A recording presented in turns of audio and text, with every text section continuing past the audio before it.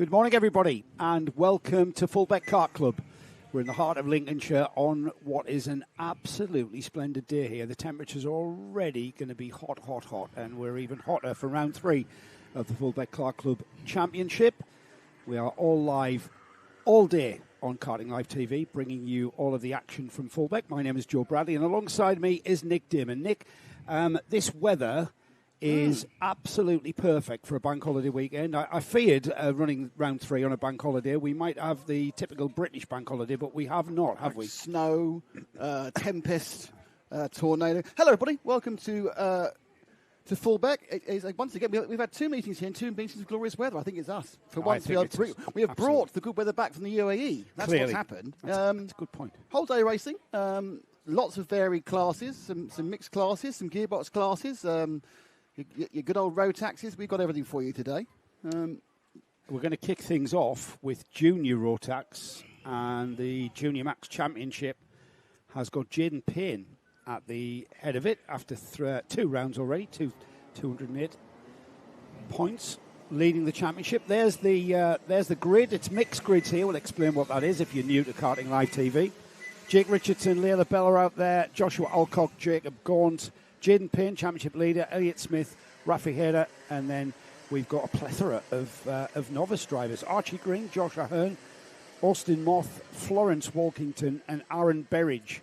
I think a lot of those ones come from the rookie racing garage. It's just up the way. So you kind of learn your trade at Fullbeck, get your ARCS test, and then get out and race. And glorious sunshine, which is obviously, for these races, a bit of a false dawn for what they'll be having normally. Before we go any further, I would like to thank the people who make this possible, which is our fantastic team of sponsors who've been responsible for both this and the previous event and the week event in September. But we have another event here we'll talk about later. That's Automatic Analytics from the AI side, Rolec, who are a supplier of electrical hubs for charging stations, and SG Haulage, who luckily do haulage. But thanks to all of those, because without them, we generally wouldn't be here. Okay, I think they're going for one rolling lap, so we're about to get racing. Joseph. Well, the track temp's already up here. We're just heading towards, in fact, are we at 10 o'clock? No, we're 10 minutes away from 10 a.m. and already the track temperature at about 30 degrees as we go racing, missing the first chicane and off towards that sweeping hairpin, open hairpin, and all 12 carts looking like they're getting through. And all of those novice drivers at the back there hanging on with all they know and doing a cracking job so far. Yeah, early break for the bright white clean helmet there of the, is that the 70, is that Jake Richardson? Richardson's got away. Lila Bell, who was performed a bit of controversy yesterday. There was a kind of a report that there'd been some unwieldy driving during practice, but that was quickly dismissed. And she's been very busy, Layla. More of that later. I keep an eye on her socials to see she's venturing into cars. Really? From what I could see. So Jake Richardson leads after 1 lap. Layla Bell is second and chasing him down. There's a bit of a gap for her to make up there. And behind Layla, Elliott Smith, Jacob Gaunt, Jaden Payne, Rafi Hyder. First of the novices, Aaron Berridge from the back of the grid up to 7th there with Josh Alcock 8th. And then we've got Florence Walkington, Austin Moth, Archie Green. But the leader, Nick, who is in the same team as Layla. So a team. Well, the same sticker kit. Same sticker. I think probably is the same team. In fairness, it is the same team. We've got a change as the 41, Jaden Payne, who I mentioned, leading the championship going into round 3. He's on the red card, the red and black card, and he looks like he's on fire a bit. Remember mixed grids as well. So his starting position doesn't actually represent where he is in the overall championship. Looking now ready to pick up second place past layers. This bright orange cart. This is one we're talking about. Jaden Payne. He's looking to get up the inside through the hairpin. Not happening just yet. Basically, that was a tin opener, wasn't it? He tin opened that one. He did use the tin opener to get by there, forcing the issue into second place. But Layla's not done. She's back at him by the time we get to the second chicane on the back straight. Layla's got it back. She wasn't intimidated in the slightest by that little nudge. And Jaden still being a little bit aggressive out there, just using the bumper to edge Layla out of the way a little bit and see what the stewards make of that. But Jaden clearly been feeling like he's being held up somewhat because he's now been shot out of a cannon from that third place cart of Layla Bell. Yeah, that coming together in the various fighting did enable Richardson to get an even bigger gap ahead. Currently just shy of 3 seconds. Now that's what Payne's got to make up now. He's worked his way through. By the way, Idris G Racing is telling us that Jay Payne will definitely win this heat. Well, he looks strong. I mean, he was more tripped up than actually deliberate sort of forcing the issue there. Jaden was tripped up in the braking area for the hairpin. And so the question is, can he catch Jake Richardson? And the pace that he's showing now, with a full 7 minutes remaining. Mm-hmm. Long heats here. Yeah, long heats, 10 minutes. And in this heat, there's going to be a fitness element coming into play because it's going to be very, very warm out there. There's a kart element, and that's why the Gearbox karts decided to go a bit shorter, haven't they? When we get the Gearbox karts out, they won't run 10-minute heats, they're running 7-minute heats just to keep things together. They don't want to risk any overheating, do they? It's I think today's high temperature is towards 27, 28 degrees, which is very British weather. I know we tend to overreact when it's sort of warm, but this really is a toasty day here in the UK. Yeah, it's gorgeous. Late spring, early summer day here to really bring the crops on and dry them out a little bit. I'm loving how you become Farmer Joe. Well, I'm just looking across all this, surrounded by all this agricultural land. They've already harvested a lot of the rape, which was the that comes in early, doesn't it? Earlier for the rapeseed oil. It's more end of August before we see the other barley and the wheat and everything else. Later on in Tractor Talk, Jake Richardson crosses the line, the fastest lap of the race from Jaden Payne. He's pulling half a second a lap, and he's got enough time to get there. Well, he's got the gap. So the gap of the line, Nick, was 1.6 seconds. Layla Bell is in third, but she's under a bit of pressure. That's them there. The pink helmet of Layla Bell, and Elliot Smith is on the Tony card behind her. He's got a huge gap before we then have, 2.7 seconds before the first of the novices, Aaron Berridge. Jacob Gaunt has been overtaken by Aaron Berridge. And behind them, Florence Walkington, Austin Moth, they are both on novice plates. Joshua Alcock, Rafi Hedaya, who dropped to 11th, but now back up to 10th. Archie Green in 11th. And I'm pretty sure we had 12 karts that started, but one kart didn't take the start by the looks of things. Yeah, mate.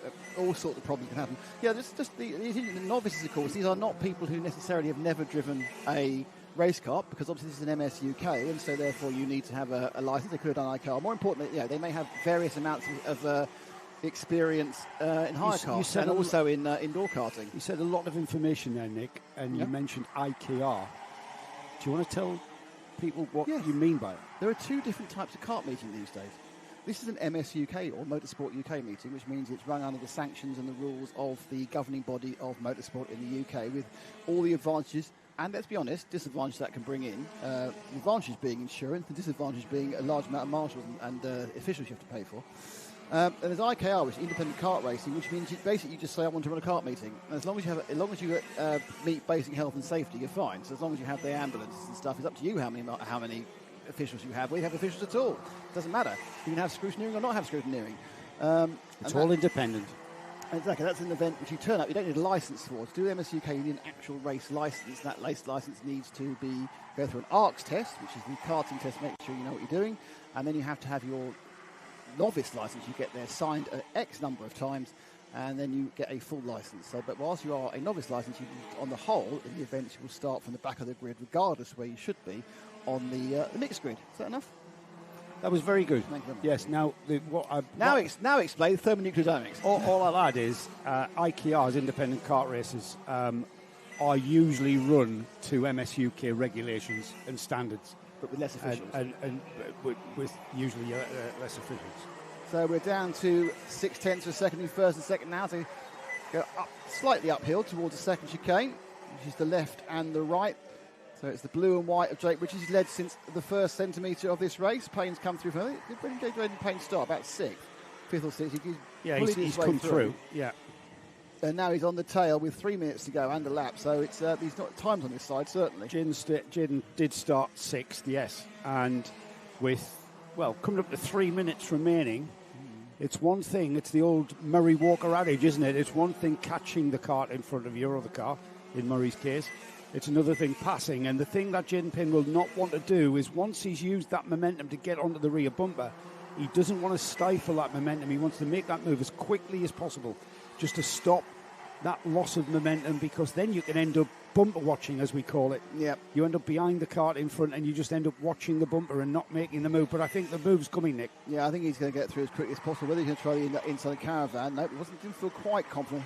My feeling is that Payne probably thinks he's got the ability to get through either at the bottom hairpin or perhaps going into chicane number 2.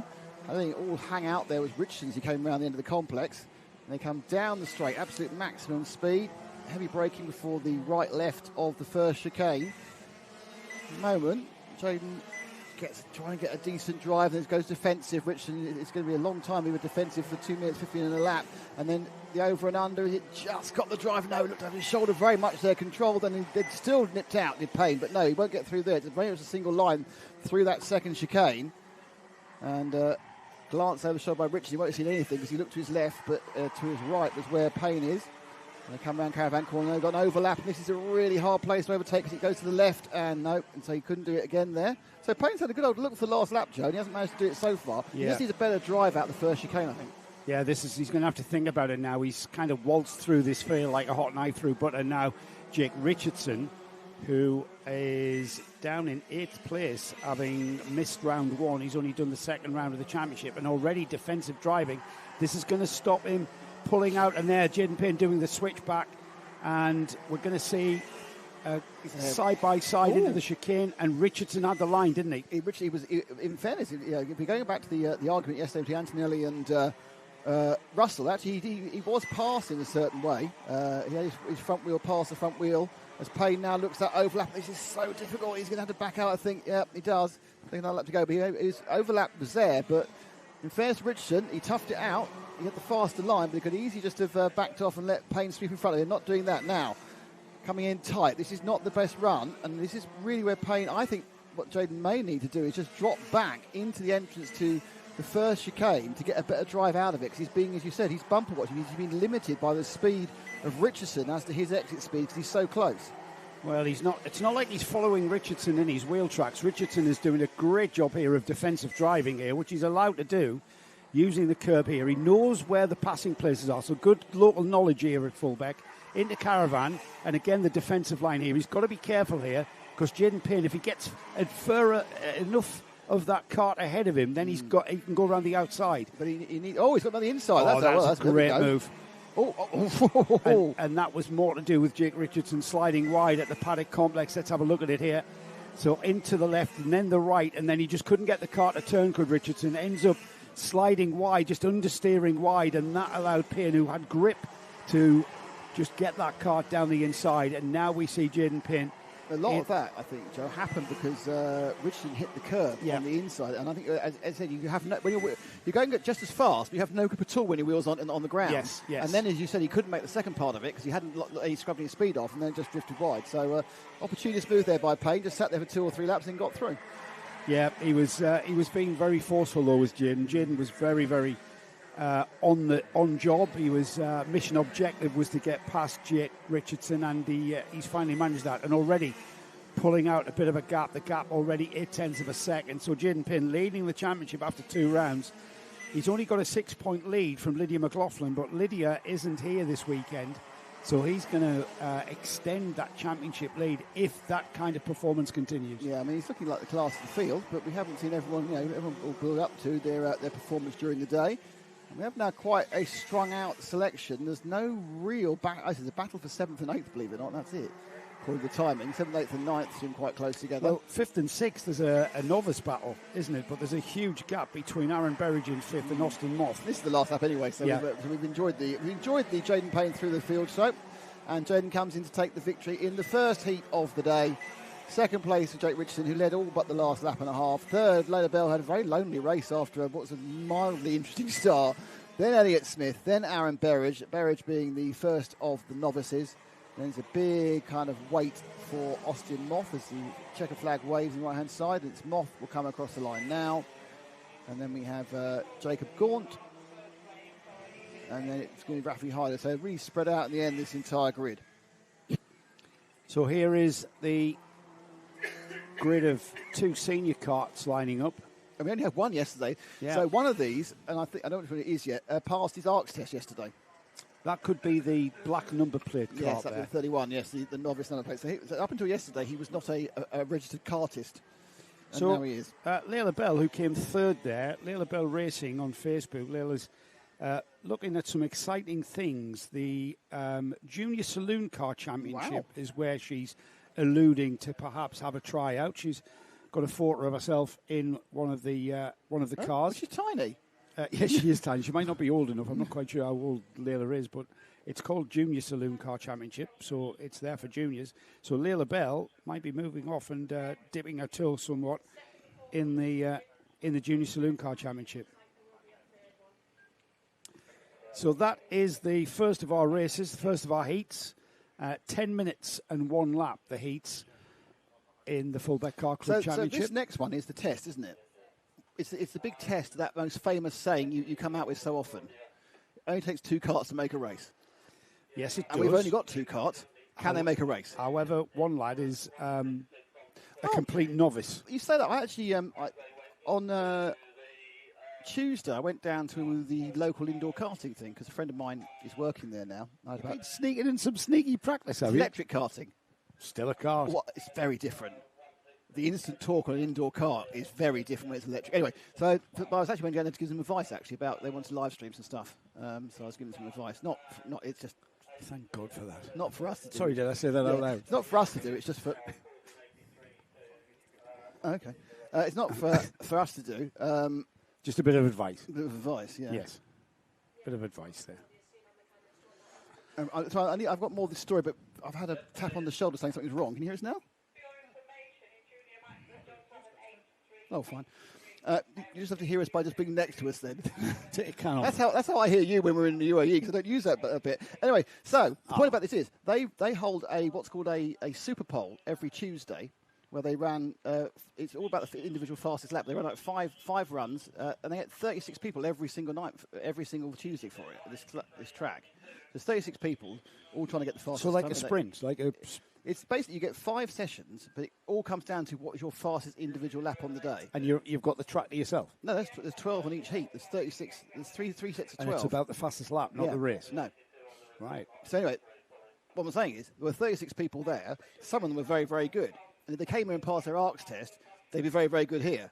They'd have to learn a few things about karts. And if you've done it, so... Yeah, indoor karting is starter level karting. That's where the majority of people these days, when we entered karting, there wasn't any indoor karting. Indoor karting came about in the late 80s. Bob Pope with Playscape was one of the first at Clapham down in London. I remember a super kart at Shildon, where I first went indoor karting. A massive old railway shed. Huge track. But anyway, if you are in Lincoln, go down to the karting. I forgot what it's called, which isn't very good. It's down by Tesco. Well, we should go down for a bit of fun. Oh, okay. See how much faster I can be there. Oh, you'd be mild. Basically, but it's really weird because these are proper electric karts, and the instant acceleration, which of course you don't get in a higher kart normally with the petrol engine, is quite surprising. Can you spin the wheels up and get it sliding? So. And they've got overboost as well, so you feel very. You get 5 seconds of overboost each time, which is how to work. And the guy, I was trundling around as I do, and the guy who I was meeting is the son of a very good friend of mine. He's a 19-year-old whippet, right? And honestly, he was great. He just great. No, it's okay. So I could stay with him for the corner. We're away. So Jaden Robinson. Are we away? Are we? Yeah, we are. Jaden Robinson. He's third in the championship behind Joshua Delacarter and Tom Rivers. Jaden only came into the championship at round 2. Here he is at round 3. But it's Jonty Clifford who leads onto the back straight. Now, Jonty is the lad who has just took his ARCs. You mentioned Nick. Yeah. And he leads. So I get a feeling that Jonty Clifford, who hasn't appeared in the championship so far, may be one of our IKR drivers who have moved into getting a race license, an MSUK race license, and is now racing. So it's the novice that leads, as far as I can see. And despite the clock not going down, we have started. That's a. Oh wait, there we go. It's caught up now. I think it's because there was a fake full start. If that makes sense, and then he had to restart the thing. But that's where we are, and so our novice is winning by some distance. Yes. He is winning at the moment. It's not only won, winning by quite a way, isn't he? In the turned into something there, didn't he? Yeah, in the multicoloured kart. So Jonty's showing that that lad there is not a novice driver. He's obviously done a lot of karting in different formats. Whether he's come back to karting or Frank falling down the hill. He sort of his body language of how composed he is in the kart and how he's driving the kart tells me that he's maybe making a comeback or he's been racing IKRs. Also, he's got his own logoed racing. He has. So that's a good point, actually. So how long can you be out before you have to retake your ARCS test? I think it's about. I think it depends. So if Kai Hunter, for instance, former British champion, I use him because he's a mate of mine, didn't race because he's doing very little racing lately. Yeah. If he came back in 5 years and said, I was a British junior champion, I was a British senior champion, like within the last decade, I'm pretty sure you wouldn't have to take an ARCS test. Right. I'm pretty sure you just fill out the form and get a license. Yeah. I've only taken one. See, I obviously, when we started... mate, you and I would have to do an ARCS. But there was no ARCS test. I took an ARCS test in 2000 or 2001 when I decided to make my comeback. My aborted comeback at Wilton Mill where I broke my rib taking the test. I'm saying ARCS test. It's ARCS. ARCS, yeah. So I broke my rib taking the test and then never raced. Did I ever tell you the most effective thing I ever used my kart for? It is absolutely true. Cutting the grass? No, I had a mole problem. In my back garden. And I couldn't get rid of them. I tried all the things, the thumpers, everything else. Oh, you put a pipe. So I literally put a pipe from the two, and I gassed the thing. I just realised I could lose an awful lot of people who are listening here. But because moles are awful, by the way. And apparently there's many millions of moles. No shortage of moles. But actually, what you're trying to do is it's not actually gassing. What you're trying to do is actually make them not want to be in the tunnels in your garden. Yes. So you make that. So you send the stuff down. The smoke makes the tunnels all smell awful. So where did the smoke come out of? Out in of your garden? of the holes. It's great. Yeah. So that's Jonty Clifford who we're watching going around. Let's have a look at Jaden Robinson, shall we, Paul? That's full of story number one. That's very good. No, we'll come back to that because I've got a lot of questions. Let's have a look at Jaden Robinson. He's got a gap. So Jonty's got a gap of 8 seconds. Jaden, who is third in the championship. There's Jaden on the 55. And we'll assess Jaden's lappage and lapping. Clean. Composed at the wheel, yeah. Very little steering, which is how you drive a kart. You can't be all arms and elbows on a kart, or else you're in trouble. Into the chicane. Oh, you got to keep off those curbs, haven't you, Nick? It's really, really so he's 2 seconds lap slower, but looking at it, in isolation, it's hard to see where it is. It's about progress, it's about smoothness. It's all about minimum speeds around the corners, isn't it? Really. Well, it's about people think, or new drivers, I should say, think that you have to be as quick into the types of chicane we have here. You've got to be maximising the speed in, and you don't really. It's all about slowing fast out. Kai here, our noise monitor, races X30. He'd be able to tell us all about. Slowing fast out. He doesn't. I don't know. He's sitting there thinking, he's sitting there thinking, please don't give me my phone. Has anything been too noisy yet? No. What is the noise threshold? There isn't really a threshold as such. It's just. So we've got MS UK noise monitoring at the moment here. Yeah. So are those figures you're writing down there decibels? Right, okay. What's the highest number you can see? Junior max 103. Oh, that's okay. There is a threshold, by the way, Kai. I went to. There is a threshold. I went to Donington Park this weekend. I think it's like 110 to race the motorbike. Not race the motorbike, track the motorbike, and it was an unlimited day. There's no noise testing. It's unlimited, really? Which is fair enough, because actually the weirdest thing about Donington is the vast majority. We've got a retirement. The weirdest thing about Donington Park is the vast majority of the days are limited to 98 decibels, which is like road bikes. Yes. Let me ask you a question about noise at Donington Park. Do you believe a motorcycle or a race bike is the most noisy thing at Donington Park?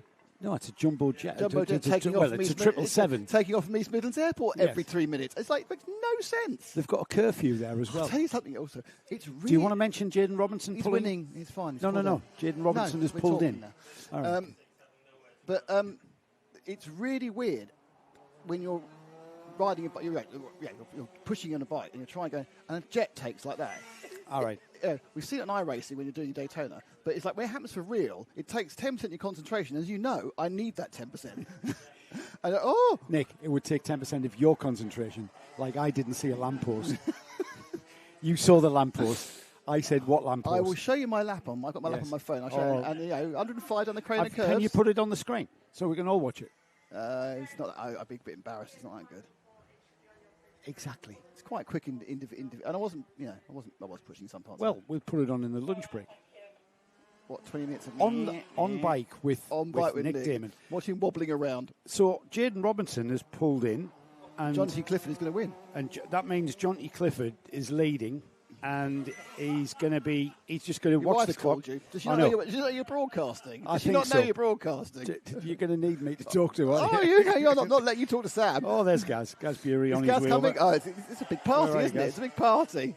Oh, Gaz is sitting there. He's got some information on licensing. Oh, brilliant. Thanks, Gaz. Off we go. ARC's examiner's signature and test pass form is valid for 12 months. So? You must submit your application to Motorsport within the year of passing your test. Right, to get the licence, yeah. If your licence lapses, you get your racing licence, but let it lapse from 3 or more years. I think I said 3, didn't I? It was a guess. Thanks for clarifying, Gaz. Motorsport UK rules may require you to retake the ARC test before you can race again. Yeah, may. And I think that's the big thing. Who you are. Yes, it's who you are. You're Barry Miggins, who's raced at Hooton Park twice. You're going to have to do it again. You're Kai. He's watching us on his phone. He's screaming shot. Hopefully we're hearing the dulcet tones of Gaz later on the broadcast. He's supposed to be coming up to join us today. Well, he's up at 10 o'clock. He finished at 3. He's doing night shifts for Parcel Force for the trucks, we are down to 2 minutes and 12 seconds. There's just I'd just like to point out to Frank, there are 3 more of these. Yeah, Frank loves these. All right, let's go. That's a very, very colourful kart. It is a colourful kart. What I want to see now from my camera team for the last minute is incredibly artistic shots. So can we have some really... That's it, super tight from Leicester straight away. Leicester's gone super tight. What can Frank do? Frank hasn't got much to do up a hill. What can Frank do up a hill to make this look exciting and dynamic? So Johnny into the chicane in that... I'm expecting our only true professional to give us something special in a couple of corners' time. Here we go. Oh, no, Frank's gone tight. Oh, go on. Nice one, Frank. Lovely smooth line through there from Johnny. And from Frank, in fairness. And lovely from Frank, following him through the chicane. Okay, what can Ash do? What can Ash do to make it even more special? He's tight. He's going to get. It's centre framed. It's very good. Oh, yes, that's it. Excellent. Oh, that's a good. See the dynamic filling of speed there. Yeah. This is the tricky pan here from Ash. Can you get it? Here we go. Here we go. Oh, just beautiful. a little look at bit that. to the left. I picked up very good stuff. And here. Leicester's picked it up again. Look at this. Leicester's going well. Yep. No, just sneaked out the side. Oh, now Frank's seat in the air for some reason. Frank was looking at the sky. I think Frank was trying to find something artistic in the sky to film for us. Anyway, there's about 2 laps to go for John T. Jaden is a little bit behind, to put it mildly. Another chance to say thank you to Automatic Analytics and Rolex and SG Haulage for sponsor. Oh, it's all gone. Look at the sky there. What a he missed the marvellous sky shot from Frank. Oh, did I? Yeah. Good word use there. So Mr. Clifford has not only got his name on the back, he's got his name on his legs as well. So this is an interesting novice. As John T. Clifford comes round the corner. Oh, look at it. We're going to drive into space here. This is the kart arriving at the corner. There we go. Pick up from the arrival at the corner. Beautiful. There's one more lap, by the way, everybody. Yeah, we'll do that again. I mean, Johnny is going to take this home, and he's going to have some great clips that he can clip off YouTube. Basically. This was me at Fullbeck. Look at this. Look at me, I'm amazing. You know what? You could even freeze frame one of that one's from Leicester. Oh, that one. See the little bit of oversteer, little bit of rotation from the kart there on the power. It's all going well here. Beautiful, yeah. Just freeze frame that. And he is colourful kart, in fairness. It is. Yes. Reminds me of the psychedelic Porsche 917 from Watkins Glen in 1970, but you've got to be really old like me to appreciate that sort of thing. I didn't know I had a co-commentator who was going to mention too many Porsches. Yeah, and historic racing. Somebody else. He's just waved at his mates or his family in the paddock there. Look at this! Look at that! Look the at sun. That. Yes. We've got the jets coming along. They're obviously doing the jet stream stuff, and they come down. And he comes in. Look! There we go. Look at that. Oh, beautiful, Frank. Marvellous, beautiful. Frank. Yeah, very good use. I'm going to give Frank a 7.5. I'll go 8 out of 10 for that one. That was excellent use. Excellent. Do you know why? Because he used the panorama shot of the vista of rural Lincolnshire. That's very good. We need some more rural Lincolnshire. And checkered flag is out to save us all. Oh. The Marshall went out a lap early, I think. Marshall thought he was finished when he hadn't. Right. Yes, the Marshall got confused. Mm-hmm. This is John T. Clifford taking the checkered flag there with the vista of the panorama of Fullbeck, one of the older circuits in the UK. You lost 4 seconds in that. We did, because the marshal was trying to usher him into the paddock. Fullbeck here has been around since the 60s, as far as I'm aware. So it's 1959, it says. Yeah, 50. Yeah. Came into existence in 1959 after some American airmen. Look, we got the wildflowers. I'm giving you the history of Fullbeck. I'm giving you the picture. All right, well, that's a perfect.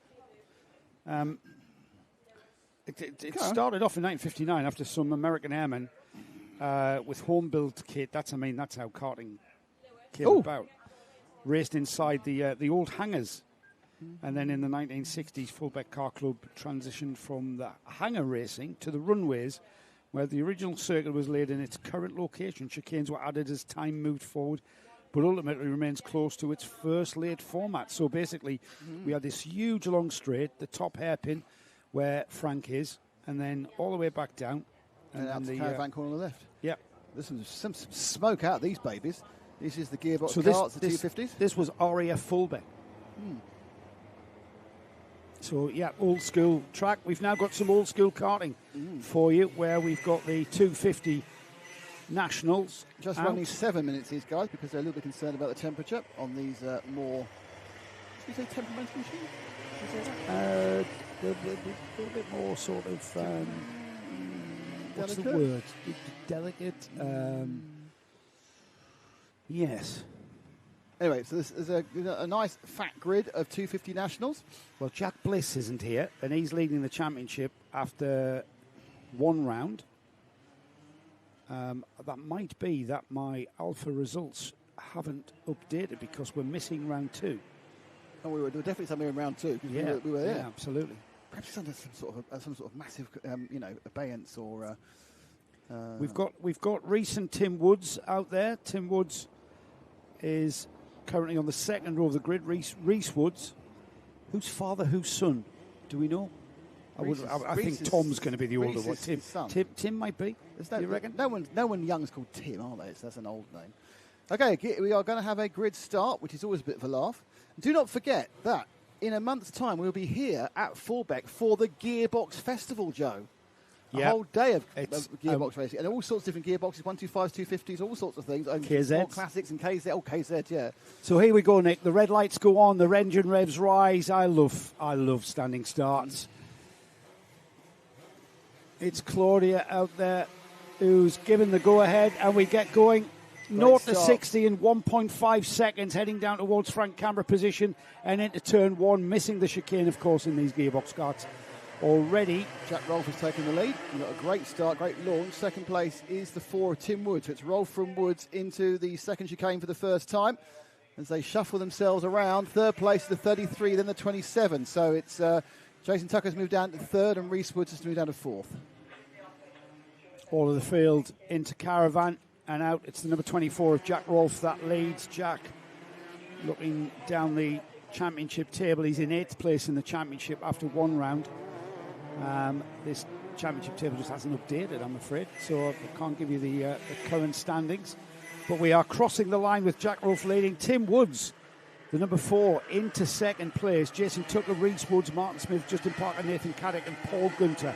All 8 karts across the line to complete one lap, and we have got a race for the lead, Nick. Yeah, big challenge there. Different line looked in from by Woods there. They're both very similar, with the red and the white on their sort of short Nassau panels up the inside. No, lost the drive entirely there, didn't the 4 of Woods? He got caught out a bit, didn't he? Probably couldn't get the gear as he speared out onto the outside of the number 24. The number 4 there is the kart we're talking about.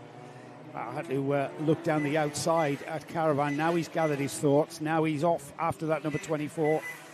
Bit of a change. Martin Smith up from 5th to 3rd. That's because Jason Tucker has dropped to 5th. Reese Woods has gone through to 4th. That was the only change on that lap as this battle then resumes, let's say. Woods is much quicker on the brakes into both those heavy stops, both the chicane and the hairpin and the second chicane. He's gaining time on the brakes each time. He's the light grey.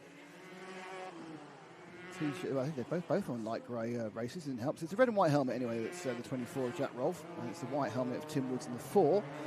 And they come down together I'm not sure whether there's been any gain from Martin Smith. Well, the answer is no. Martin Smith was exactly equidistant, so a wide look round from Wood. He knows he's got the advantage going into braking zone. Can he go past? They're very equally matched on the straight, that's for sure. As the number 4 looks down the inside, we've got a Nathan Caddick looking like he's pulled off. That's the first retirement. Ooh. No, it just gives you a wrong impression there, that camera angle, Nick. I don't think he's alongside. He's on a bit of a research mission now. Fired out of a cannon, out of Caravan, towards the paddock complex. The left and the right. Passing the paddock on driver's left there. And through this very fast sequence here, the last corner of the lap here. Just not using all of the curb, and then all the way down the straight there. And if anything, Nick, that third and fourth place battle, Martin Smith, Reese Woods picked up half a second. Yeah, it was 1.5. It's now 1 second to third. I think Woods is quicker than Rolf, but getting past is the key point here. He can gain in various places, but there's some excellent kart placement by Rolf. Reese Woods, fastest kart on the track on that fourth lap. 40.02. That's the fastest lap of the race so far as this battle for the lead continues. It's about to become a 4-card battle by the looks of things. Yeah, some nudging and some attempts to just find a way around, but I think what Wood's situation is really is if Rolf doesn't make a mistake, he hasn't really got a point where he can get past. He's better on the brakes, but now it's a point where he's got to look forward and behind because Martin Smith is coming. Smith left, right, looking up the inside of the hairpin, not quite this time, but you said absolutely correctly, Joe. We're now 4 karts in a race. Woods looking up the inside again at the second chicane, but it's not working. Yeah, there's a kink before the second chicane that that kind of looks like the number 4 Tim Woods is having a look. He's not. He's just taking a different line through that kink. Here we go then. Jack Rolfe, Tim Woods, Martin Smith, Reese Woods, just waiting for that misgear, and then as they come through this section here, getting flat out through the left-hander, and then up the box to top. Absolutely top speed, about 110 miles an hour into the braking area here in a defensive line in the middle of the track here from the leader, Jack Rolfe. He's defending his line into that one there because he's got to defend from Tim Woods, who's really good on the brakes, as you mentioned, Nick. Yeah, Woods. Woods now is trying different lines. He's obviously got the confidence he's not going to get jumped by Martin Smith behind him. Smith actually does it, as I said that, Smith goes up the inside of Caravan, now he's on the outside, he's got a half overlap, not enough, and he did try that one there. This is the problem, of course, that little short shoot from Caravan into the complex, if you're on the left-hand side, it's really hard, even with like 2/3 or even almost 9/10 of a car overlap, you're still not going to get ahead. It's about being in the right gear through Caravan and ensuring you're in the right gear to fire you out of the corner. Nearly got a change for field. Reese Woods had a real good look at Smith, but nothing happened, and they, after quite an action-packed lap, they're in exactly the same position as they were before. Yeah, it's a great race, this. Under 2 minutes remaining here. And these drivers having to really focus on their braking and changing gear on these gearbox karts. It's a sequential gearbox formed from a motorcycle unit, of course, as we come through the final 2 bends then. So Jack Rolfe leads. Is he going to defend? He's on the right-hand side of the track. He's on the middle part of the track now. He's going to make it very hard for Tim Woods to challenge here. Tim Woods looking to do... No, very equally matched through there. Cornering-wise, these 4 karts are very equal. Yeah, it's interesting how they all have managed to catch up with Rolfe, but in no way are they going to get past. So Rolfe, you think, is driving at a speed which he's very comfortable with, and perhaps not even as fast as he can go, but he's got this thing where he can go at that speed, he can pick every single line, have an overlap again with him first, then it disappears. And I guess the fact that Woods now is relatively frustrated by the fact he just can't find a line around this Fullbeck circuit to get past. He comes back under pressure. Reese Woods got through to third, so Reese Woods has got through to third. Just interesting now, we've got a father and son battle, Reese Woods has got a second. That was let through. I think Dad let some through there. Might have. Absolutely. I think you have a go now, son. Are we seeing fitness coming into play? You've got the Lando Norris helmet I bought you for Christmas. Let's see if you can have a go at our leader. No, you definitely let him through, but no attempt to prevent Reese getting past him. Absolutely fine. But now, can the youngster do anything more than the father did? Well, if anything, he's not able to stay on the rear bumper of Jack Rolfe like his dad was. Tim now in third, Reese now in second as we get the penultimate lap starting. Yeah, penultimate lap now, so time and opportunities running out here. But a defensive line by Jack Rolfe into the hairpin there at the top of the circuit there. And Reese is much closer this time. So it's really whether he can throw something up at. He's going to try and overlap that. He says that's a bit of an obstacle. You're quite right. And, engine problem. Engine problem for our leader. Look at the smoke that's coming out of him now. Will he? Is that steam? I don't know. That could be steam or smoke. It looks more blue. Looks more like smoke. But it disappears. Or is it? That's oil smoke, isn't it? Is that something catching on the rear? He's carrying on going. He's got one lap to go. Oh, the smoke's increasing. That's about to be catastrophic. That's about to be catastrophic. When the smoke stops, that's when the engine will seize. So he's probably completely unaware that he's trailing a smoke like a Batman villain. It's eased off a little bit there, so perhaps it was a rubbish. It's hard to tell. It didn't look like water. It's blue haze. It's definitely. It looks like as the wheel moved on the hub or something, and now it's catching. It just looks more like a bluey oil to me. Well, he's gonna. I think he might. Has he got a puncture? No, he hasn't. I'm just looking at. He's going to finish the race, but it's going to be a bit of work to work out what the problem is. Yeah, he's probably completely oblivious to that trail of smoke that he's leaving behind. Well, certainly. I know. Interesting. Reese was dropped off the back of him, so it sounds like it's unpleasant to smell at least. That is the exhaust. That is the exhaust. Yeah, it had nothing to do with the tyre whatsoever. So he's pumping out some oil. These twins or singles? We were talking rubbish. We were talking absolute rubbish there. It is an engine problem. I wasn't talking rubbish. I kept telling you it was oil. No. I mean, well, yes. I was just trying to add the tension. Yeah. So there's what I love though, Joe, is whenever you're wrong about something, it's always because you're adding the tension. No, it's not. Are we going to get personal now? Oh, later. We've got hours to get personal. Jack Rolfe takes the win then with a troubled kart at the end of that race there. Hopefully it's not going to be to the detriment of the whole day. Reese Woods was second, Martin Smith third, Tim Woods was fourth.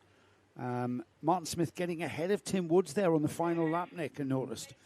Justin Parker fifth, Jason Tucker sixth, Paul Gunter seventh, and Nathan Caddick was a retirement. In fact, we had Paul Gunter retiring after 6 laps, and Nathan Caddick pulling up. It's quite interesting that last lap. Everyone kind of held back a bit, back off the back of Jack Rolfe. I wonder whether they thought it was about to be a catastrophic failure. Yes. They didn't want to get involved in it.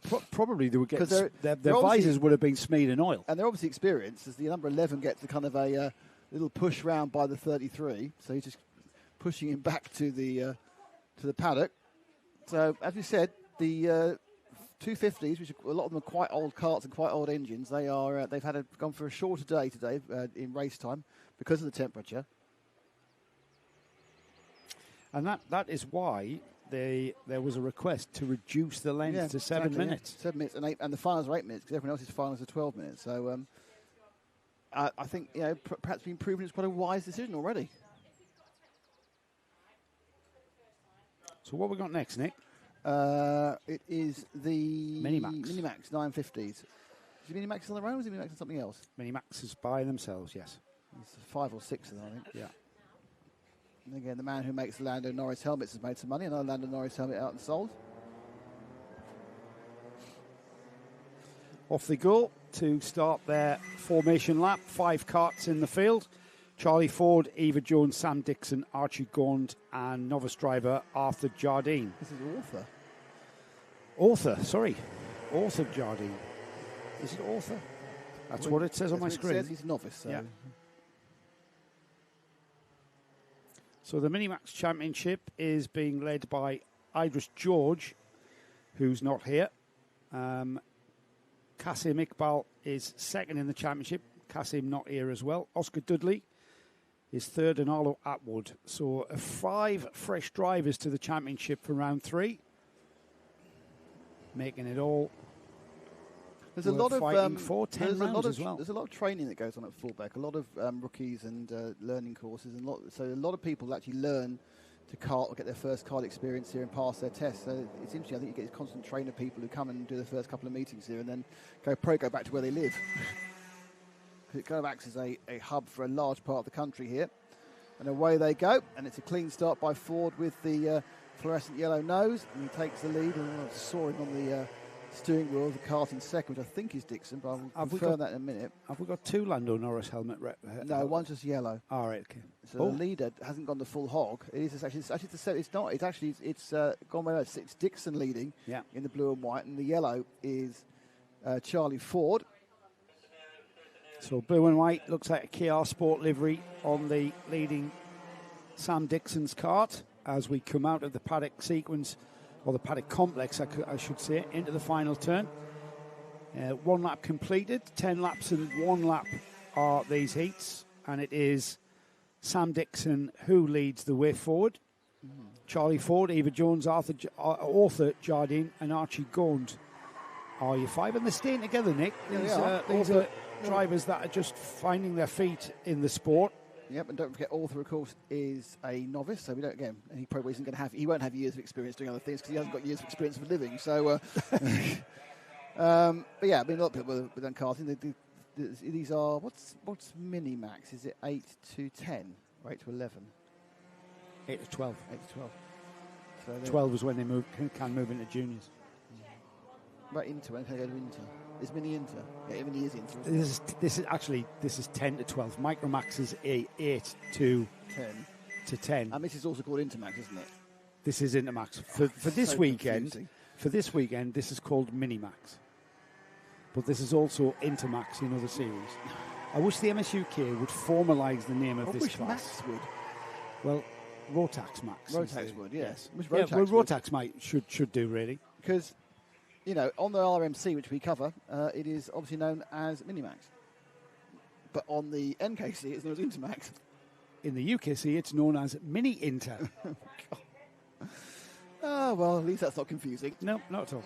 It's the same kart, though, Nick. It's the same kart. The Rotax 125cc water-cooled engine is exactly the same as what you see in the senior Rotax class, the junior Rotax class, and indeed Micromax. It's all exactly the same engine, but it's got different restrictions on it. This is one of the most technical classes in the Rotax family. It's got an air restrictor on the carb, and it's got a restricted exhaust, and things like the NKC, UKC use. I think the UKC do. I know for certain that the NKC does. If you know the answer to this, please let us know if you're watching on YouTube. But NKC have a controlled exhaust, a pooled exhaust it's called, where it's controlled, and that because there is so much gain that you can make from such a small amount of difference. Well, that's it. If you only got, say, 17 horsepower, an extra half horsepower is incredibly useful. But I don't think you've got 17 horsepower. So Arthur Jardine and Archie Gaunt have not come around. Archie Gaunt, just as Arthur has come around now. Coming together. There's been a coming together. I saw yellow flags down at paddock, so I'm not quite sure what happened there. So second and third is the closest on the track. That's a 17 of Charlie Ford and Eva Jones in the blue and white machine. There she is. There's a lot of yellow in helmets these days. Only one of them is a full-on... there's a pheasant. There's a pheasant on the side of the track. Pheasants come to watch. The pheasants are just mindless birds around this area. The amount of pheasants that cause problems. Is the pheasant still there? Well, if it gets hit, it's my tea. Yeah, it's not quite as bad. It's not quite as bad as the groundhogs of Montreal. Here we go. Oh no, where's he going to go? So Wile E. Coyote wearing a high-vis vest. Well done. Excellent marshalling there. It's not in the normal marshal course. Well, I guess you need to react to an incident. You need to look after it. What else do you need? I need to chase after a pheasant that's got on the track by accident. I saw a cartoon about that. What, a pheasant on the track by accident? Well, it was a roadrunner. Yeah, similar. Meep. Here comes the leaders then, as we've got the number 19, Eva Jones, I would like to point out that if you live in Lincolnshire, the potential chance of running into a pheasant and causing yourself a large amount of car damage is massive, because they are constantly on the side of the road being idiots. Very small brains. I have hit a pheasant in the past, many years ago, actually, on the M1 motorway, and did £1,200 of damage to my car. Yeah, would do. It's, and I didn't realise the car had ingested it. When a bird strike can down a Boeing 777. So I hit it at the motorway, and it cracked one of the plastic fronts of this Audi I had. That's a bit unfortunate, middle of winter. About 3 days, I drove it around, and I had a look eventually with light, and I went, oh God. And then the thing was in there. It had gone inside, and it had been obviously cooked and cooled by the radiators. So it came out like a stiff, crispy sort of thing. Anyway, thought no more about it. Thought I'm going to buy a new plastic thing that's quite expensive. No, it had taken out the air conditioning cooler. Which I didn't realise until it got warm. Summer. Yeah, and I went, why is it? Oh, yeah, we cracked it. So That's my incident with the pheasant. But we pulled this thing out the front of the car. I haven't really got any pheasant stories. That's because they live up north. Well, and the pigeon story. I live on the edge of a city as well, not rural Lincolnshire like you. Well, no, I wasn't living there when I hit it. I hit it on the M1. Ah, true. Well, M1 or A1, A1 or M1. Sam Dixon leads by almost 5 seconds from Charlie Ford. The number 17 there is the yellow and black cart there being chased around by Eva Jones. Eva has slowly caught Charlie. She has. The gap is just under 4/10, but you don't need to stop watching out and look and see how close Eva Jones is to the rear bumper of Charlie Ford. And with just under 4 minutes, we've got plenty of time for Eva to mount a challenge there. Yeah, Dixon's away, but this is absolutely a battle because she's close enough to get the slipstream now. Coming into the first chicane. A lot of it is about the drive out of the first chicane. Not close enough to try anything into the hairpin. And now pushing forward into the second. Now this is really where you want to get as close as possible but not lose your momentum, because you've got two options. You can either try and get up the inside, which is hard for the next left-hander, or dive up either outside and fast or inside and on the brakes coming into Caravan now, but she's not close enough to do either. Good exit from Sam Dixon, the 176, the yellow machine. Yeah, Sam will be aware that Eva's there as well. He'll be able to hear her engine in his peripheral hearing from behind him. You can hear the engine note when somebody gets close to you. But he's maintained his pace. Sam Dixon's just gone across the line, 6.2 seconds now for the number 176 Sam Dixon, where this battle for second place rages on. Charlie Ford being chased around by Eva Jones. Behind them, Arthur Jardine, I will keep saying that, and Archie Gaunt. Arthur just going through now. He's on the novice plate. Yeah, and he lost some time with the coming together. We think are coming together with Archie, so it's all about learning, isn't it, really? Yeah. Fastest lap for Arthur is only 3 or 4 tenths off what Eva and Charlie are doing, so obviously you imagine he's on the novice plate, he's on quite a steep learning curve as well. So there's nothing to say he won't be up with these two by the end of the day, because that's what these kids do. They learn at a ridiculously rapid rate. It's irritating how fast they learn, to be honest. So there's your leader, popping out at the bottom of the frame now, and here's your second and third battle. And there is a little shot of Sam Dixon, and we'll see in a second what's happening to Charlie Ford and Eva Jones. And there they are, coming up towards the second chicane, drifting to the left, and they come sharp right and sharp left to the right. In fairness, Eva's a little bit close. Oh, a bit too much curb, I think, there on the exit from Ford. I don't think he's going to pay for it, though. I don't think even... Oh, she might pay for it. Oh, she thought about it. And she's got a bit of a drive, but not the overlap you need. But that all came from the fact that after some very comfortable laps, Charlie just took too much curb on the exit of the second chicane and just lost a bit of momentum at the inside now on the complex. But again, not quite there. She's going to need to be clean. She needs to let the car breathe a little bit more out of the corner. She's tugging the wheel in my humble opinion. And... not letting the cart breathe out, so she's losing a little bit of momentum on the exit of some of the corners there, I noticed now. Let's see if she learns here. Very, very equal challenge here from Charlie Ford, Eva Jones heading down towards the second chicane, into the chicane, turning right and then left. Eva sitting there. Is the challenge going to come at Caravan? No, not quite enough momentum to get her alongside. This is where they seem to trip over one another through this complex here, Nick. Through the left and then the right, virtually a hairpin here, then into the very fast right-hander, and then heading towards the start-finish. This one, and they've got two more now, so she's got two more runs down every other part of the track to see what she can do to get past Charlie Ford. Ford in the yellow, Eva Jones blue and white, and she's right in his wheel tracks now. But in fairness to Charlie, while she did slowly catch up to him, he hasn't made a significant mistake. Going over the curb, it's not really a significant mistake. And he's managed to hold station quite well. They are dropping off our leader by around about half a second a lap, so they're going to have to try and find a bit of pace out of their pockets during their debriefs in between the heats this morning. And there she goes tonight. Eva used all of the track to go through the left-hander, side by side. Oh, no. Bit of wheel banging here, and Charlie's going to hang in there. What's going to happen? They've gone round. The inevitable happened there because we had drivers that weren't willing to compromise for each other's presence on the track there, and Eva Jones ending up in the barrier. Already upset, and we come out, and then we come and she decided to run around the front, there wasn't quite enough space to do it. Well, Charlie just stuck to his normal racing line, and unfortunately for Charlie, there was a kart on that original line. Yeah, I mean, that's going to be an interesting one for them to call one way or the other. Looked racing instant to me, but I'm not a steward. So that's the last lap for Sam Dixon. We find our leader. He should be just coming around the complex. There we go. Thank you. In the blue and the white. So Dixon will come over the line in a second. Here he is. There is Sam taking the win. It's a bigger win than it would have been after coming together with Ford and Jones, but he was winning very comfortably prior to that.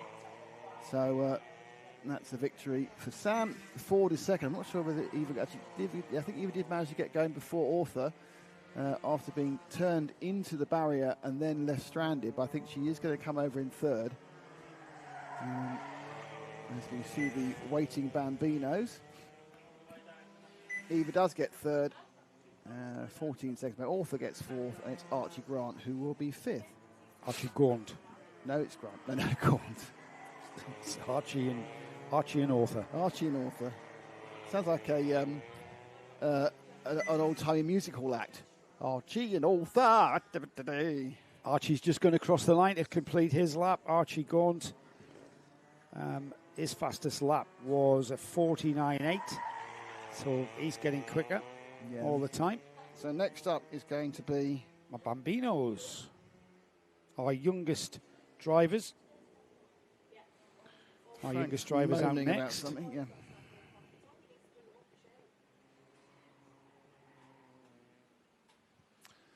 Okay. So we've got one petrol-engined, Coma-engined kart, and the rest are Might E's, which are electric Bambinos. 4 of the Might E's about to take place, and then the 77 there is on the Coma petrol engine. So and there's a varying range of driver experience as well.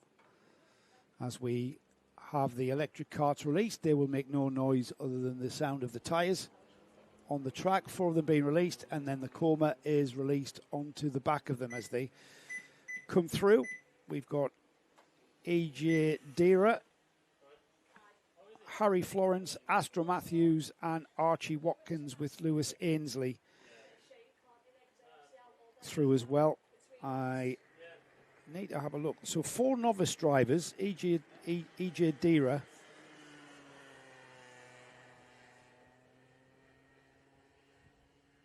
Yeah, I pressed the wrong button there. Yeah, thanks for that.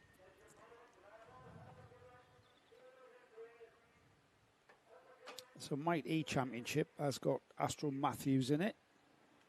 And the Bambino Championship, Harley Ibbott, Astro Matthews has already scored points in round 1 in the Bambinos. Harry Florence is here. It's a standing start, just to remind everybody. That's why we've got parents and helpers on the track awaiting their children. This is the 6 to 8 years old category. Yes, 6 years old on these karts. Using the all-weather LeConte treaded tyre. The last thing we want is for these youngsters to be caught out by a splash of rain, which is not going to happen today. Unlikely today, yes. It's unlikely, despite the fact it's very likely normally in the UK, but unlikely today.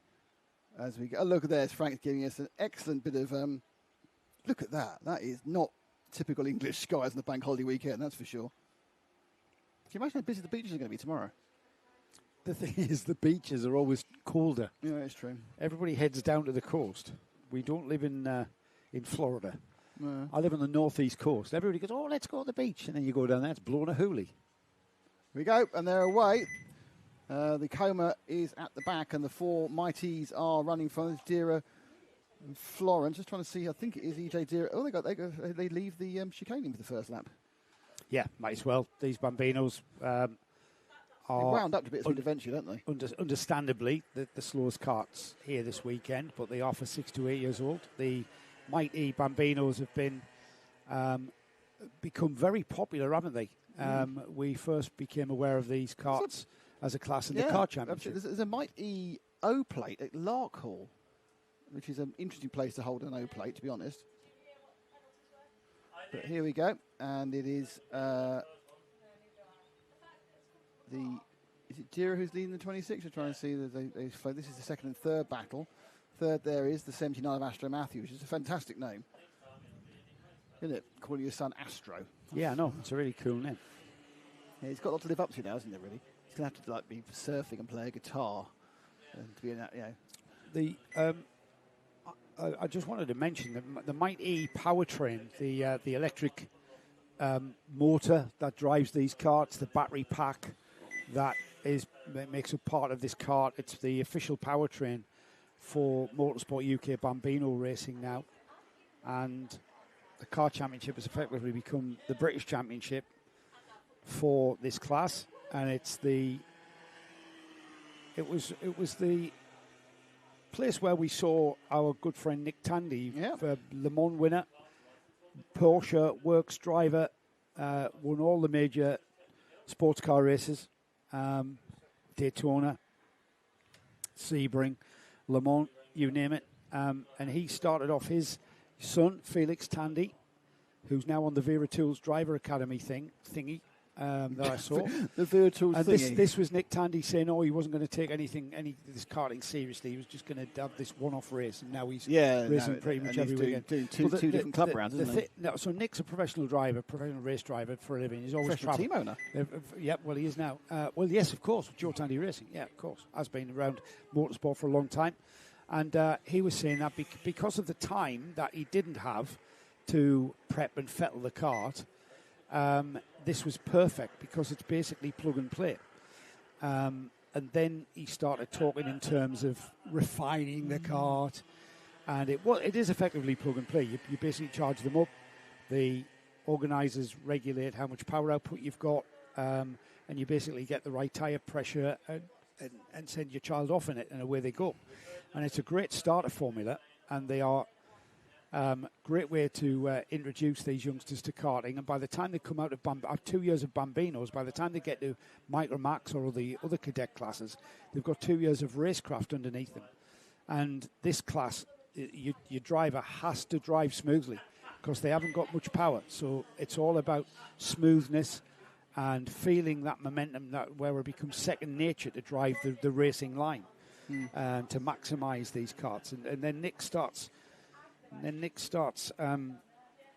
refining and trying to find that extra edge, that small advantage. Yes, to the point. Are we allowed to mention the Penske aerodynamicists? Yeah, I think we probably can at this point. So Nick drives he did drive at the time for Porsche Penske, the sports car team, but Penske has also got an IndyCar team that will be this evening running in the Indy 500, which is all happening on Sky Sports.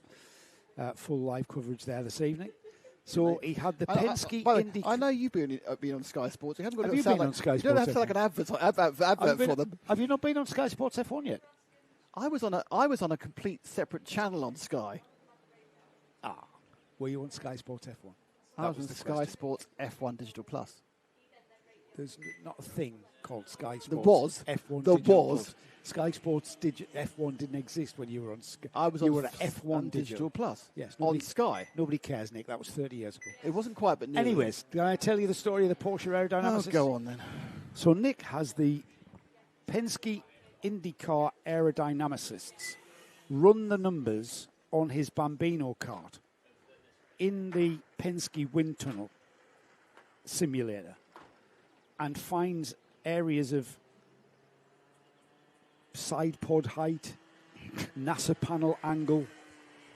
They were going through a number of variations and simulations to maximise the Bambino kart cutting through the air. Well, thankfully for Nick, Felix has moved on to Micromax, I believe. Yeah, and has run the team and people have to sort it out for him. Well, now the Penske aerodynamicists have got a cooling radiator and an engine on the side to contend with getting through the air. But Nick's not with Penske anymore. But he's not with Penske anymore, no. AO. Yeah, so Ija Dira, as we expected, 9 seconds. Keep doing that, don't you? 9 seconds off into the lead. The other drivers in this class are all novice drivers, so they're all just starting out. Archie Watkins and Astro Matthews are the drivers there on screen. They've just crossed the line. Lewis Ainsley has just come through in the orange kart, and then Harry Florence is following these carts around. We'll have a look at the leader in a moment there, but that's the race for second and third into the back chicane there, the second chicane here at Fullbeck. And that is Archie Watkins and Astro Matthews on the bright yellow with the orange trim. That's our leader. The number 26 is EJ Dira. Not sure what the EJ stands for. That's how it is in the entry list, and that's how it appears on the timing screen. With the back marker in the form of Harry Florence just finding his feet. Harry, I don't know what the extent of the experience is for these drivers, but you can tell that they are just finding their feet. And it's incredible, Nick. Over the course of the season, we've seen it many times. Oh yeah, how these youngsters start there and they're pottering round. 12 seconds, 20 seconds off the pace. By the time we get to the final round of the championship, they are right there, absolutely. Flat out driving their carts around these tracks. If you think about it, though, a year of life when you're 6 is a massive percentage of your entire experience, and so it's sometimes unsurprising how quickly they pick it up. Our leader in the purple and the yellow of EJ Dealer. What do EJ stands for? I've just said that, yeah. Well, I wasn't there, was I? I was trying to sort something out. Eddie Jordan, perhaps it could be. Eddie Jordan Dearer. But he's sweeping round now. And looking very assured. What's it? So he's a good few tenths per lap faster.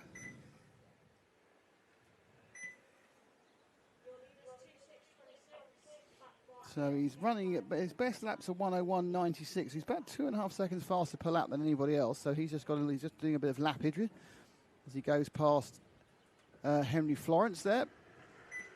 So EJ, last of this field. Watkins and Matthews still quite close together. I was at that last lap when there was a big gap. It was Ashton Matthews dropped about 4 or 5 tenths that time round. They're quite close. Yeah, it is. They keep ebbing and flowing, don't they? That's it. One of the things you also learn is consistency, isn't it? Yeah, that's the thing. That's the thing that comes, consistency. Just driving around the track consistently is one of the things that you aim for first, and then the speed comes with that. As we see the purple and fluorescent yellow cart of EJ Dira. I noticed our noise man is actually doing the e-carts as well. Yeah, what's the decibel from a Might E then? Still 83 decibels. Is that the Coma though? Is that the Coma one? There's one Coma. Might E's 83 decibels. That's just gear changer. Don't forget that every 6 decibels doubles the noise.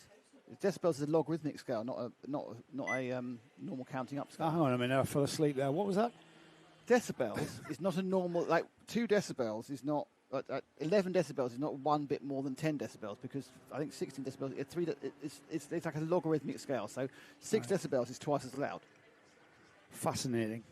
It is fascinating if you're a noise man. You should get your own channel for that, Nick. I own my own channel. Please. It's called Karting Live TV Decibel Level. Yeah, it's the special decibel special. It's going to come as no surprise that the Gearbox carts were the loudest at 106 decibels. Still within the 110. Oh, Ian McCarthy's here. Hello, Ian. Morning, chap. Sitting in the sun, multi-screening the Sunny Karting and Sunny Spa Classic. Of course. Sunny Spa Classic. Yes. Well, just to make you feel, if you've got us for the sound now, let me give you a summation of the Spa Classic.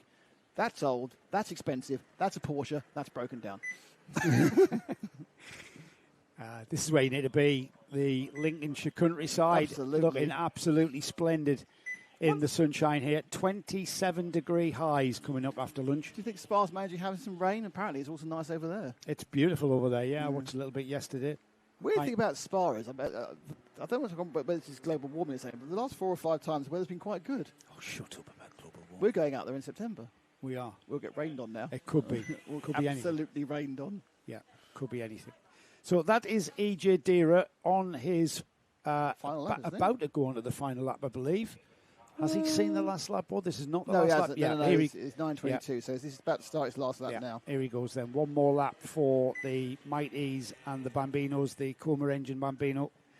Now, I haven't got any way of telling, other than looking out the window, which one of these carts, and I forgot to make a mental note of that, which one of these carts are on the petrol engine cart. But EJ is the driver who's already got a licence off his novice plate, so hardly surprising that he is ahead.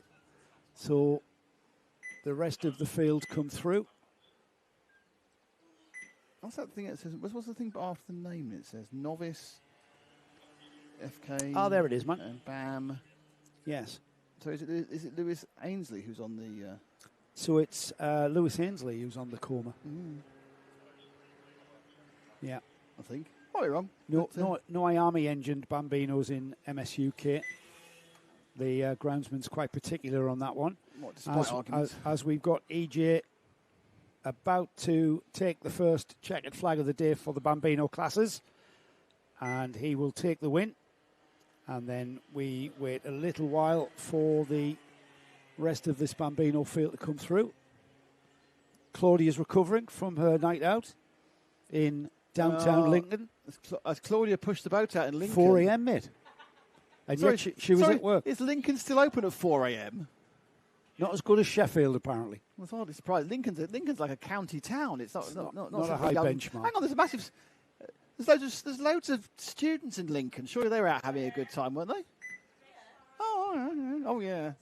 Oh, it's okay, Claudia. Oh, yeah. Claudia's our start line official. Well, Rachel's the one with the flag. But out till 4 a.m.'s good effort.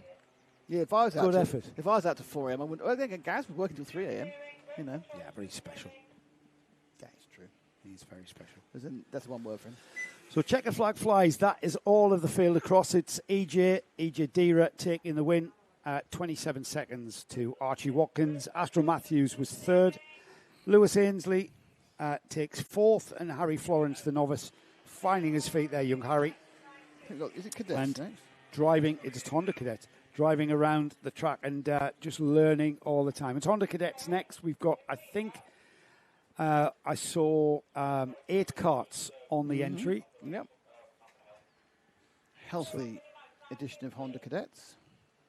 This is the Honda GX engined class. It is the 160s. No, they're 200s, aren't they? They're 200s. Becky? They're 200s. Are these 200s or 160s? It's written down, Joe. 200s, of course they are. It's MSUK. What am I talking about? I don't know. Yeah. That's why it's got Honda Cadet 200 on the. As I was saying to you when you weren't listening to me, it's written down. It's written down. Which one of us was out at 4? Maybe I should have been. I've been still on it. Gaz decided he is special, by the way. Like Claudia. Sorry? Gaz says he is special. He's very special. Very special. It's very special to us. Is he on his way yet? He's obviously watching. Is he on his way? I know he's in his car. Get in the car. Get over here. Here we go then. They have been released. And there is indeed 8 karts. I've got a kind of low drone. 7 karts? Yeah, 7 karts in this Honda field. Nicholas York, James Windsor, Henry Colburn, Ollie Spooner Green, Harry Grant, Frank Pearson, and Nathan Gradech are your runners and riders for this Honda Cadet. 10 minutes again in this heat, in the glorious heat, in fact, in many ways. Harry Grant is leading the championship. Harry Grant is out for this one. We've got Oliver Pask in second place after 2 rounds. He's not here. And William Boswell is another driver that is not here, and he is third in the championship. So Harry Grant is going to be leading the championship, understandably, after competing in all rounds going forward. It's the 2 RSR teammates at the front of the grid by the looks of things. I think that's an RSR kart on the number 55, Nicholas York. Going round the complex past the paddock to their left, and then of course the collecting area when they join. So they now have completed 1 lap of warm-up. They'll slowly increase the pace, not too much to upset the starter. As they now come onto the main straight, they will engage full throttle. It is an official start, and they come down to the hairpin. They skip the chicane, as many of the classes do. Very defensive from Nicholas York there, staying on the inside, not allowing any chance of entering the inside. And they now move back up and away to the second chicane. Of course, it's the first one this lap. And they swift through, and there's a good train of cars. Top 4 currently right together. Remember, this is a mixed grid, so this has not been set away in any lap time order. Coming around Caravan Corner for the first time. And it's 5 karts together, and the back 2 slightly being dropped. And they sweep under Ash's camera and into the complex, and they're picked up by Leicester, who takes them round the end of the lap, and they'll come back on the main straight, and young Frank will pull them down that main straight and into the chicane for the first time. 4-kart train, typical Honda Cadet style here. 4 karts beginning to break away, about to be joined by a 5th, I think. No, they're dropping the 5th. They're dropping the 5th, are they? Yeah, dropping away through the chicane there. You can see into the braking area. There's a move for the lead. Excellent. And that was the number 75 of Colburn, but the number 55 has come back at him. He's done the switchback. The 45, Harry Grant, going through with him as well. Grant hangs on around the outside, but that was a great move by Henry Colburn, who snatched the lead for just a second there, didn't he? And now Nathan Gretsch is challenging for that 3rd place. So if these 4 youngsters can keep this up, there's going to be tremendous racing across the day. Yeah, it's a very solid start for these 4. So they are going to move and shake around. That move by Colburn a bit backfired slightly as he didn't get the drive out of the corner. There's a 3-second penalty for the 175, but he's last anyway, so he has a penalty and he's last. And they come through. It's Grant in second in the orange kart. And you've got he's moved. There's the move. Yeah, Grant. That's a textbook move there from Harry Grant there. Might get a chance to have a look at that again. It is textbook outbreak there towards the top end there, and just moves out a little bit. And then on the brakes, as you saw the karts twitch there as Nicholas York went on the brakes, but by then Harry Grant was already through. And that's the wide open entry to that corner that leaves the door open. And at this stage of the race, with almost 8 minutes on the clock at that point, there isn't any point really in defensive line. It's going to be a long race if you defend for 8 minutes of this race.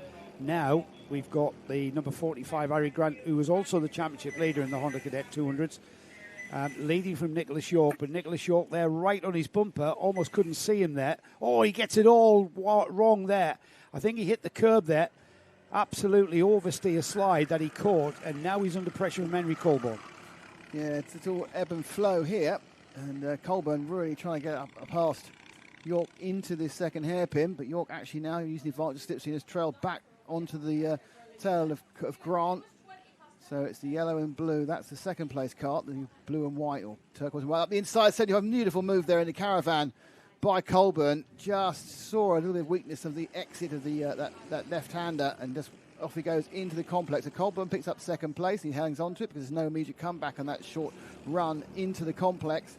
Gave Grant a couple of kart lengths breathing space. That's going to disappear with the, here it is again. Watch that blue and white kart, well, teal and white machine, hops up the inside. Classic caravan corner overtaking manoeuvre, manages to bring it tight enough again, which meant there was no chance of an overlap, overtake, re-overtake by York. And York was the third, and now those top two have got a little bit of a break emerging, but absolutely Colburn are right on the tail, looking for an inside line. That's a time waster. He needs to work with him. There's plenty of time. 6 whole minutes of this race still left. So Colburn on the blue and white kart there, following the orange kart around, and the number 55, Nicholas York, getting it all wrong and ending up on the dirt. I think he thought he had a chance to carry the momentum, then ran out of road. Yes, he carried too much momentum and carried him off the track. Here we go. They need to work together here. Colburn just needs to sit there and break a gap so that the challenge from Nicholas York in third, which I think he already has, as York falls back, but there absolutely has one. So close you could pitch a tent over these two at the front here, as the orange helmeted too Harry much curb Grant. from the orange machine. Grant took too much curb, lost momentum, but because Colburn was right behind him there, he couldn't make the most of it because he had just cart in front of him. But they have broken away now from Nicholas York. It is a 2-kart battle for this first heat of the Honda Cadet 200s. And in fairness to Grant, he's not too concerned about throwing the thing over the curbs. It's you can be careful here. This is an overtaking position that seems to work quite well in these Hondas. They now sweep around this short chute before they'll move into the complex. And at the moment, Colburn's decided the place he likes most is parked on the rear bumper of Grant. Well, I'm pretty sure he'd like to be ahead of Grant. He's trying to find a way by, but he's been very clever here. You can see we have literally just clicked by half distance. So there's still half of this race remaining. So Colburn needs to just be clever, just suss out where Grant, if anywhere, is weak. We know he's quick. The youngster with the orange kart, the orange helmet, the orange overalls, easy for us to spot. And Colburn following in his wheel tracks. I'm not sure that he's got any kind of pace or a performance difference that he can maybe exploit. I'm talking about Colborne here. Exploit to get ahead, because they look pretty even here. And you can see just how flat out they are by the way that they're just using the wheel. They're just feeling the grip through the corner. Yeah. It's interesting because Colburn threw himself up through the field into second place. And now the two of them up the inside, and he's got it as well. He managed to get that same drive coming out of the complex.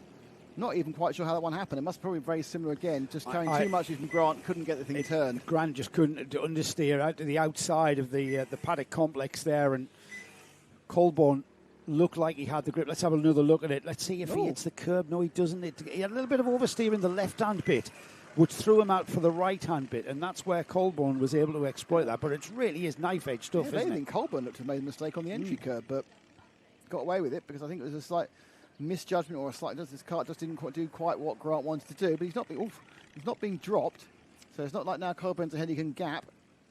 And also coming back into play is Nicholas York, probably mainly because they wasted about half a second overtaking each other. As Colburn now gets a one-kart gap.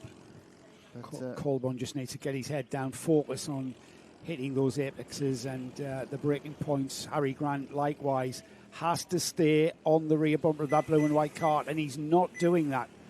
If anything, Grant he's dropped 0.3 of a second as top three, 51.88, 51.99, 51.89. That's how close the top three are on lap time. And you can see how they're staying together. Now we've got Nathan Gretsch in fourth, Ollie Spooner Green in fifth, James Windsor in sixth, and Frank Pearson is the seventh place kart. The novice driver Nathan Gretsch is the driver in fourth place there that you can just see coming into the picture. So he's having a relatively great race here. He's keeping those three leaders in his sights. Well, again, Grant gets close going through the second chicane, and then it gets stretched a little bit out through this caravan corner. But the big guy at the moment is Nicholas York, and these two dropped what appeared quite easily a few minutes ago. Now he's hanging back on the tail. Perhaps the double slipstream's helping him keep in touch. And the three of them come down to 2 minutes and more to go. So just over the three-quarter distance. It's a 2-minute bell, which is Joe always says sends them haywire, but they've already been a bit haywire, so the 2-minute bell won't make a big difference. They wing round the hairpin, and it's a little bit more daylight between second and third, but that'll clear up again by the time they get the complex. And once again, Harry Grant is absolutely on the bumper of Henry Colburn. But when they come around the corner in second, the last 3 or 4 laps, when they come around caravan, there's a noticeable gap between the two of them. Not so much this time. Well, I don't know, actually. In a race of millimetres, not centimetres, Harry Grant's not coming off caravan as well as the other two.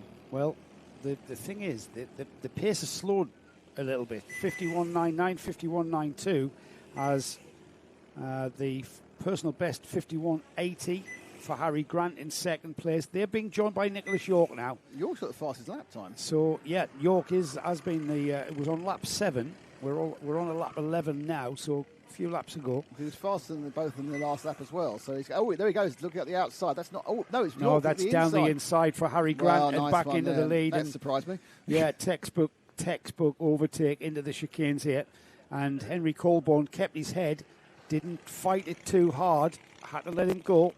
This is a great race to the flag, and that third place blue and yellow kart there of Nicholas York. He's not going to be. He is not out of this. And if anything, he's thinking that if these two can trip over one another, I might even be able to make my way through. Or I might be able to make my way through on Henry Colborne to start with. His defensive line, almost 3 wide into the chicane. And Colborne's got the gap, got the line into the chicane. They come out, they've slowed one another down. York's going to take the crumbs off the table of these two at the front here as they all charge down that second chicane. Anything can happen now. Penultimate lap, and again, Harry looking to get round the outside, and Henry has to stop him. So there's 3 of them now right together. The race has come absolutely to a crescendo with a lap and a half to go. Colborne's been leading again now for about half a lap. We know he's good round this part. Now, it's down really down to whether Harry can hold on and not lose out from behind. Again, taking a lot of entry curb there, and they swing round. It's the all-orange kart. That's the previous leader who scored as the leader last time round. He's now in second. We begin the last lap. And it's looking quite good for Henry. Henry seems to have a bit of a gap.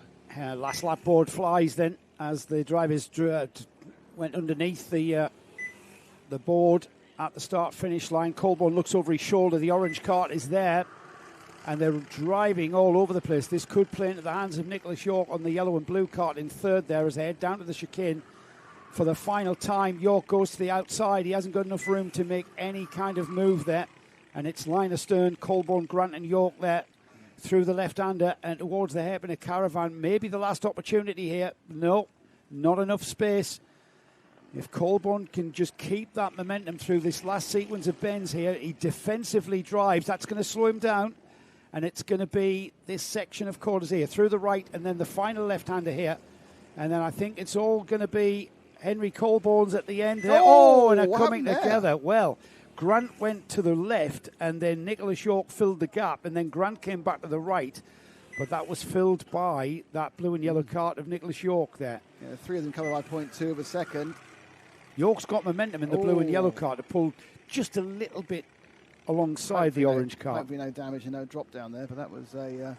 I think you should say the second race man, Harry Grant, was trying to look for a bit of free air, try and get an overlap, but wasn't getting one, then came back the other side again and found that York was there. So there we go. So Henry Colborne takes the win. Harry Grant second. Nicholas York is in third. Yep. Nathan Gretsch fourth. Ollie Spooner Green is fifth. James Windsor sixth. And Frank Pearson seventh. The next heat we've got is the last of the Heat 1, or the last of the first heats, I should say, for our classes. And it's Micromax with one Water Swift. We'll tell you all about that in a moment. I want to say hello to Sammy. Little Sammy there, just got out of bed. Has she? And she's watching. Oh, hello, Sammy. She's been waited on hand and foot at her parents. Oh, obviously, yes. My darling wife, Sammy. That's why you need parents. Well, I haven't got any, neither of you. We're orphans. Who was out until at least 3 a.m. So not 4 a.m. then? Not 4 a.m. Not got the full hog and the 4 a.m. Interesting. It's probably suffering a hangover. Actually, your wife? She wasn't out anywhere. Your wife? Should have been drinking with her dad. Should have been drinking with Tom. Hello, Tom. He's there and lying on the sofa as well. There's John T. Clifford saying, oh, that's right. John T. Clifford says, nice camera work and commentary. That's the sweet, isn't it? Johnny, thanks for the lesson in lapping Fullbeck, Johnny. That's it, yeah. Tell us, Johnny, how much of a novice are you? Yes, I'm guessing not much of one. No, I think not. My feeling is there's many years of experience of being in a kart in various different points anyway. Yeah. So we've got 4 Micromax, Alfie Hennell, Alfie Ward, Malachi O'Neill. Malachi. Sorry, Malachi. Is it Malachi? It's Malachi. Is that a Harry Potter thing? No, it's quite a well-known sort of name, Malachi. Is it Malachi? For years, yeah. It's a biblical name, Wasn't he a character out of Harry Potter, though, Malachi? Everyone is, but it's a biblical name, Malachi. Oh, yeah, of course it is. Yeah. Yeah, it's just too much. Yes, it is. We've got Tommy Delaney out there as well, and Charlie Kitchen is the Water Swift. It's fair. I can admit, because it's me who gets the names wrong most of the time. It's really lovely when it happens to you. Malachi. Here we go. They're about to get started, and they are running down, the 5 of them, 2 different classes. And the Water Swift, not Walter Swift, which I managed to get wrong for many years. Well, yeah, I'm allowed a Malachi for that Water Swift thing. Walter Swift. Yes. Oh, they've named an engine after the man. How nice of them. Why is the Italian engine called Walter? I can't believe you went 3 years not knowing that. We didn't do much army, did we? In fact, we didn't do much army. So Micromax carts are on the rotax 125cc engine, heavily restricted for these youngsters. The Water Swift is an IAMI engine kart, and it's called Water Swift. Who knows why they called it Water Swift? I think it must be a really sexy name in Italian. Well, it's because they had the Swift engine. And then they water-cooled it. They water-cooled it, yeah. Yeah, so think of a different name than Water Swift. Well, I suppose it's Swift was quite a good engine name. And they added water. Yes. Oh, we've got a retirement. Oh. Driver pulling off. Dear. Is that Tommy Delaney? He's unhappy, that's for sure. Whatever happened. Yes, it looks like that might be a mechanical problem. Yeah. That's pulled Tommy. Well, he definitely he drove off deliberately, so he knows there's a problem. I think that's Tommy. Yeah, 33, yeah. Yeah. So that's unfortunate. Tommy just going into his second lap has to pull off as the rest of the field through the chicane. Alfie Hennell, Alfie Ward, Malachi O'Neill and Charlie Kitchen on the Water Swift continues on. It looks like that is a mechanical problem. He just He just pulled off to the left, didn't he? Like slowed down. Maybe a chain. Maybe he's lost a chain. Oh, that could be. Yeah. But he's fine. He's got the ump. But he's fine. And the driver is off to safety there, so that's the main thing. Everything's it's all fine. It's just, well, apart from fixing the car, but and you can see it there. There's a yellow flag currently. I'm not sure whether they're going to be able to. They've got quite big gaps when they advance these slightly smaller fields. They've got a big gap now to clear that car off the side of the track, and that's what the marshals are doing as they come. The carts go round the bottom hairpin. Got a battle for the lead now between Alfie Hennell and Alfie Ward as the man, the legend, the should be in bed, Gaz Bury has turned up. Hello, Gaz. Good morning, good morning. How are you? All right, and did all the forced parcels get delivered? Yes, and some Amazon and some other bits and bobs that I'm sure that was in my trailer. Yeah, so that's good. Yeah. Have you come in the Supra? No, unfortunately, the race car is off the road until June, which I'm regretting massively on a day like today. Why is the Supra off the road? Well, I have an Italian road trip coming up, so it's just maintenance and saving some pennies. It's just safety, is it? In case it goes ping. That's in case it goes ping at some point. Because in weather like this, I'll be very tempted to use it often. Yes, the problem is you've got no air conditioning, so you'll be sweating the entire time. I would use it less because of it. Third and fourth now, looking to go past each other. The 89 of Kitchen going past Malachi. I think there are different classes, but it's quite fun to have a Mini Max and a Micro Max and a Walter Swift battle. And here they go through into Caravan Corner. Both novices, both on the black plates. And it's a battle of manufacturers. Army v Rotax. That's the big karting battle. That's what karting's all about these days. Where are we at? What have I missed? That's third and fourth. You missed the first round of heats. I did not, actually. I was listening intently. Really, side by side. I think that's Kitchen going through. So Kitchen gets past Malachi. And they make that move. Let's have a move back to first and second, shall we? And there we are. And that's quite close. Half a second between Alfie Hennell and Alfie Ward. It's Alfie from Alfie. What's it all about? Alfie. There we are. A little bit of Millicent Martin for you there. That's one for the kids, isn't it? A 1965 film. I think they're far too young for that in this class. Yeah, given these kids are 6, so it's in the film's 50-something years. Yeah, so it's only 50 years before they were born, perhaps a bit more. Yes. It's one of the whole generation.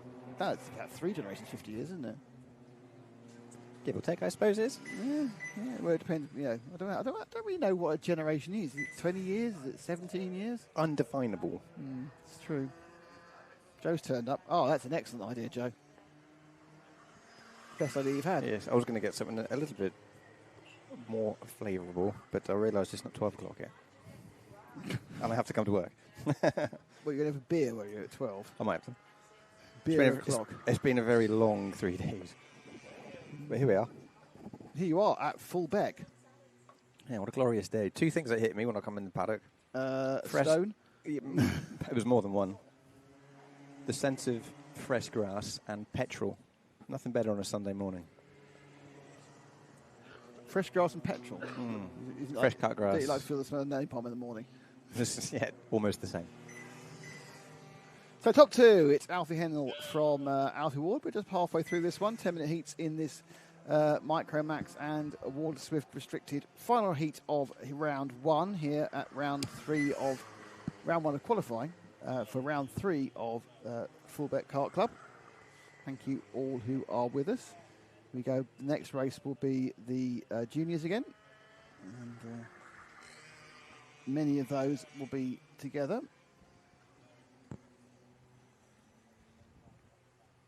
What a day for racing, isn't it? Beautiful. It's great. Can get quite hot though, quite sweaty. Yeah. Car says it's 27 degrees. Sounds about right. I think your car's being truthful. I think it probably is. It's German, so it definitely probably is. Can't tell. Mostly. Look at the sun. Look at that. There is That's a cloud. great There's shot. a cloud in the sky, but there's just the one cloud in the sky. These guys are going to know it. The guys and girls are going to know about it today. Be welcoming in the lunch break as and when that comes up. 13:40. Oh, it's earlier than that. They're running ahead. Oh, okay. Don't worry, you haven't got to wait that long for your lunch. Okay, that's good. Lunch, breakfast, I'm confused. Tea.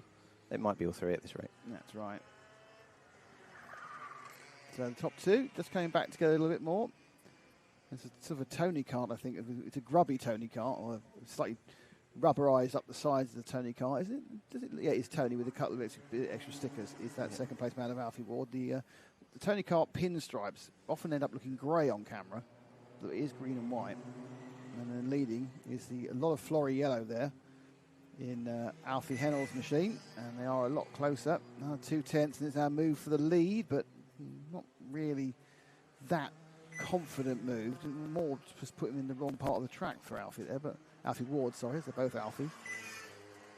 Yeah, it needs to be fully alongside, really, heading into turn one to make that stick. It's a very stop-start chicane, isn't it? Yeah, I mean, it's a lot of glances over the shoulder. I mean, the chicane moves, we've seen this move at the chicane, we've seen moves into caravan. We've seen an interesting couple of moves going round the paddock complex, which you don't normally see. So there's quite a few places you can pass here, but it's also a track, I think, that if you do run a line, you can probably hold people back, probably to the extent of about half or 3/4 of a second different.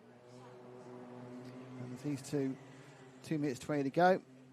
I mean, down the straight, right together. Now, Malachi O'Neill's got back past Charlie Kitchen by the 4 seconds, so my guess on that is that Charlie's made an error somewhere. He's now several seconds back, but these two entertaining us. And thanks to the people who made this stream possible, Automated Analytics, Rolex and SG Haulage. Thank you to all our sponsors who bring you these Fullbeck Club Round live streams.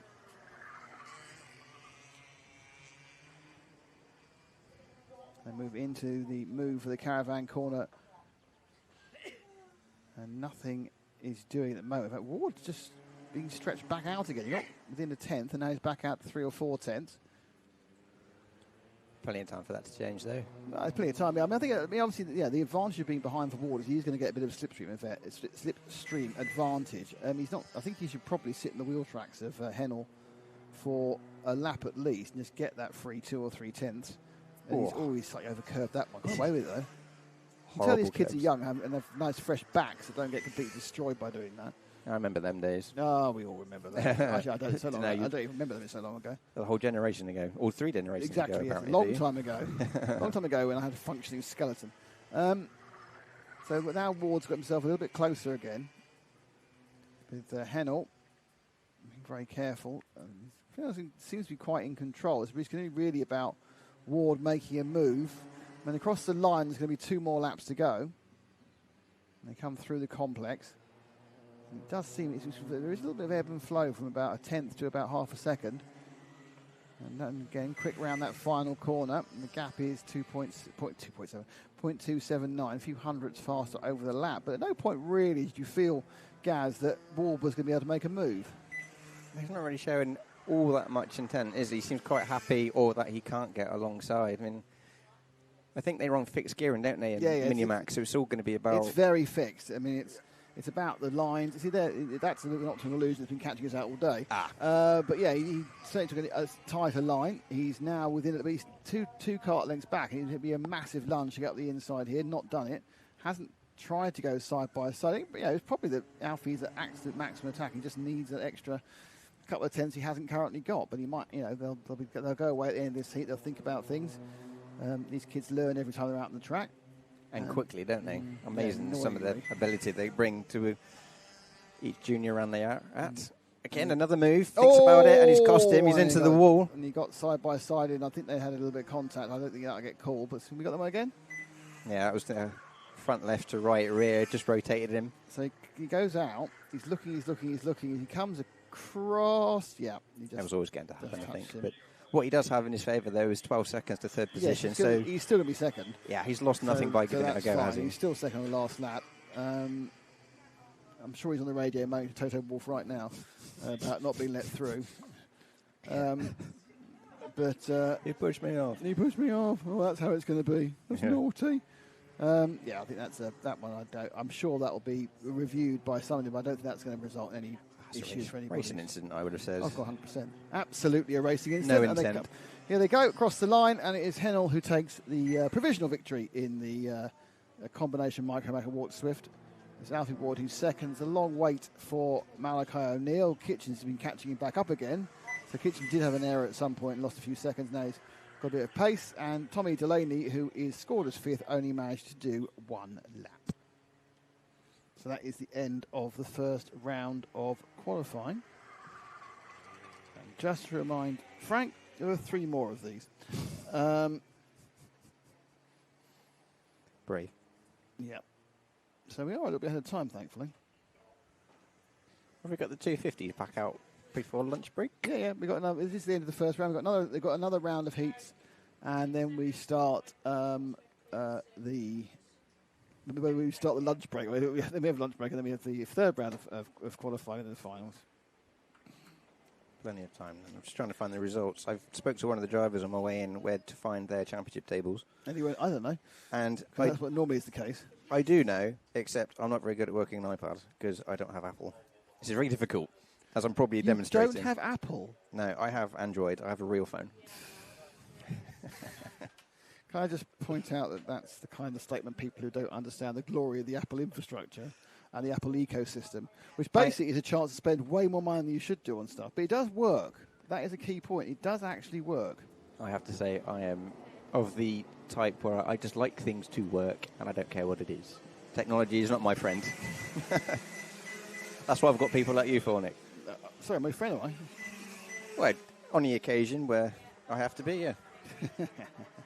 Like when you want your bike wrapped. Yeah, oh, come on, talk about that. Yes, sir. Do you mean the sample? I did not. Honestly. You have one job. No, multiple jobs. That is true. Okay, so this is the Junior Max Heat number 2. Big grid. Elliott Smith, Jaden Payne, who won the first one. Rafi Hyder, Jake Richardson, Laia Bell, Joshua Alcock, Austin Moth, Jacob Gaunt, Archie Green, Florence Wilkington, Aaron Berridge, Josh Ahern. We have 5, count them, 5 novices in that field. And they will start at the back. It looks like Elliott Smith is starting from pole. Mixed grid, remember, so it's a random order of who starts where. Jaden Payne won the first heat. He's on the outside of the front row, so it's very likely he will win this one and move away. But there's a lot of action behind him. Jake Richardson was 2nd in the first heat. Laia Bell was 3rd. And these Junior Maxes enjoying the sunshine. And they are going nice and slowly, so they're not actually... of course, it's all about the acceleration zone, about whether you take the start or not. Yeah, there's a cone that you'll see on the left-hand side of the shot. There it is, left and right. That's the acceleration line. Oh, very happy with that one. And they go down. Looks like Payne may even have taken the lead before we get round the first corner. He is the orange Kart, but is it? Yeah, he does. So Jaden Payne takes the lead and going round the outside. That might be Richardson. Now, Richardson's going to have himself the 3rd in the blue and white Kart and the white helmet. He's up the inside. He's going to get 2nd, I think. He has. He's got 2nd. So our 1 and 2 from the last race are already 1st and 2nd again. Yeah, look at the gap that's given Jaden Payne as they swap positions at the second chicane. Yeah, I rather fancy Elliott Smith will probably claw that back if he was quick earlier on. Well, he's 3rd. He's in the Tony Kart livery pinstripe. So he's in 3rd at the moment. So off the front. So 1, 2, and 3. And already Payne is disappearing. Payne is absolutely just gone already. As you can see, his lead is 1.1 seconds. So let's not bother with our leader anymore because he's not very exciting. Let's go 2nd and 3rd. Sorry, but he got a lot of screen time coming through the field last time. You weren't there. Yeah, no. You know us. We love to find a battle. Yes. Now, I assume the pink helmet, just out of pure assumption, is Layla. Yeah, our cover girl for our. Oh, she's the cover girl for. Oh, there we go. Look at this. So they come round and through. A little bit of a flare out from the 48 of Smith. So 2nd and 3rd are close. 4th and 5th are close. As it settles down, 1st isn't close. So Payne's gone. I think Payne and Richardson, barring any sort of problems, will remain 1st and 2nd. They seem to have a little bit of extra pace. Goes to show the importance of a clean getaway, doesn't it? Though? Yeah. Well, 2nd already, just from having a nice clean. Payne took about 7 minutes, 6.5, 7 minutes to get the lead last time. Oh, okay. But realistically, was looking absolutely class of the field the entirety of that moment. And then Richardson held on the lead from the start. But we have now, look at that, 1, 2. They're all sort of equidistantly spread out at the moment, but all with a sort of half a second or second between each other.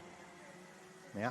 They'll be letting the tyres come to them at this stage of the race, depending on what pressures they've got them to. Soft or a little bit harder, just to 24 there, that's the bright yellow Kart. That's Florence Walkington. She's one of the novices.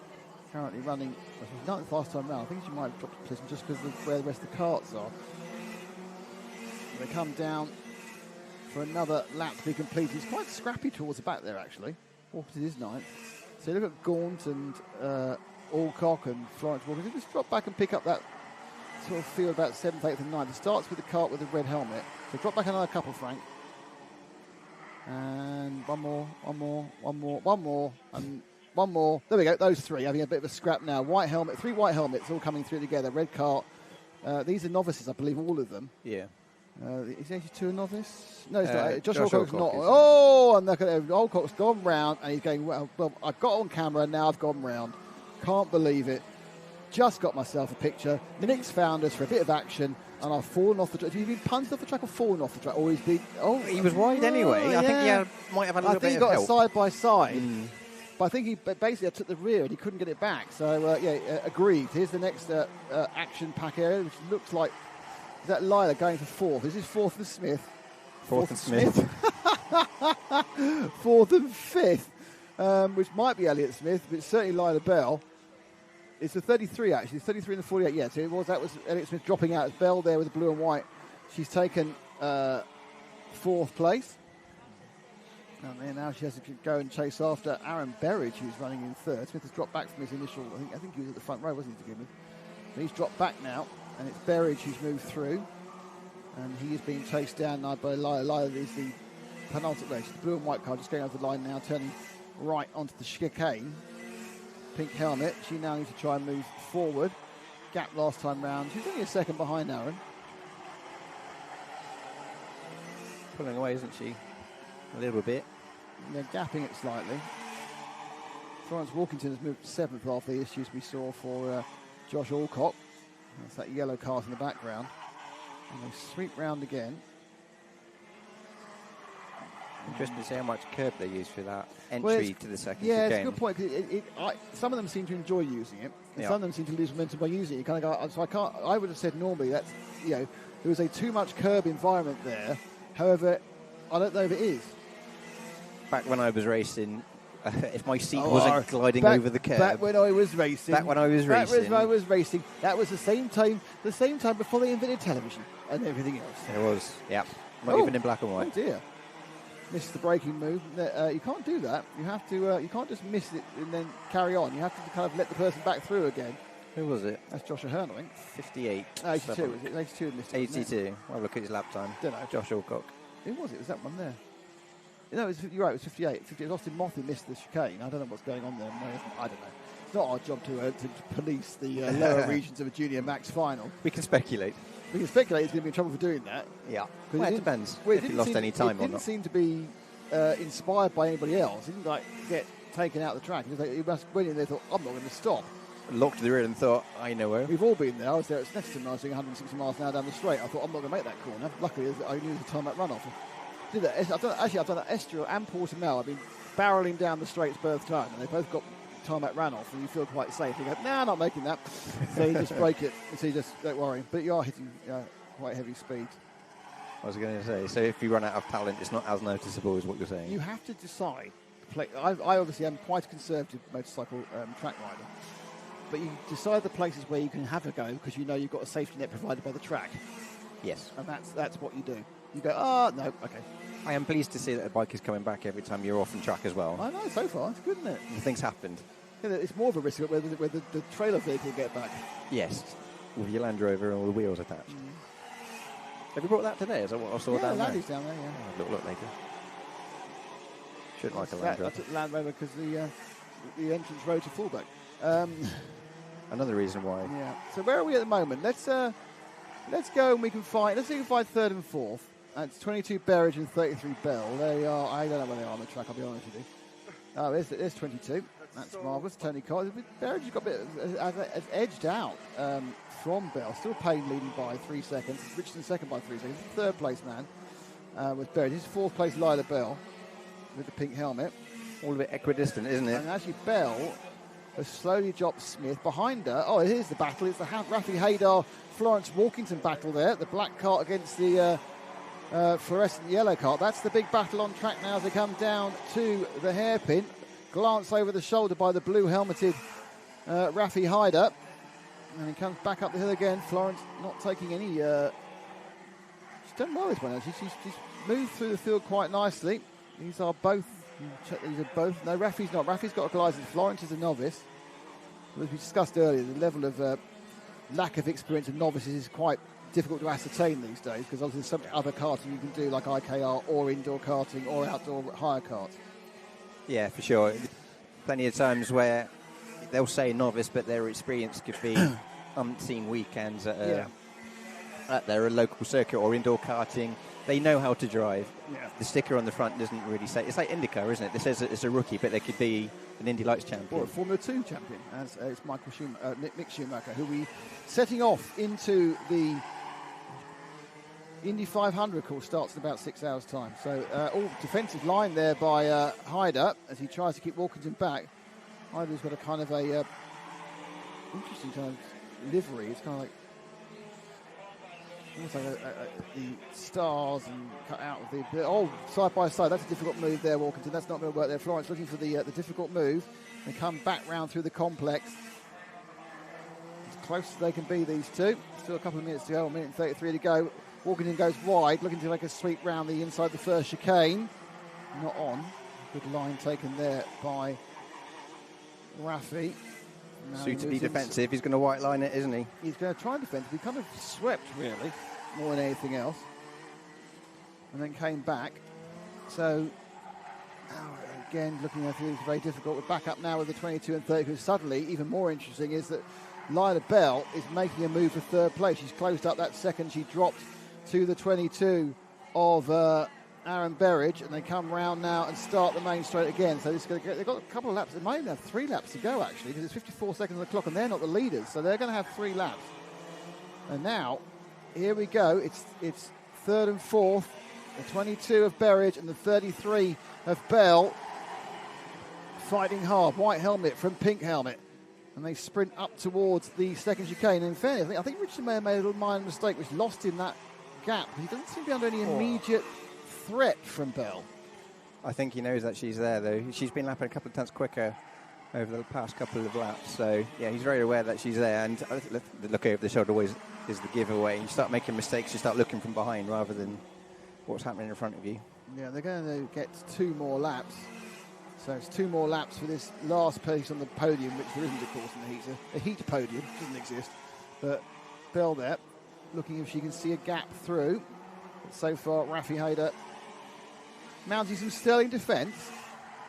As Bell comes down the bottom corner, now moves back up the second chicane. And she's dropped off a little bit there. Better drive out the corner from Berridge. It's not Rafi Hyder, two points, but it's Aaron Berridge who got the wrong combination. I got Bell right, but it's the 22 of Aaron Berridge.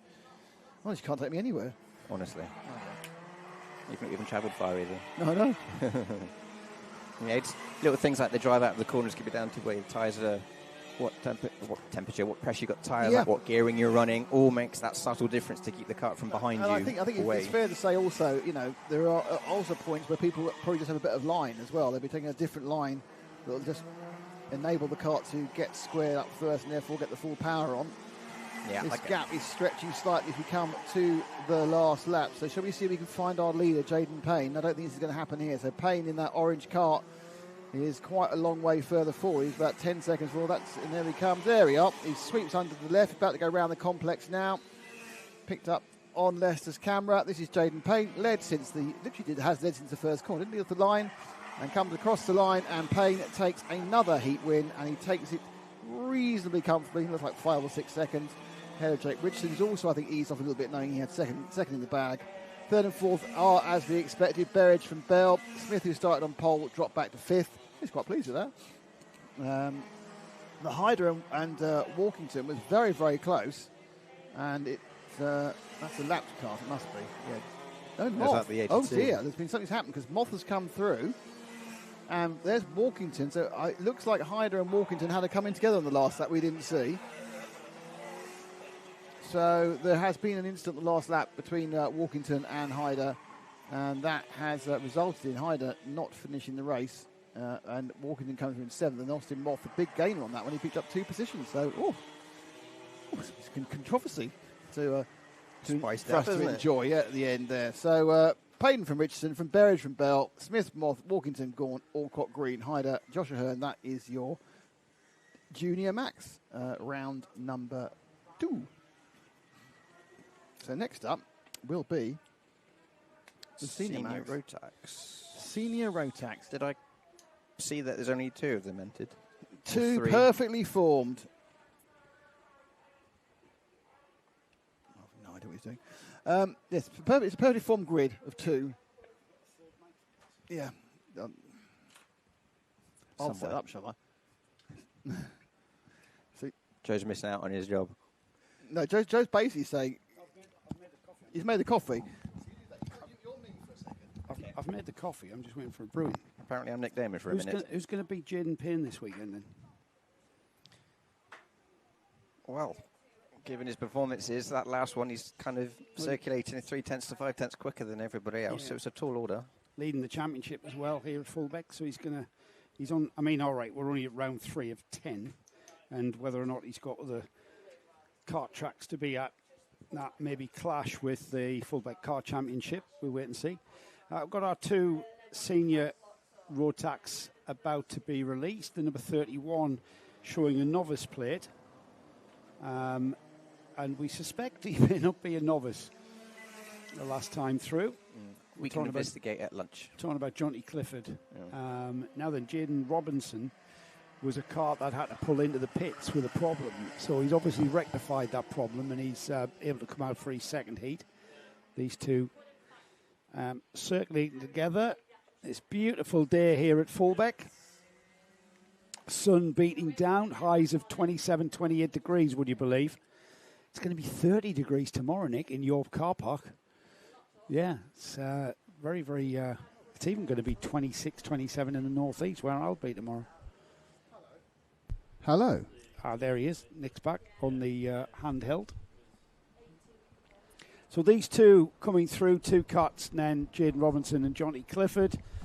Jonty was leading this when Jaden pulled in by a little bit of a margin. They head on past the chicane into what is effectively turn 1 for the start here. And these 2 will, a little bit overuse of the curb there from Jaden there, just got the kart all upset. This is a bit closer than last time. Last time he was instantly dropped. This time he's sticking with him. So perhaps he did it because he retired after 6 laps. So perhaps he had a problem. I'm not sure whether that was a problem. We're going to find out now, aren't we? Jaden Robinson might have been stifled by that problem. 2 karts on the track, only 2 karts, and still they come together. Well, that's how it should be. It only takes 2 karts to make a race, as you keep telling me. But he is being gapped very slightly now by Jonty Clifford. 1 lap completed and 4/10. So Jaden will want to try and stay with Jonty, but you could see there he pulled out a little bit of a gap there already through the first chicane for the second time. Jonty Clifford has been talking to us whilst we've been doing other things. Excellent. If you could pan onto the grandstand, my lad would like to be on the channel. I remember you've got a camera for the grandstand. That would be Ash, who would have to turn around. He says, I'm an extreme novice, first time ever in the seat. Get out of town. No, he's got to be all right, okay, yeah, you can see that, yeah. You've been reading a lot of textbooks, hasn't he? All of them, I'd say. All of the he's read all of the textbooks. All the textbooks. How to be fast. How to drive a kart. I remember a book by Gary Chapman years and years ago, How to Go Kart Racing. Or was it kart racing on a shoestring? Was that another one? Oh, here we are. That's there we are. That's right, people. Yeah. There's the grandstand. It doesn't look like anyone's son, to be honest. No. I'm not even sure whether they're interested in what's on the track. Just staying out the sun. He's looking at his phone, I think. He's watching the coverage rather than... I take it there were the only 3 people in there. I'm looking up there. There are only 3 people in the go at the moment, yes. Anything we can see, anyway. So, Robinson now has his kart. He won 55. He's dropped back about 1 point. He's doing much better than last time, so there must have been a kart problem yesterday. Yeah. I mean, he obviously felt that there was a problem. There's Jonty through. There is Jaden through. We're back to the cinematic footage again, are we? There's going to be a lot of... Oh, look at the RV goes through the... I think you have to look at, the visuals. I'm just checking on the coffee. Very important. The coffee smells fantastic. Is it your Japanese blend again? It is. Number 6. It's not a blend. It's a number 5, actually. All coffee's a blend, isn't it? I know it's a bean, isn't it? I went to Claridge's last week with Ash, actually. Ash was 40 days over there. With Ash and Lara. Ash being your stepson, of course. And our cameraman. Lara being his fiancée. Not yet. Oh, they haven't done that yet? No. I thought he had. No, he's still trying to plan the surprise with the camera. Oh, right, jumping out the trees and stuff. Exactly. All right. Do you know what they should do? She's not demanding I them. just realised you should get Southampton to do it. Oh, you're brilliant. Yes, the Southampton coaching staff should do it, just hire them absolutely. up, yeah. I think it's probably too early for any Southampton fans. Yeah, oh, that's fair. Anyway, yes, but the point of this, which has no real point, but we have to... obviously, Claridge's are famous for tea, isn't it? That's you go for afternoon tea and have like I'm from the northeast. 17 types of tea. I'm from the northeast. northeast. However, they've now added very, very high quality coffee as well. Have they really? The coffee, I had a coffee there at the end of the meal, end of the tea. Claridge's where? In London? Yes. What were you doing in London? Drinking coffee, clearly. I had a weekend in London, went to the theatre, I saw Oliver. Oh, that weekend. That was 2 weeks ago. No, it wasn't. It was last weekend. Was it while I was in Germany? Yes, while you were in Germany. Did I mention I was in the Nürburgring last week, guys? You can do it. We've got. Were you? No, we've got lots of time for that. It's on Sky Sports F1, mate. Yes, I heard on the way up. Yeah, non-stop. The weird thing is, though, I reckon there was probably 3 times the people listening to you on the ADAC channel than there was actually watching Sky Sports F1. Yeah. I had it on YouTube. He's not jealous, though. No, I thought it was or great. even envious. No, why would he be? I think it's brilliant. Didn't you work on Digital Plus, back in the day? Gaz has been briefed, hasn't he, eh? Gaz was listening to the chat. There is no one alive today that remembers what Digital Plus is. I do. You're a subscriber. I was. And you've got me to thank. I didn't even know you then. But what I would like to say is that when it comes to broadcasting and that sort of thing, you're not going to beat live to 60 million people, are you? Were you on Blue Peter? No, it was worldwide. When you did the worldwide post-race press conference feeds, they went out the whole world. Didn't realise this was a contest. Of course, everything's a contest. I don't know, actually. I don't know. Stick? Well, we know that one answer as well. We know who hasn't. But I never know whether the most viewed thing I ever did, this is just really because it's like, what else are we going to do? Most viewed thing I ever did was actually when I did the interview with Michael Schumacher when he broke his leg. Oh, I thought you were going to say a different story. No, he didn't. Michael Schumacher did broken his leg. Is this when he first came back with the press He didn't come back. He broke his leg at Silverstone, didn't he? Silverstone at the 99. German Grand Prix, we did a live link-up with him. All right. While he was sitting in his garden with his leg up. And you did the interview? Yeah, which really annoyed James Allen. Because ITV set it all up, and then Bernie nicked it. So Bernie said, no, we're doing it. Really? Yeah. So ITV set it up, and then... but they then asked for the satellite time, because they have to get the satellite time out of... everything was done on site then, so it was either I think it was Hockenheim. So they had to get satellite time, but in asking for the satellite time, Bernie went, hang on a second, no, we'll do that one. So it went out on all the channels, but it went out, but it was me who asked the questions. Yeah. Such a Bernie thing to do, that. So what did you ask him then? I was given a list. It was literally, I was reading the list. It was like, but the story is that, he went off, he hurt his leg, did this interview, he was injured, and then he wasn't that keen on coming back. He was having Mika Salo to help out, and help out with Eddie Evans, and he really didn't really want to come back because he's like, and it said that someone from the team, it may have been Jean Todt, phoned him up at home just to see how he was doing, because he would say, I can't come back. And his niece or nephew said, "Oh, Uncle Michael's currently playing football in the back garden." with with Mick. And no, Mick wasn't born then. Oh, was he not? It was before that. That was 1999. Of course, yeah. And at that point, I think a riot act was read, and suddenly he was back and being supportive to Eddie. Is that right? The next race. So he just wanted him at the track. No, he Not raced. driving. He raced, and he gave the win to Eddie. Well, Irvine nearly won the championship in '99, didn't he? Mainly because McLaren dropped the ball so often. Right. More importantly, Hakkinen fell off the track twice at both Italian races. Just for a moment of clarity here, Jaden Robinson. He's doing well, isn't he? Is making a race of this. Okay, let's go for this then. Let's disappear off memory lane and start doing Fullbeck club meetings. So the gap is just 7/10, and it's coming back towards Jonty. Jonty needs to... Jonty, clearly not a novice, as he's got a teenage son as well, he's alluded to. He's done that thing, hasn't he? He's raced, he's had to stop because of children, and now he's had to come back. Fastest lap for, by 400ths of a second quicker than Jonty Clifford. That lead is not 6'8". It's now 3. It's half the lead. So Robinson now coming with some real power in the second half of the race. Yeah, he's really, now then, is Jonty just sort of been pacing himself, saving the tyres, saving himself? Remember, it's really hot out there.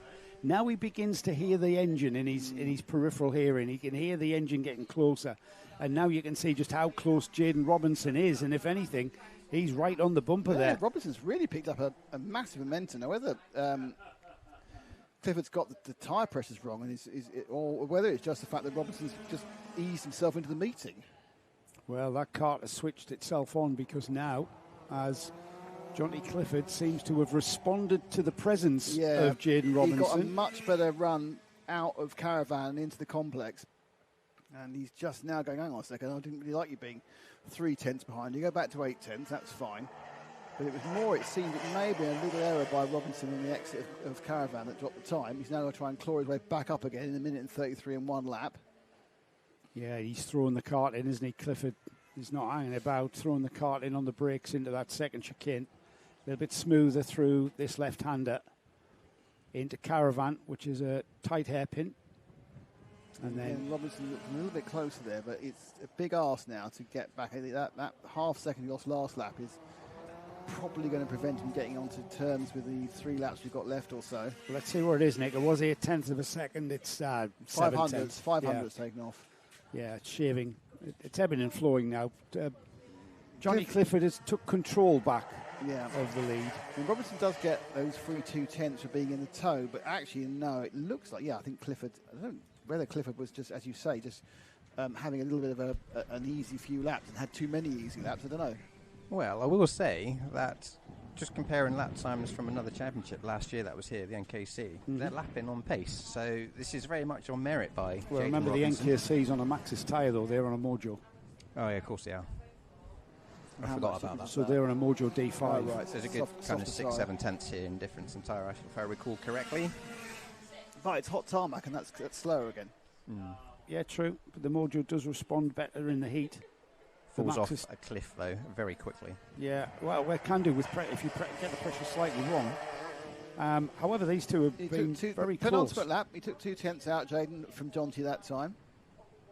And it's all... Yeah, I mean, I think Jaden's probably going to end up thinking this was a bit of a missed opportunity because he dropped back quite a long way, then came back and then had that poor lap. Or I say poor lap, not quite as good lap as the other lap.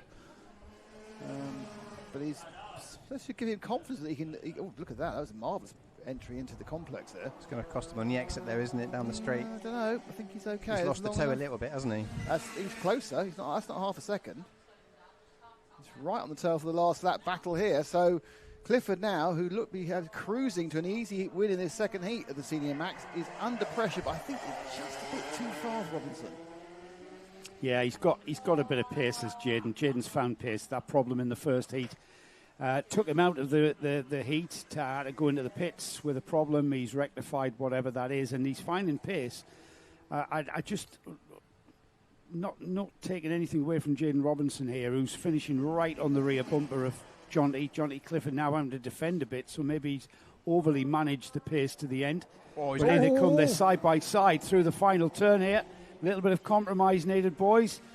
And Jonty Clifford takes a very narrow margin of just 0.27 of a second. So, yeah, we only need 2 karts to make a race. 2 karts to make a race. And we had them there. So you start the race, you go down memory lane for a bit and come back for a decent race.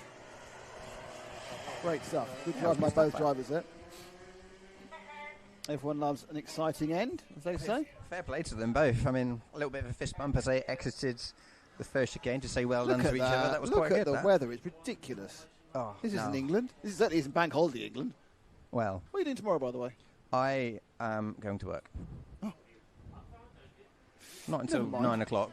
Oh. I got to pay for it. Because you are to me, and I don't take this wrong way, you're a barbecue guy. You'd be out there in the garden barbecuing and beering and everything up.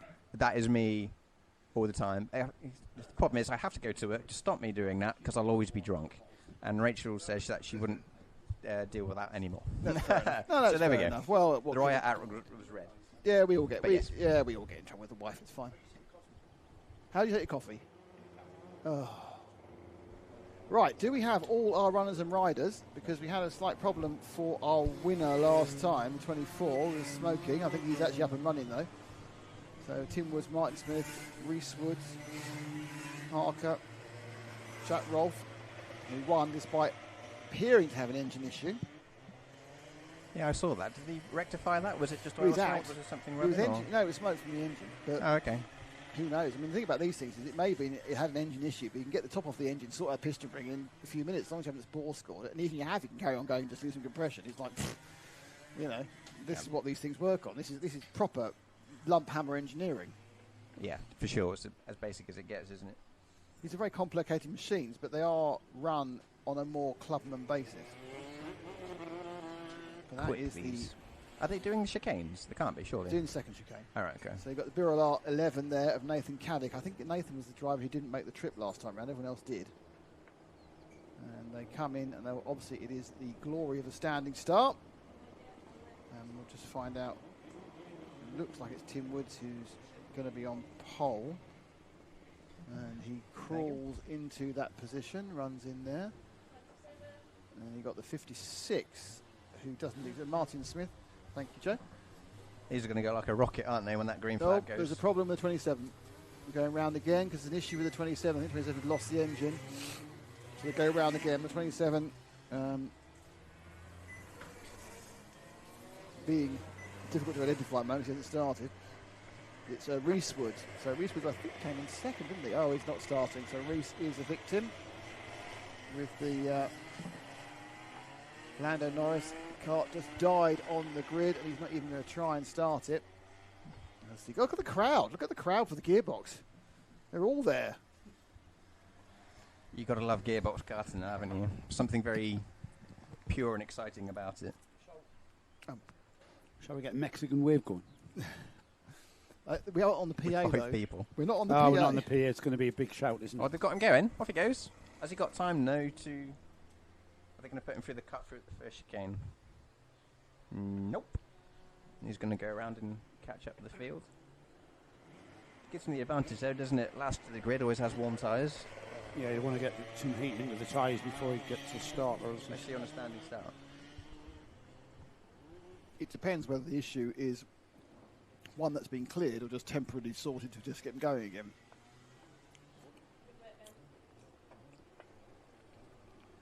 What a glorious day for some motor racing, eh? Marvellous day. No, it's always great when it's hot and sunny, isn't it? I used to love racing in the heat. And you're not in a fuel suit either this time, walking up and down a pit lane, so that must be... Well, no, I mean when you're actually racing, you know, I remember this day at Three Sisters. It was just really, really hot, and there's just no better day when it you feel like you're abroad when it's 27, 28 degrees. Yeah, we have got highs of 27, 28 here today as well by 2 o'clock. So we keeps doing that. We have got our non-starter that's managed to get away, and he has formed up at the back. So he is going to take the start. He's actually on the third row. We're missing somebody off the second row, are we? I think everyone's here. 7 minutes and 1 lap. Then Gearbox gets underway for the Fullbeck Kart Club 250 National second heat. And he stalled again. He stalled again. Same problem. Like scored and cats into turn one that were already heading down to the back chicane. God, that was quick, wasn't it? The top three is led by the number 4, Tim Woods. He led the last race as well. In the 56 and the 24. 24 Rolfe who won that. Martin Smith in second. And off and away he goes. There's a starting clutch running sort of tick-over issue for the 27. So it's one of the front runners as well, Reese Woods. He was second last time, wasn't he? Yeah, Reese. Yeah, and that's devastating. That's going to be... Well, with a big grid, yeah. It's never massively problematic when you've only got 7 karts on the grid. So he is going to be there or thereabouts to the final. Well, yeah, as long as he can solve the problem. And the problem is it's not idling. Yeah, it's not idling at all, is it? Are Reese and Tim brothers? Yeah, father and son. Really? Yeah. That's good, isn't it? I don't know who's the father and who's Tim's the son. We think Tim's so. old name and Reese's young name. It was Tim I spoke to about where their championship tables are, and he was definitely the younger of the two. Oh, Tim was the younger one? I can clarify that. Thank you. How old would you think Tim was? How old did you think Tim was? I would say Tim's probably my age, so under 40. He's really old. So there's absolute chance his son could still be racing. because he's 40. You could have a son of 24. This is true. I say this because I don't have kids. Also, I don't think like that. I don't think you realise how old you are now. Hang on. Oh, that's it. Claudia's recovering from a hangover here. Do you know what's the matter? Do you know who the father and who the son is between Reese and Tim's Told dad? you. Yeah. Thanks, Claudia. You feeling better? Coming round. Yeah. The wine's beginning to fade. She's got the shakes and everything. This morning. I think she's had another one, actually. Joe has a lot of experience of seeing a woman slowly recover from a hangover. Yeah. She's blonde too, like my wife as well. Yeah. I think we've just proven that Gaz doesn't know how old he is. Yes, because Tim was about my age, must be the son. I have nothing to offer. No, I don't have kids, so it doesn't really register the same as it would for it's not others. someone who doesn't realise that at your age you can have a grown-up son. I could. That's a scary thought. Yeah, mate, you could have a kid when you were like 16. Straight. So by the time you're 36, he's 20. You're not 36, are you? He's 40, aren't you? 39. He's 30 by the time you're 46. There we are. All right, there's Joe. the 33. Leading away.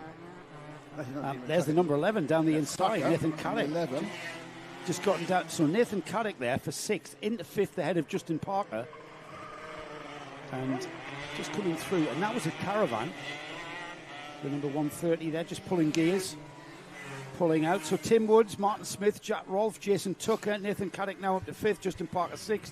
And the recovering Reese Woods he is still on track. I'm just waiting for him to come through. As I say that, he's pulling off into the pits. Okay. So that isn't a very good second heat for Reese. So, quick question, Gaz. You may not know this, but you have done the research. Obviously, we got that number 11 is the Birrell Art and has a very familiar-looking chassis layout, but with a 250 engine. But the more traditional, older cars, do you know what chassis who made their chassis? I think they were Andersons, weren't they, on things like that? Anderson's Formula One. Yeah, things like that. I can do some digging later, but if you know and you're watching, you can let us know via the chat. Oh, there's another who's retirement. lost now? Who's that we've lost? I think that's Jason Tucker. Jason Tucker on the 33. Yeah. That's just bad pulling luck. off. He'll pull out of harm's way into the chicane that we're not using. We are getting a bit of heat attrition now, aren't we? Yes, yeah. The gearbox classes will always bring in the element of attrition here. These karts are quite demanding.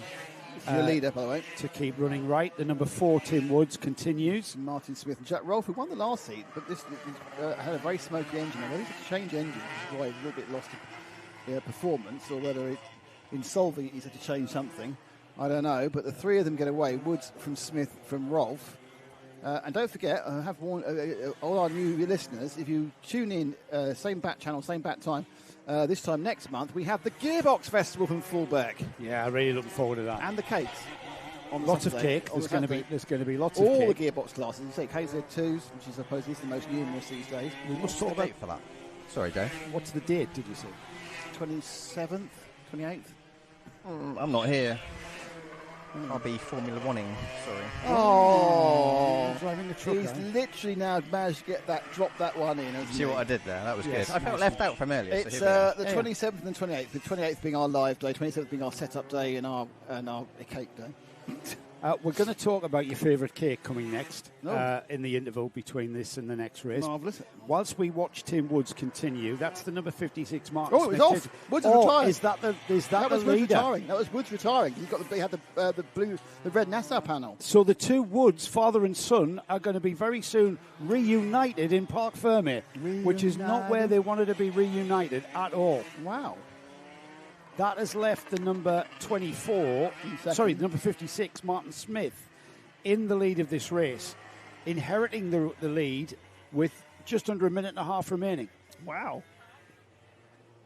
Oh. So we've lost Jason Tucker out on finish track. first. First you must finish. Yeah, and now we've lost Tim Woods, who's gone into the pits. Nathan Caddick up to 3rd. It will be Justin Parker who will come through in 4th.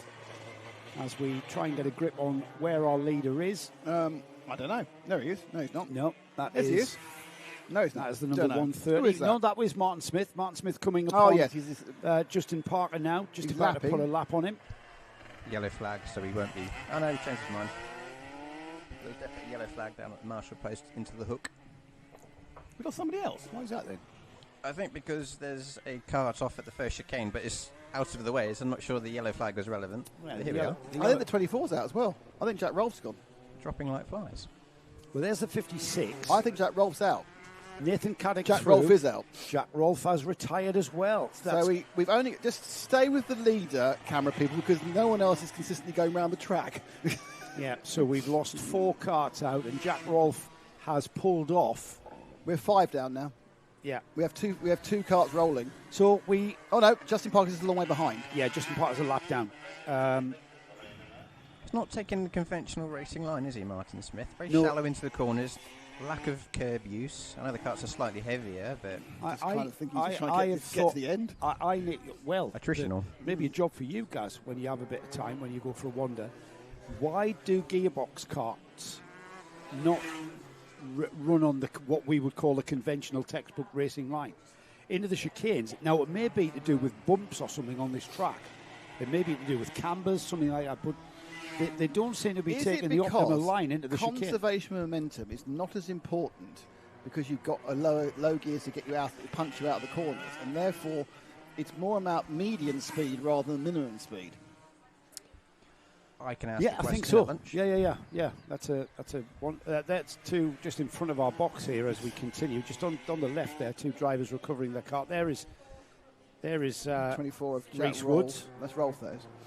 Oh, that's number 24, isn't it? Jack Rolfe. A race back to the pit lane. This is the last lap, by the way. This is a win. A win by any means is a win, and it's a win by Martin Smith. He's won by half a minute, and that is the value of keeping going. Yeah. Monaco 96 springs to mind. I don't know if you're aware of this, guys. I know you were listening on the road in here, but Yes, the gearbox carters went to the organisers and said, can they reduce their heats to 7 minutes? Because of the concern the heat was going to affect the running of these engines. Well, it is having a bit of an effect, isn't it, the extreme temperatures. The problem is, it is only midday. And the height of the heat isn't until 2 p.m. here in the UK. 3, yeah. But, that was a bad heat. They lost a lot of carts for a lot of different reasons. So we're about to see the Minimax 950s out. Before I do, let us know your favourite cake. Oh, yes. Now, Claudia's going to kick this off here. Claudia, your favourite cake was? Red Velvet. Red Velvet. I think that's a great start. I just want to say hello to Rundle Racing. I think that's a great... Becky, your favourite cake? Oh, she doesn't like cake. What do you mean you don't like cake? Is there something wrong with you? Oh, well, cheesecake. That's a cake. Yeah, cheesecake. Any particular flavour? Banoffee. Oh, that's really decadent, isn't it? That's a pie. No, it's a cake. In this case, it's a cake. From Iceland. That's a long way to come. I love cheap cakes. I am. They're the best. You know what my favourite is? No. It's a massively heavy fruit cake, like the cake, Oh, the cake we've inside Christmas cake without the icing and the marzipan. There's the cake with cheese. Very mature cheddar. Oh, very mature cheddar. With the crystals. How about a truffle-infused brie? No, it'd be awful cake. That'd be disgusting. I can't believe I'm from the northeast sometimes coming up with stuff like that. Truffle-infused brie, my favourite cheese. You're the only northeast race sponsored by a bookshop, that's for sure. Yeah, I was. Everybody else would be a bookie. Yeah. Paul, our producer today, your favourite cake, Paul? Jamaican ginger cake. Oh, you get a little bar of those, don't you? Yes, absolutely. That's quite cheap cake. I was always a fan. Did Gaz say what? Not yet. Not yet. I was always a fan in the mainly the 80s of a Black Forest Gatto. Well, do you have a prawn cocktail and a steak as well? Yes. That was always the meal, wasn't it?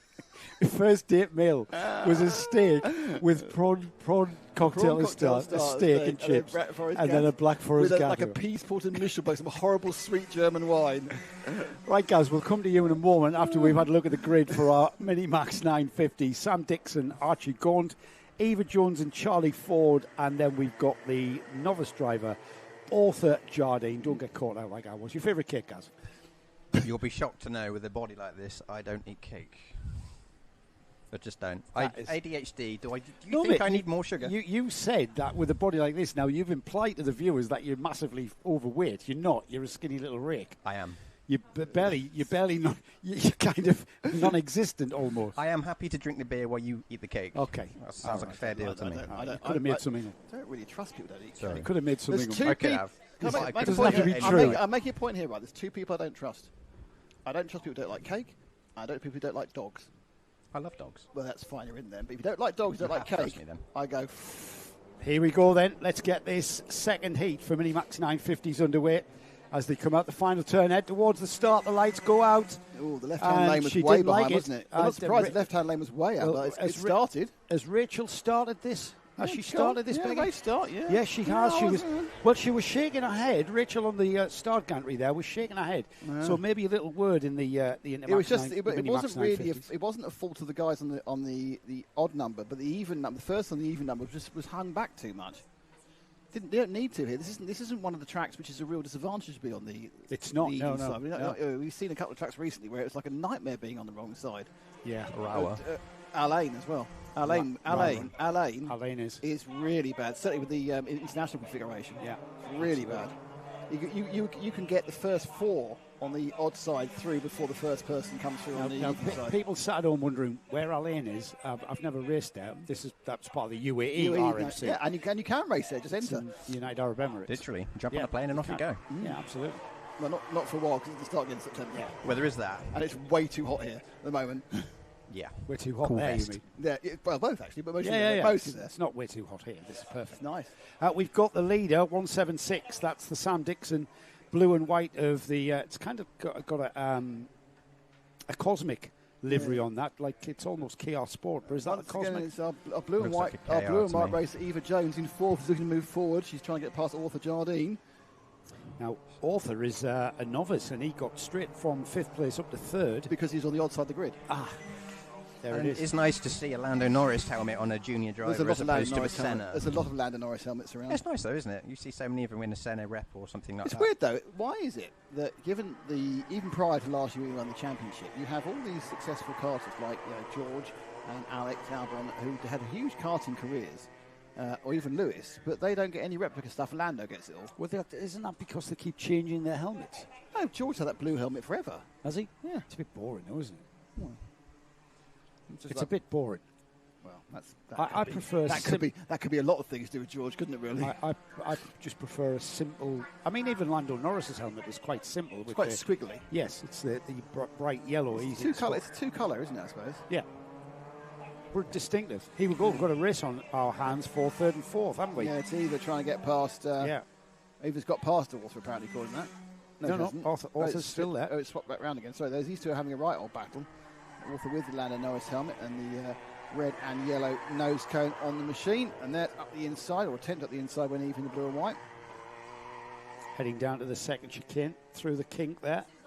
You've raced here, Gaz, haven't you? I have. Now it's a little bit different to when I raced here, and it probably is the same for you. They've made the curbs shallower, haven't they, through the chicanes? A lot shallower. They used to almost be step curbs, like on the road. You just couldn't touch them. You just couldn't go anywhere near them. Yeah, the exit of the second chicane was basically a wall. I've seen people bend axles when you've come in sideways because you've got it wrong, and it's a lot more sanitised. Were you running with Armed Forces karting? Say again? Were you running with Armed Forces karting? Is that what your karting? Yeah, back then I was, yeah. And did a couple of NKC when it first took on rotax in 2018, I think. Before us, it Didn't exist. True. 2022. KLTV. 2022 is when the NKC really started. Absolutely. Kicked off with an excellent O-plate, and then after that's been brilliant. And it's our next major karting event in 2 weeks' time from Wilton Mill. We have they already have 170 entries, so it's going to be a big one. And it's the O-plate as well. Yeah, I was just going to say it features an O-plate this weekend. Harrison Crook coming back in 177s. It's going to be a big one. Hopefully we get this sort of weather, but you can't guarantee. That's one thing you certainly can't guarantee. It's a big week for Joe and I because we actually we do Wilton Mill event. We drive from Wilton Mill back to here, literally to Lincolnshire, and then about 8 o'clock the following morning we then drive down to Le Mans.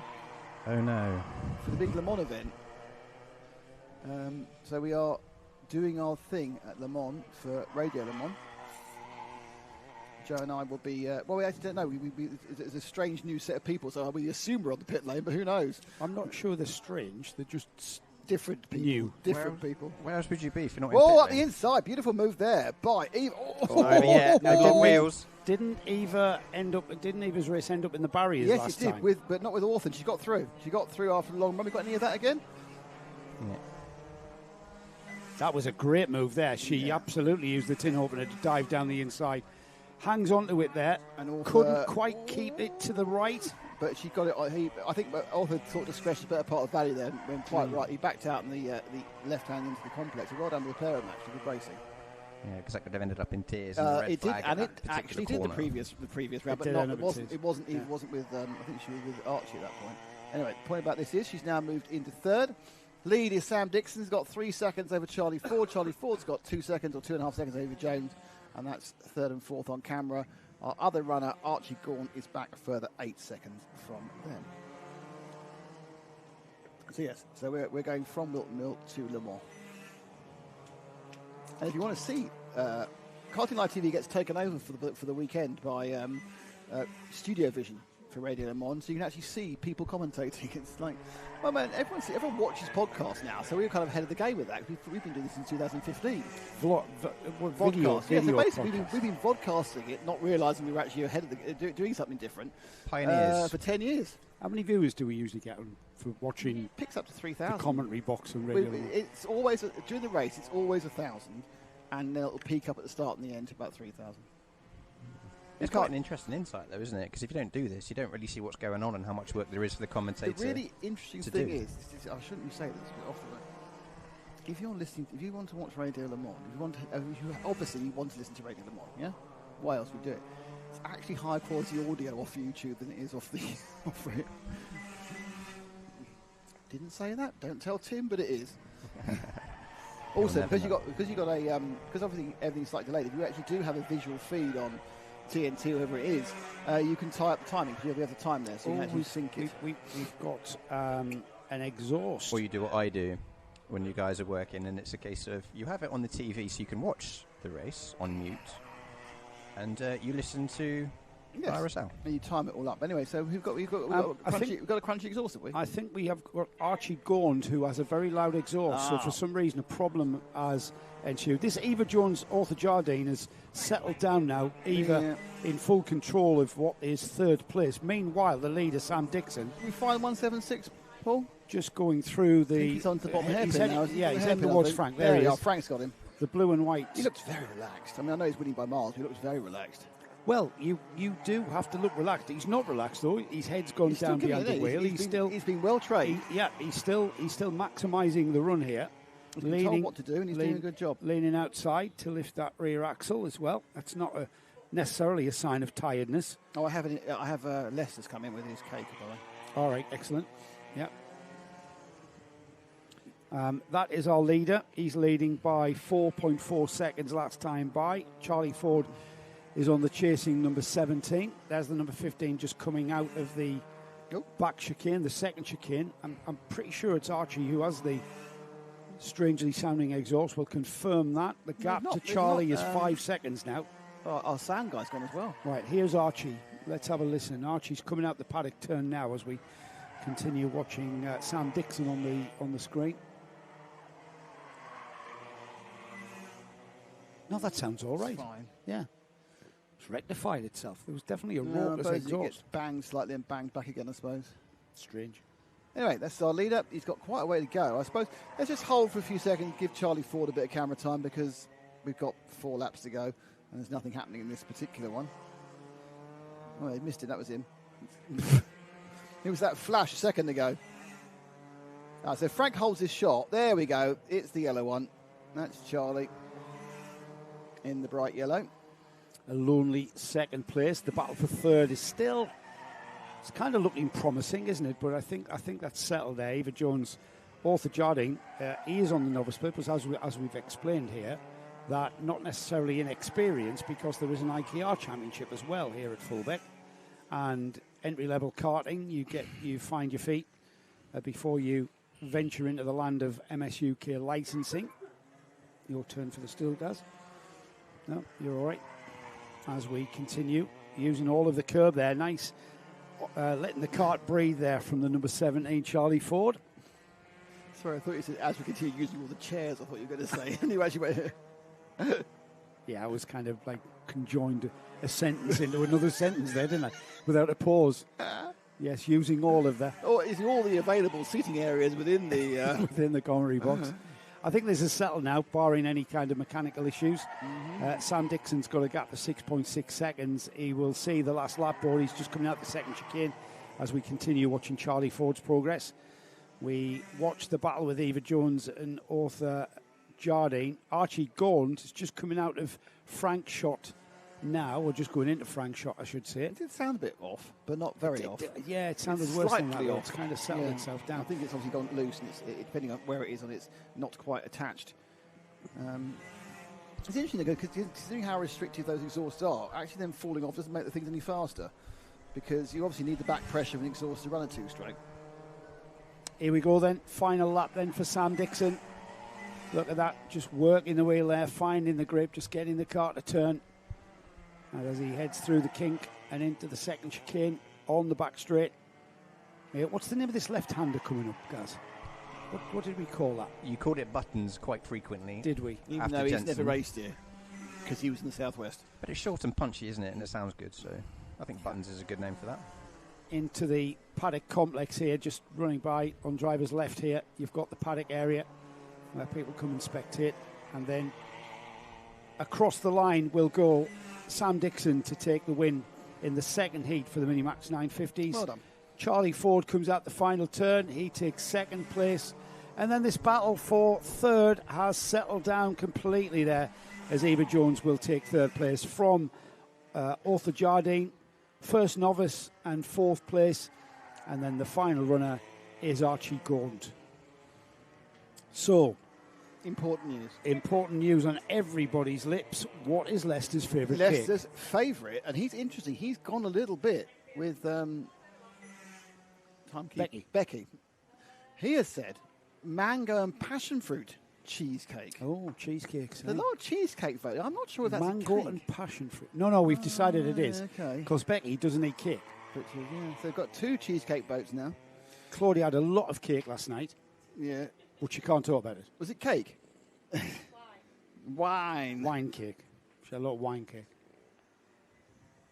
You ever been out on a night out in Lincoln, Gaz? More than I'd like to admit in the days of the Air Force. And there's plenty of stories that I can't share. Good times, though. Remember we went to Lincoln Cathedral to celebrate the end of the Afghan tours. That's and all a bit that. rock and roll, mate. Visiting a cathedral, what do you do? Sort of standing there only number ones on a hot day was not pleasant. Light a candle? Yeah, more than one candle. Celebrate? Yeah. Or the 573 people that passed because of the war. And now you make me feel awful. Well, you know. That's not a night. That's not a night out in Lincoln, mate. That's a memorial parade. It was night out in Lincoln. It was quite something. Right, Bambino's next. We've got Might Ease and one Coma Engines. I went to a jazz cafe. Nick, we're talking about karting now. You'll have to come into the next break to talk about a jazz cafe. Your timing's rubbish. There's the Bambinos out on track. 4 Might Ease. Anyway, so I was at the jazz cafe and... It's all getting out of control. It's going to be a standing start for these. So we're just waiting for the dad's race to it's too hot, I think they're ensue. Where's Ash's camera? Oh, there we go. Come on, Ash, who we need. There we go. Oh, look at them go. Oh, yeah, that's a nice little steady jog. The larger guy in the middle, he won last round. It was just Did he really? Yeah, he was a month ago. It was just 2 of them. And yes. He was absolutely. Oh, no, he's going to skip. Here we go. We have oxygen and a defibrillator on the start-finish straight, just in case. So the question is, obviously, who's got the yellow high-vis? Because obviously yellow high-vis are frowned upon at kart tracks. They are. Too much like a yellow flag. So there are 5 supporters / parents / guardians waiting for their young karters to turn up. I've often said at kart tracks, kart clubs should make this a competition. We should actually have this as a race.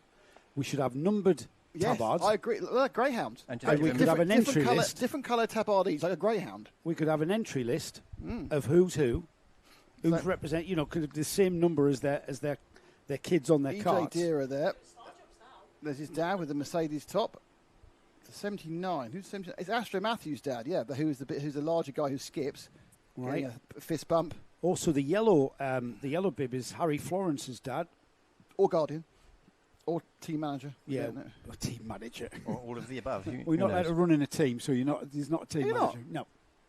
Bambino's not allowed teams. I'm liking the colour scheme on EJ. There is 26 machine. Very Lewis It's Hamilton. great, isn't it? It's very Lewis Hamilton. Yeah. Absolutely right. Yeah. It's very. I've just realised it's Lewis Hamilton helmet all the way through, isn't it? It's like reimagination. The purple Here we and yellow. go. They get the start. And they're off. And the Coma is slower off the line. That's 77 of Lewis Ainsley. Coma?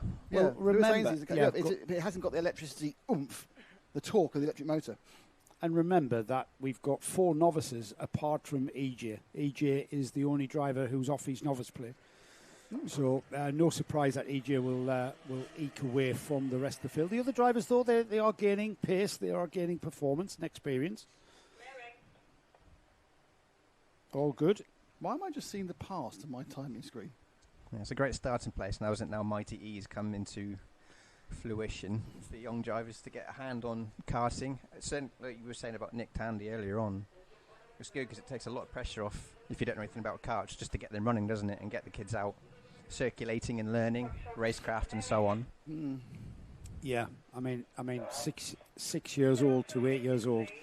So 6 and 7, basically, are the ages of these drivers. And there's EJ, and he's easily moving away from the rest of the field. It's Watkins in second, Matthews in third. Florence was in fourth, but he's under pressure from Ainsley in the Coma. So Astro Matthews is leading the Mighty Club Championship. Yep, he was here last month. He's got the green helmet in third place. We have got a Bambino Championship as well. You streak up the first corner. There's EJ. There it is. Cole Evans, who's not here. Looks like Ainsley's got past Florence, so the Coma machine up into fourth. Yeah, that happened on the start line last time round. Be interesting to see how the Coma compares, because we don't see this anymore, do we? Coma's being retired this year permanently. Well, the Coma and the Mighty when they were running two separately, but they were very similar speeds. Really, but they weren't running together. They were running two separate heats, but the lap times were very similar. Off the back. The Army one which was sort of briefly homologated and then appears to be completely forgotten about. That's quicker, isn't it, Joe? The Army Bambino is quicker. Yes, isn't it? yeah, and possibly too quick. MSUK deemed that to be too quick for this age group. They are really rapid. You see them when you see them on the same track, and we sometimes see that at a test day. They're on the same track as the Comas, massively quicker. Do need just for our camera team. I don't have a favourite cake from Ash or from Frank, which is a bit of a problem. As that's part of being part of the team, is you have to volunteer your favourite cake. So that's what's coming next. So EJ in the Lewis Hamilton tribute outfit, we've decided. Quite a good. And if you interview me after me saying that the people weren't following anyone apart from Lando, he's proven us immediately wrong. He has. It's great though, isn't it? Because given the fact that he is probably 7 years old and therefore missed about 5 or 6 of Lewis's championships before he was even born. All of them. Do you think that's Dad's influence? Well, what I mean, like when you've got Dad's got a Mercedes T-shirt. Do you think it's like when we have the a Canon Williams replica? That's obviously the 7-year-old child, who wants to have that. Or look, I've got my Ayrton Senna helmet from the 6-year-old. You know, there was somebody had the Senna JPS, which is mid-80s. No, there's a couple of 5, 6 years old. Not not allowed to say JPS as well. You say JPS, I think. Just can't say what it is. Can't say what JPS is. You can't throw it out to width anymore. It's interesting, actually, because, I mean, that's a good point. I'm not going to get into that. But, yeah, so it's quite fun, actually. The dads do give us some pretty good liveries. It's weird, though. It's very much Bambino. So once they get into anything above that, they start getting a bit corporate. And they want to have the Coles livery or because they're in teams now, you know. Yeah. Which is great, isn't it, for experience of these young kids? Frank's gone for cheesecake as well. Who has? Frank. Already? No, I'm just saying there's 3 votes for cheesecake, which I don't think is a cake. It's shocking. I'm indifferent.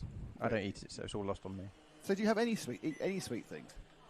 Not really. Fruit mainly. It's perhaps be rude then. I'm just boring. I can't help that. You are a bit, yeah. Well, I wouldn't say that actually. I know, knowing you as I do, I wouldn't say that at all. No, fair. No, So- I can't have it, so I don't. Is the 15, and that is the 15, 16. Sorry, that is Archie Watkins in second place. Oh, he's got himself a coffee. Apparently, we're not important enough. Yes, please. Thank you. Oh, do you think people tune in for our domestics or not? I think if people do, it adds to the show, doesn't it? It does something. It's all good. It does something to the show. Yeah. We'll let the viewers decide what that is. As Ian McCarthy says, you don't get favourite cake segments over on Sky F1, I'll tell you that much. And he's right. They really don't. They're very frightened. I mean, obviously now that Joe is on Sky F1, perhaps they will. I don't know. One-time hit wonder. Well, perhaps if Max is there next year, might get a second year. I think Max will be a returnee quite frequently. You seem to enjoy. I'm surprised he's doing GT3, but I suppose there's no room in a hypercar for him because that's where I'd expect him to go. It's too difficult. Hypercar. He's owning and running the cars himself. He can't buy a hypercar, not a competitive one. Yeah, that's true.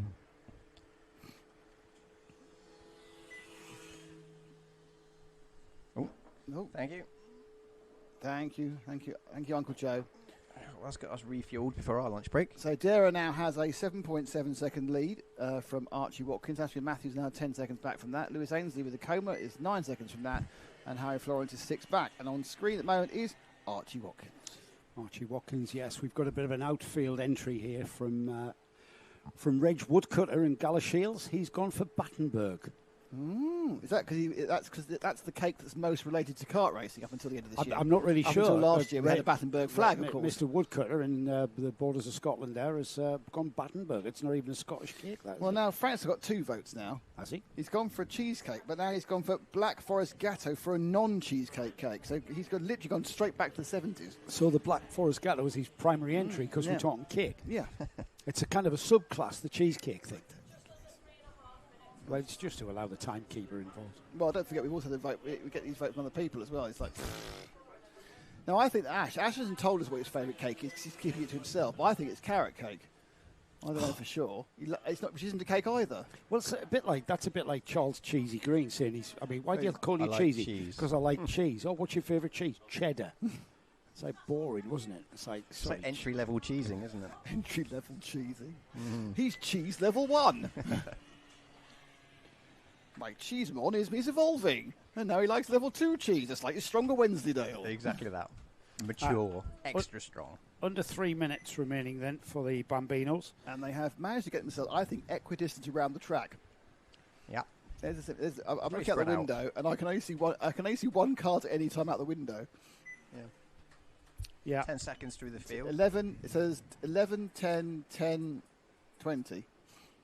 But it's a very, in fairness to EJ Dira, who has made this look remarkably simple. He is going very, very well indeed. He's lapping some 1.5 seconds faster than he has absolutely Watkins. got this mighty cadet, mighty Kart, really wound up and going well. Did he race anywhere else, let me know? He's got such a nice livery.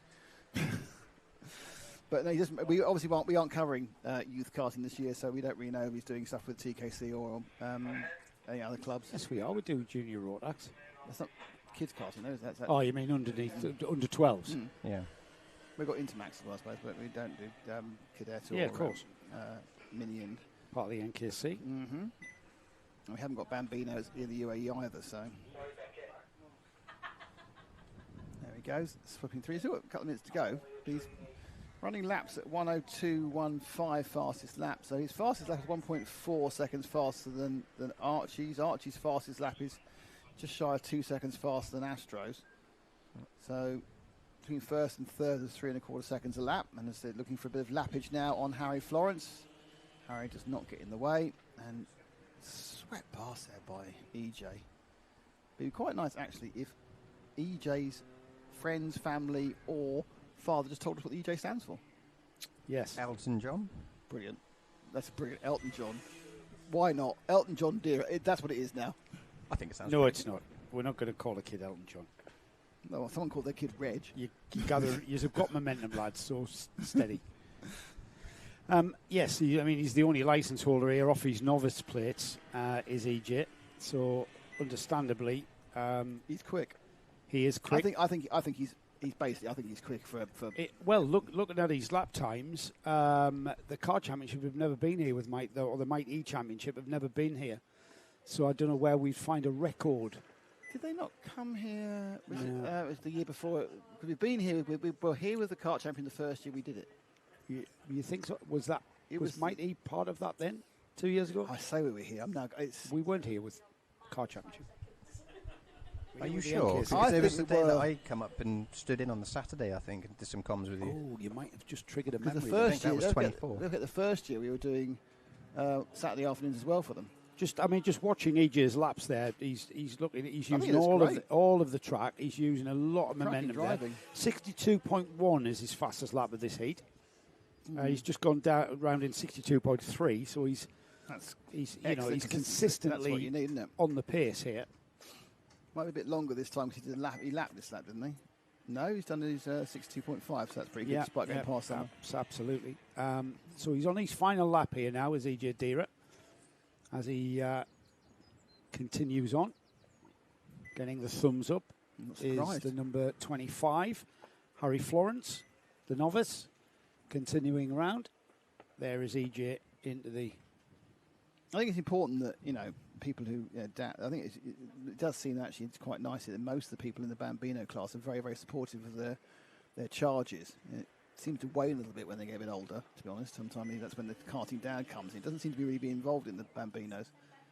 And the thing to remember is if you have got a child who's starting in Bambinos, don't worry if they're slow initially, because the speed increase over the first few months is remarkable. They just suddenly get it and they just go. Essentially, we've got we see that with some of the younger people at the UAE Championship now. They were off the pace and suddenly they are completely ready to go. So what we got 3 months later, I think that's with Fullbeck being. Where's that from?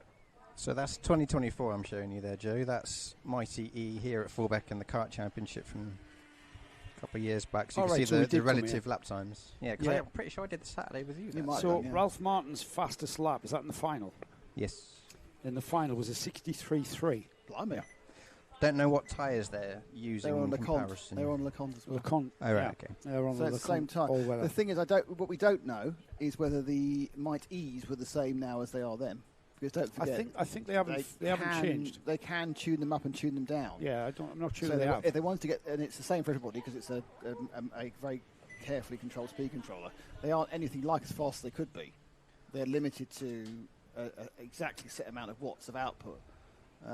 They've probably got to be twice as fast. So the final result, EJ Dira from Archie Watkins, from Astro Matthews, Lewis Ainsley with the coma. He's the only coma and he wins coma. And Harry Florence comes in 5th but 4th in class. Frank now seems to think that a cake is called a cheeseburger and chips. I don't know how that works. He's so American. Ash has taken the... Is Ash taking the orders, is he? Yes. Ah, okay.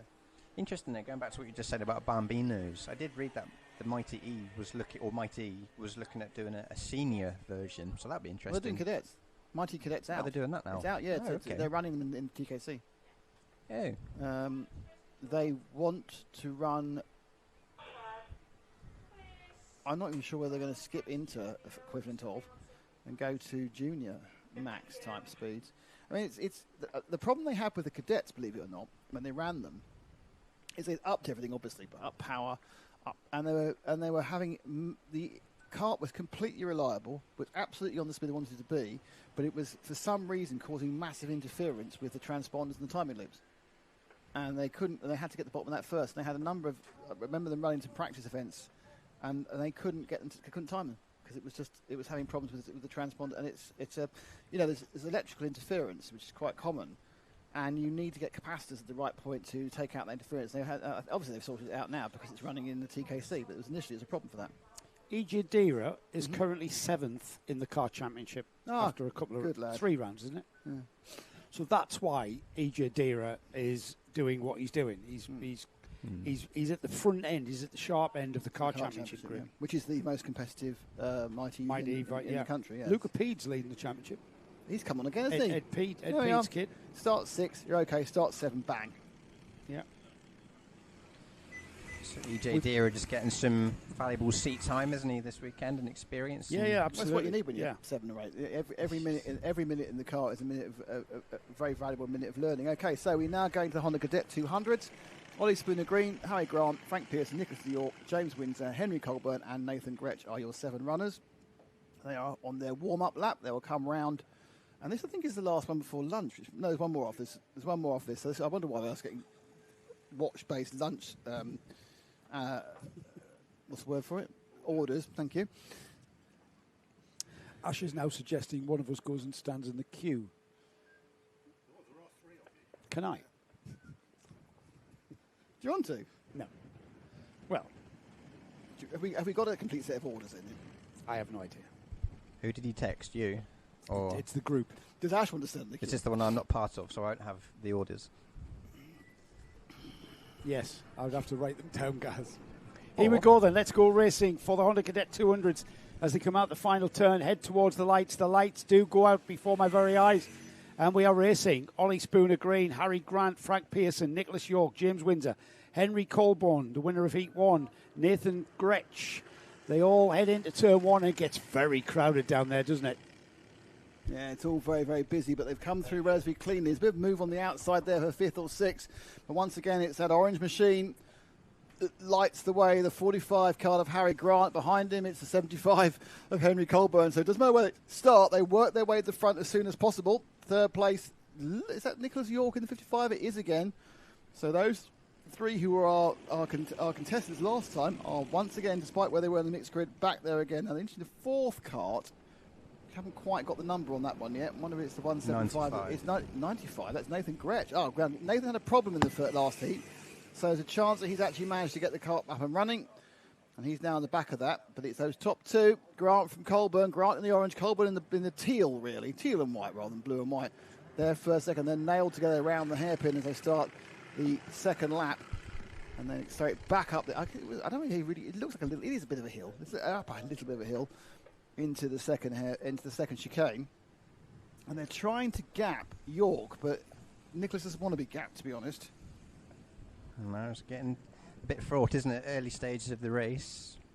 It's going to keep the chasing pack involved. Will they squabble it and try and sort themselves out? That's just in case, Nick. Great battle list. This was a great battle in Heat 1 as well. Harry Grant currently leading the championship after 2 rounds of the Fullbeck Club Championship. But once again, we're seeing a 4-kart train developing at the front end of this field into the first chicane for lap 3. Just starting on lap 3, and it's Grant, Colborne, York and Gretsch.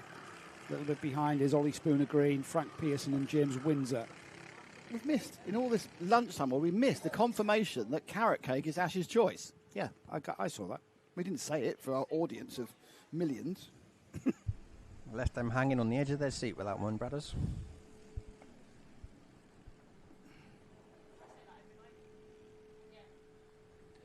Yeah, I'll put my order in now.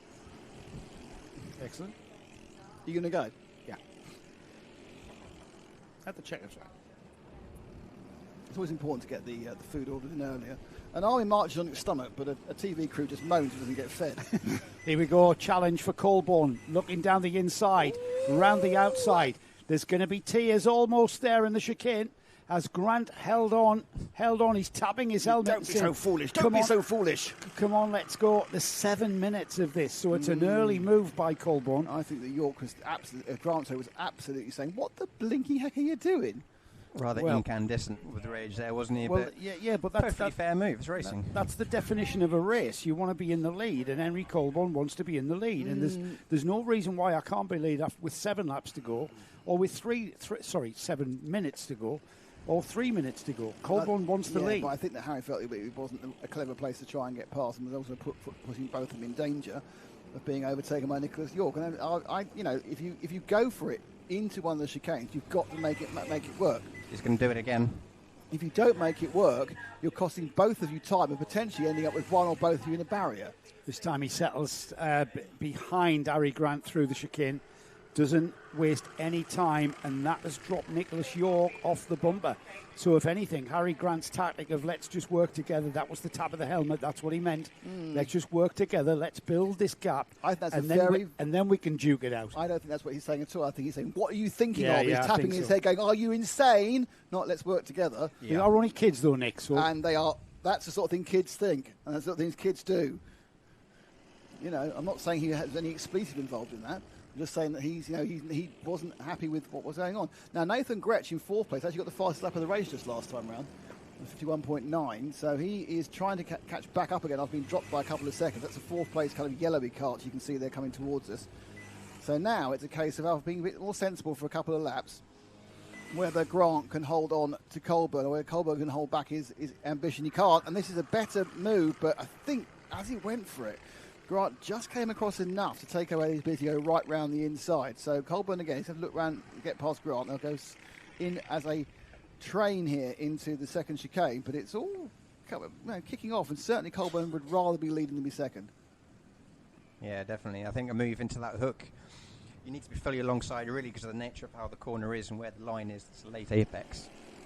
So unless you're alongside fully, that move is not really going to pay off. Colburn waited until the final stages though last time, didn't he, in this heat, in the first heat that is.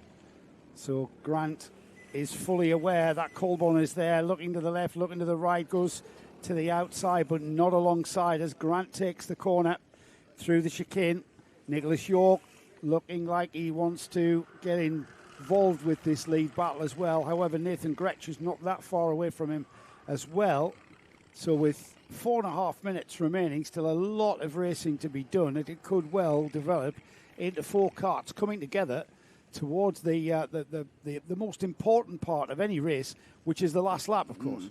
Yeah, it's leading on the last lap. There's no point if you don't lead it on as you go over the checkered flag. Colburn, now, we have a little bit to think about. That'd been cheeky, wouldn't it? Go up the inside there. Wouldn't have the momentum to do it.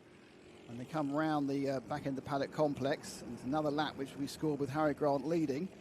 Now, they have really sort of managed to break York at this point, as that gap has moved out to 0.8 of a second. York, is he falling into the clutches of Grinch? No, they did the same time. It was 100 of a second each way that time. It looked like he was, but then the pair of them looked like they were going to latch onto the rear bumper of Colburn, but they're not.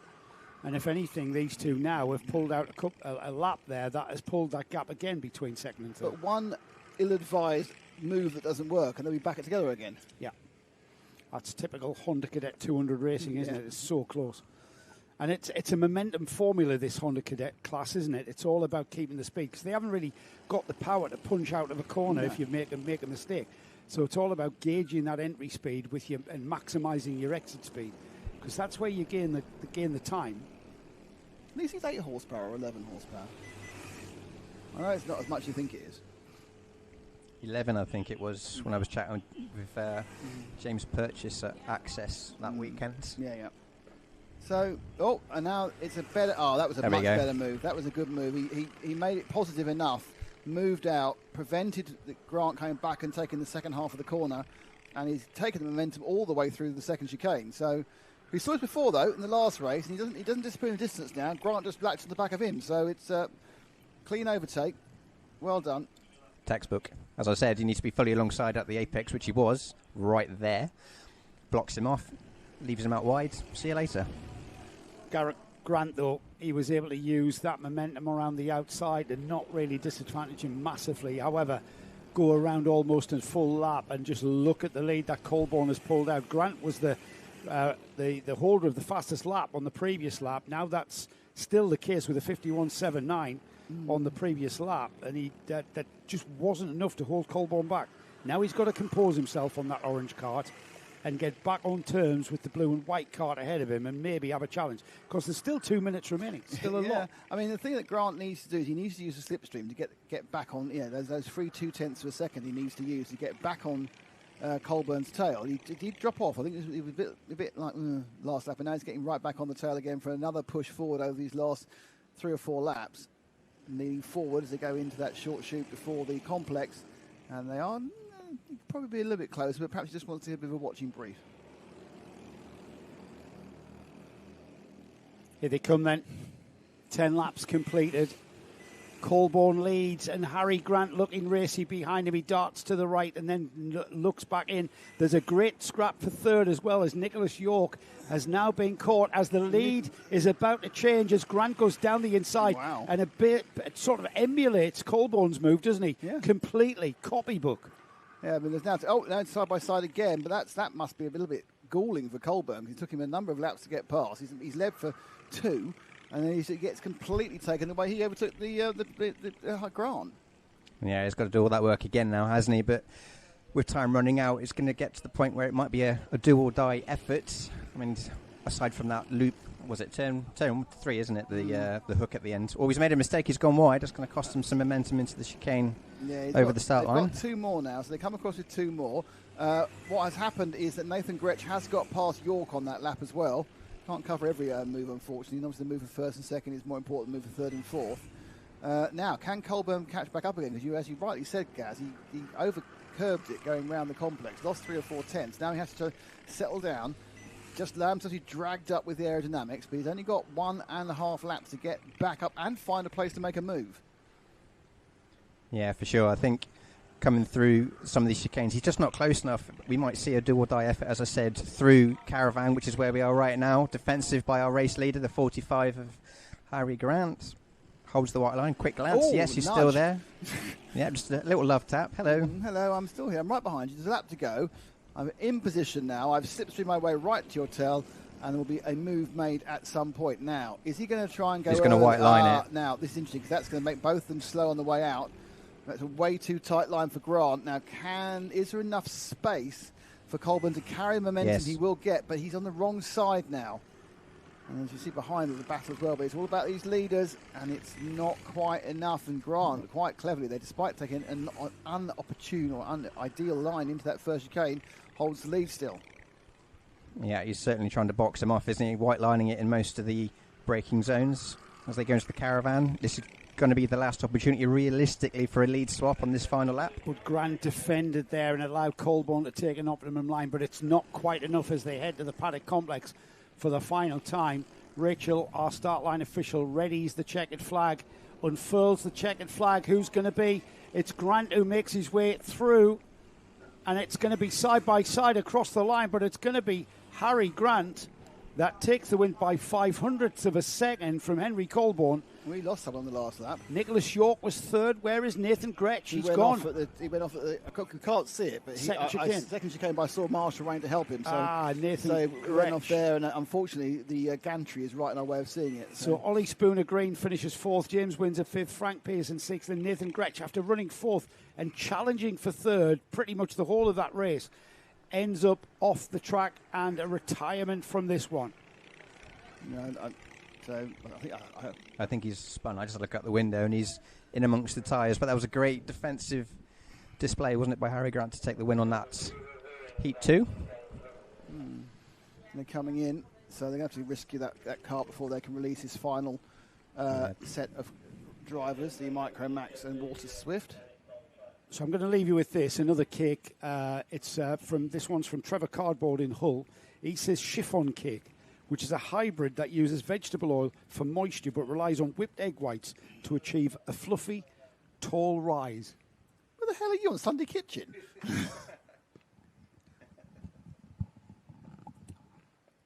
Blimey, it's getting very advanced now.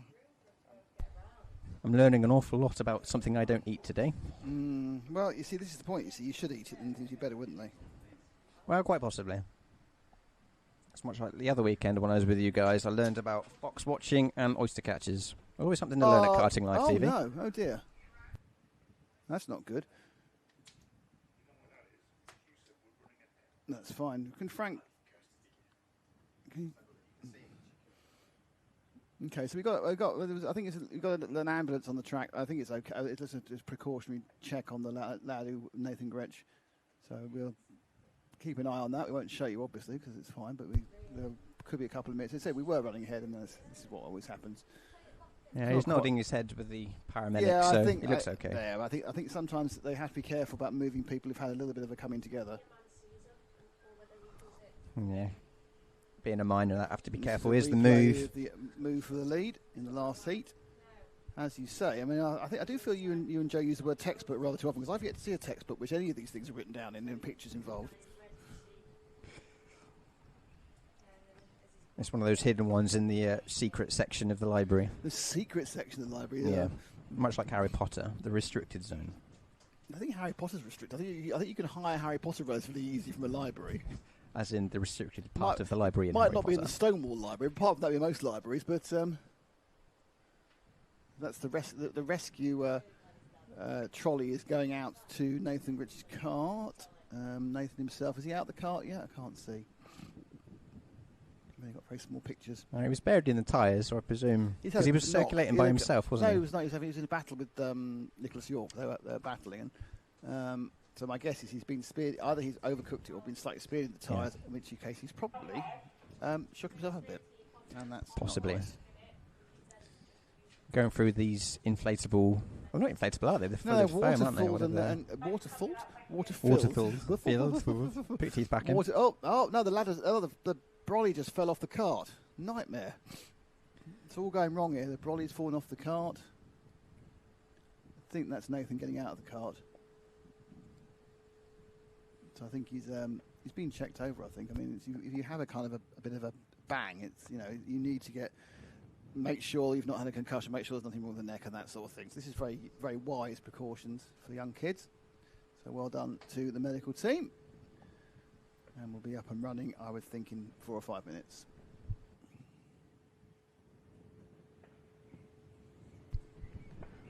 I love some of the colour schemes they have on these carts and helmets now.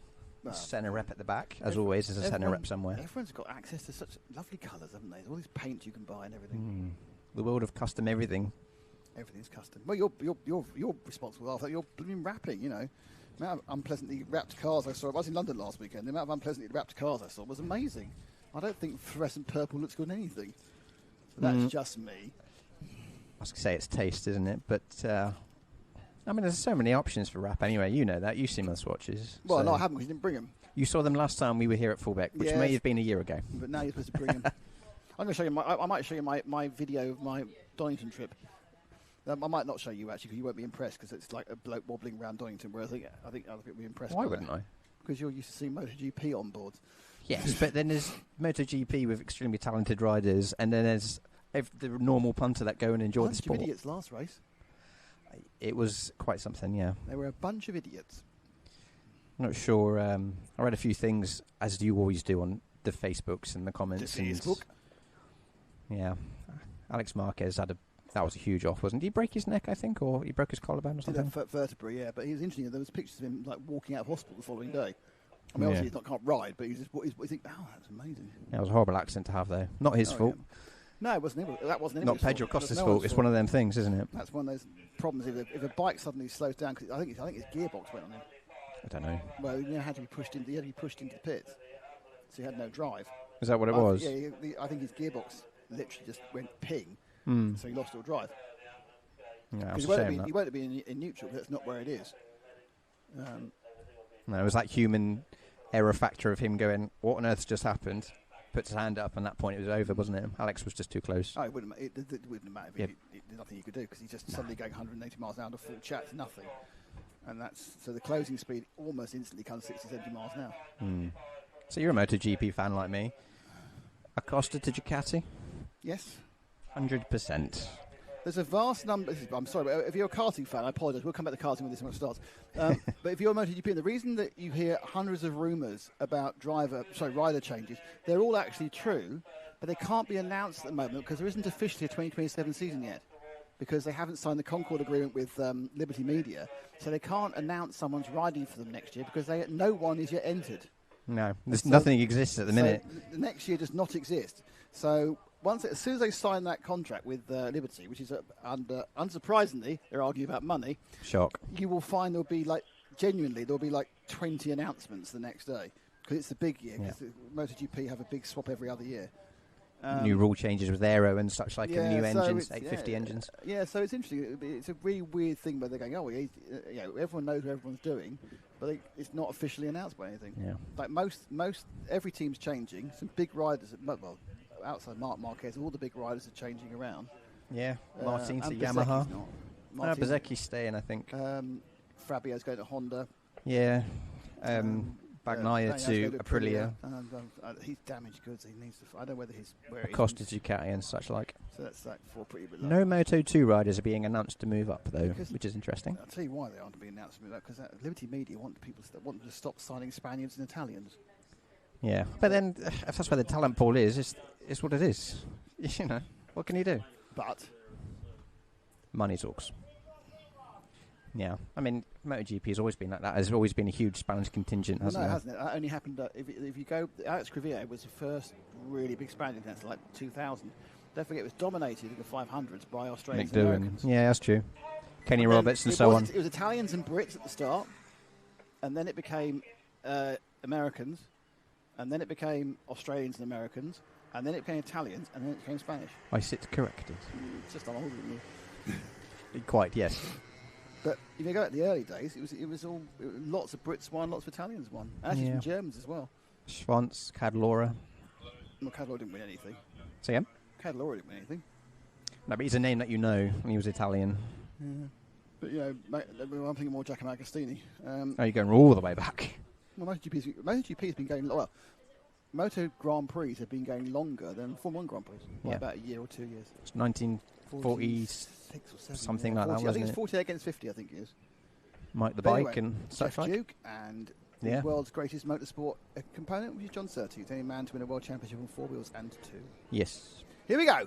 Tommy Delaney, Alfie Henry, Alfie Ward, Malachi O'Neill, not Malachi, and Charlie Kitchen. Charlie Kitchen's on a different cart, I believe. But we have 4 Micromax and 1 Water Swift, and they come barreling down to the hairpin. Everyone's happy with that start.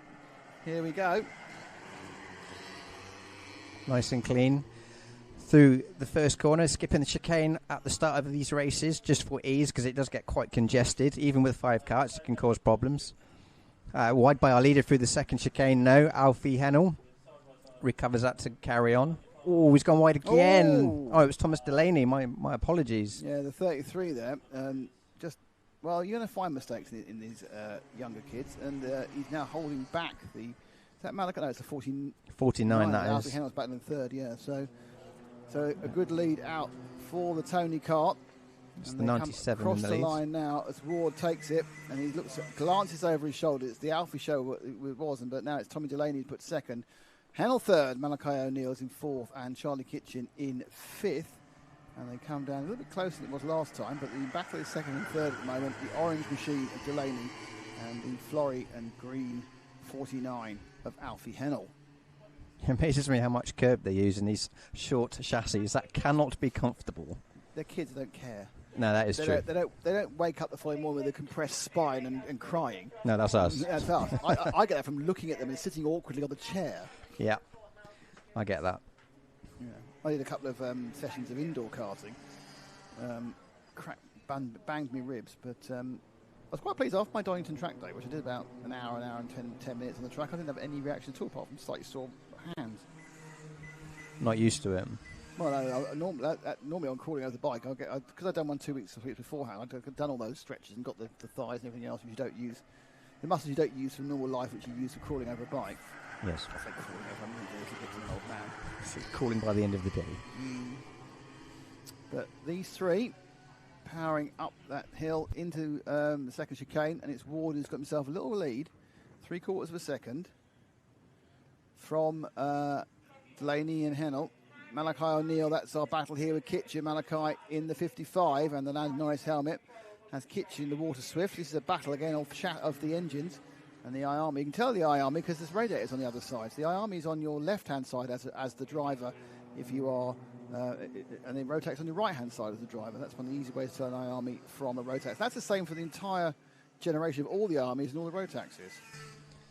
Yeah, Charlie Kitchen using all the road he's paid for this weekend through that last little paddock. Paid for it.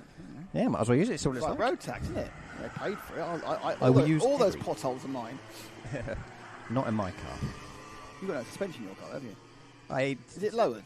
It's lowered. Is it stiffened? Yeah, it's on coilover, so it's set up properly. But it's speed bumps and me are not friends. No, how much as you're going to find going through France and Italy in the summer won't be your friend either. That's for different reasons. That's for the air conditioning reasons. Side by side glance over the shoulder there from Alfie, but Tommy doesn't make a move. And Delaney follows him round the complex, and they then sweep for the fast left-hander onto the main straight. As you can see, you could throw a blanket over the two of them. They couldn't see where they were going if you did, but you could do it. Yeah, thinks better of it, making a move into the first chicane this time.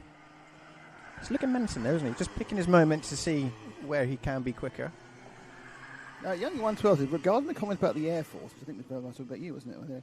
My son is driver coaching for Florence Walkington today in juniors. He's sponsored by them and races for RAF Bryce Norton, the Armed Forces karting champs. So he was at Clay Pigeon yesterday then. Yeah. It was round 2 for the Armed Forces. I do all the graphics and all the promotion bits for the championship. As a bit of a legacy thing back in my day for when I used to race. So were you in the Armed Force when you were racing, or did you race after you left? No, I was racing when I was serving still. It's a 4-day weekend, so you make the most of it. Especially when you're in my old job, when I was based on a squadron, you were away a lot, so you take what you can get to enjoy some sort of normal life. Good life. So do they run rotax, or they're running sort of like... It's called Premier, so you can run anything that's a senior engine. So you can run X30s. We had X30s in it last year. I think it was 1. But for the most part, you kind of run the rotax because parts are readily available in the paddock. You know, you've got 8, 9, 10 karts. If you're the only one on an X30 and something goes wrong... Yes, that's a very good point about people saying, what should I do, what should I go, what class I do? And it's always go to your local club, find out what's popular there, and run that. Because yeah, for sure. People will be there to give you advice, and people will be there to say what you're doing wrong, and people there will have that bit which you've pinged off by accident during practice on Sunday morning. I think our lead and pair has become a trio. What do you think, Nick? It looks like it, yeah. It looks like Alfie Hennell has really joined up. I mean, Hennell was quite quick in the first heat. He got dropped early on, but the three of them now putting on a show. In this, they're all micromaxes. It's Charlie Kitchen who's the only person in the Water Swift, and he's running first in class and fourth.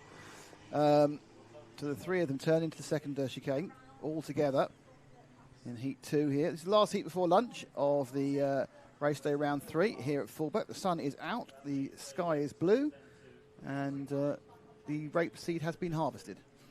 So Alfie Helen in third, who's closest gap in, fastest lap of the race, but he's got a warning on timing. Visor. What is a visor warning? I assume it's open. You must have had it open. There's a bit of air in. Oh, yeah, perhaps. And you're not supposed to have it open. It needs to be shut tight. It's something you do. You know, you're a bit hot. You can just latch it lightly, and it doesn't affect your vision. It gets a bit of air in, but of course it's not how it should be, because it's dangerous. It's lightly open. If you have an accident, you get ripped off. Yeah, the type of thing. It needs to be locked shut. Type of thing you used to see in the rain a lot, wasn't it? Before the modern technology of visors misting and such like. Yeah. Pin locks and that sort of thing. So second and third now, for first and second, really having a battle. Tommy Delaney positioned his kart like he was going to do something, and then kind of didn't really. And then the net effect was that Helen, who'd been dropping off, got a couple of tenths close again through Caravan Corner. We've got 3 minutes 25 to go. These longer heats mean there's a lot of development during the course of the event. And looking left, looking right. But as they go through the complex, the two blue helmeted leader and the blue helmeted with the orange bottom. So there's obviously a lot of blue paint knocking about in the helmet painters this week. Popular colour, isn't it? It is a popular colour, yeah. Not quite George Russell. It's interesting because these kids, obviously, their heads are growing, so they're going to need helmets every couple of years. And getting them painted is expensive. I think I would probably spend the money on karts, don't know you. To be fair, though, our race leader, Alfie Ward's, the belt lid that he's wearing, you can buy them in colour anyway. Yeah. There's lots of different colours, blue, orange and such like that. It's just a thing. I've only had one helmet painted for myself, and that was many, many, many years ago. Did you fall off a bike or did you fall off a cart? Oh, no, it was a motor I had at the time. I had a period where I used to buy an awful lot of stupid stuff. That's called being younger with adult money. Being young with adult money and no responsibility at all. But so then I got my helmet painted the same way. I've still got that helmet. It's obviously desperately out of age and you can't wear it, but it was quite good. Memories there, isn't it? Absolutely. Those three now nailed together. Delaney looking for a line that will give him the pace to get past Ward, and he's decided to take a slightly... The thing is that the pinch point within that first chicane is the middle. Now he actually has got the drive. That was a... Oh, dear, I'm not really sure how to apportion blame for that one. But it's Hennell who's taken the lead, so it's third to first. Yeah, that was all started with a poor exit from the chicane by our race leader, 97. Gave the opportunity for Tommy Delaney to go down the inside. I would put that as a racing incident. It's because of the nature of the corner. It's a late apex more often than not. But he turned in on a kart that was already quite heavily alongside him. But the big winner out of that was Hennel, who takes the lead. Yeah.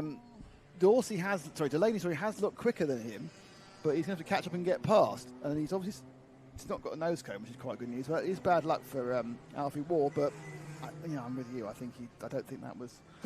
Whilst the way he'll see it is, I've been taken out. I think you kind of say, no, that's racing instant. It wasn't. It was. The move was there. He probably needs to give it more space. Yeah. But we're not the stewards, so nothing we say counts for anything. And that all started, as I say, from Alfie Ward using an awful lot of curb on the exit of the first chicane and compromising his exit. As we see the resident pheasant. Is he back? That's quite a mouthful. Yeah, it is. I missed him. Where is he? It's just on the right-hand side here. Oh, I can see it now. Yep. There is some pheasant action again. Now, hopefully he'll disappear off. Because we don't want to run over a pheasant because it'll make a mess. Also, you don't want to hit a pheasant because they're still a couple of kilos, those birds. Yeah, you'll notice it. It's obviously absolutely fine for a game pie, not for a racing incident. Right, now, has Delaney managed to... Oh, he's lost some time, so now he's in the lead. Hennel's managed to gap, because Hennel was being dropped earlier, Gaz, wasn't he, by the top two, by the Ward and Delaney. But now, suddenly, he was being dropped, but Delaney's really got back on the tail again, going around the bottom corner. Yeah, quick look over the shoulder, a little bit of a mistake. As they go 2 by 2 into the chicane, he's going to get around the outside. That'd be a brave move if he does. There's contact. He's in the wall. Has he got away with that? I think he has. His karts are quite robust. That was quite an unwise move. But let's see it again. Let's see. No, he was alongside. It's a difficult move. Getting around the outside there is very brave, and you need an awful lot of help from your competitor, which he didn't get, I'd say. But there's no reason to give a hand, to be honest. I mean, you're on the inside, it's your line, isn't it? So now, with everyone else slowly disappearing behind him, it's Hennel who's leading this as we start we've got a lap and a half to go. It's the last lap, sorry, it's the last lap. Yes, it's just we're a bit slow on the time in there. What we got warning, that's a visor warning, mechanical flag. Oh, Hennel's got a mechanical flag now. Yeah, I can't see anything wrong with the kart, unless there's a bumper loose. For Hennel, or a chain guard or something like that. No, we don't want the 33, we want our leader, number 49. Let's get our leader, he's got a mechanical flag. Let's see if we can get close up and see what it might be. It's the visor. Oh, they're doing him for the visor. And they want him in for the visor. Apparently it's open. There's something wrong with his visor. So the 49, he may well go across the line, and he's not pulled in for the last lap, but he will. That doesn't matter. He's got the mechanical. He will not keep this win. So there is something wrong with the visor. The scrutiny is, it's absolutely right. It's a total safety feature. You absolutely need to have that solidly down. A bad luck for Hennel, because that win won't count. Delaney comes in second. Ward comes in third. And then it's Kitchen. Malachi O'Neill is in fifth. And that is the end of the morning's action. We are quite ahead of schedule by 26 minutes. So I think we're going to be back about... We've got a restart time. 5-2. So we're going to come back at 5-2. So about 40 minutes for lunch. And... But we'll see you all very, very soon. So thank you very much and enjoy your lunch. We're back with you almost before we've gone away. And I must say one more. Thanks to Automated Analytics, thanks to Rolex, and thanks to SG Haulage.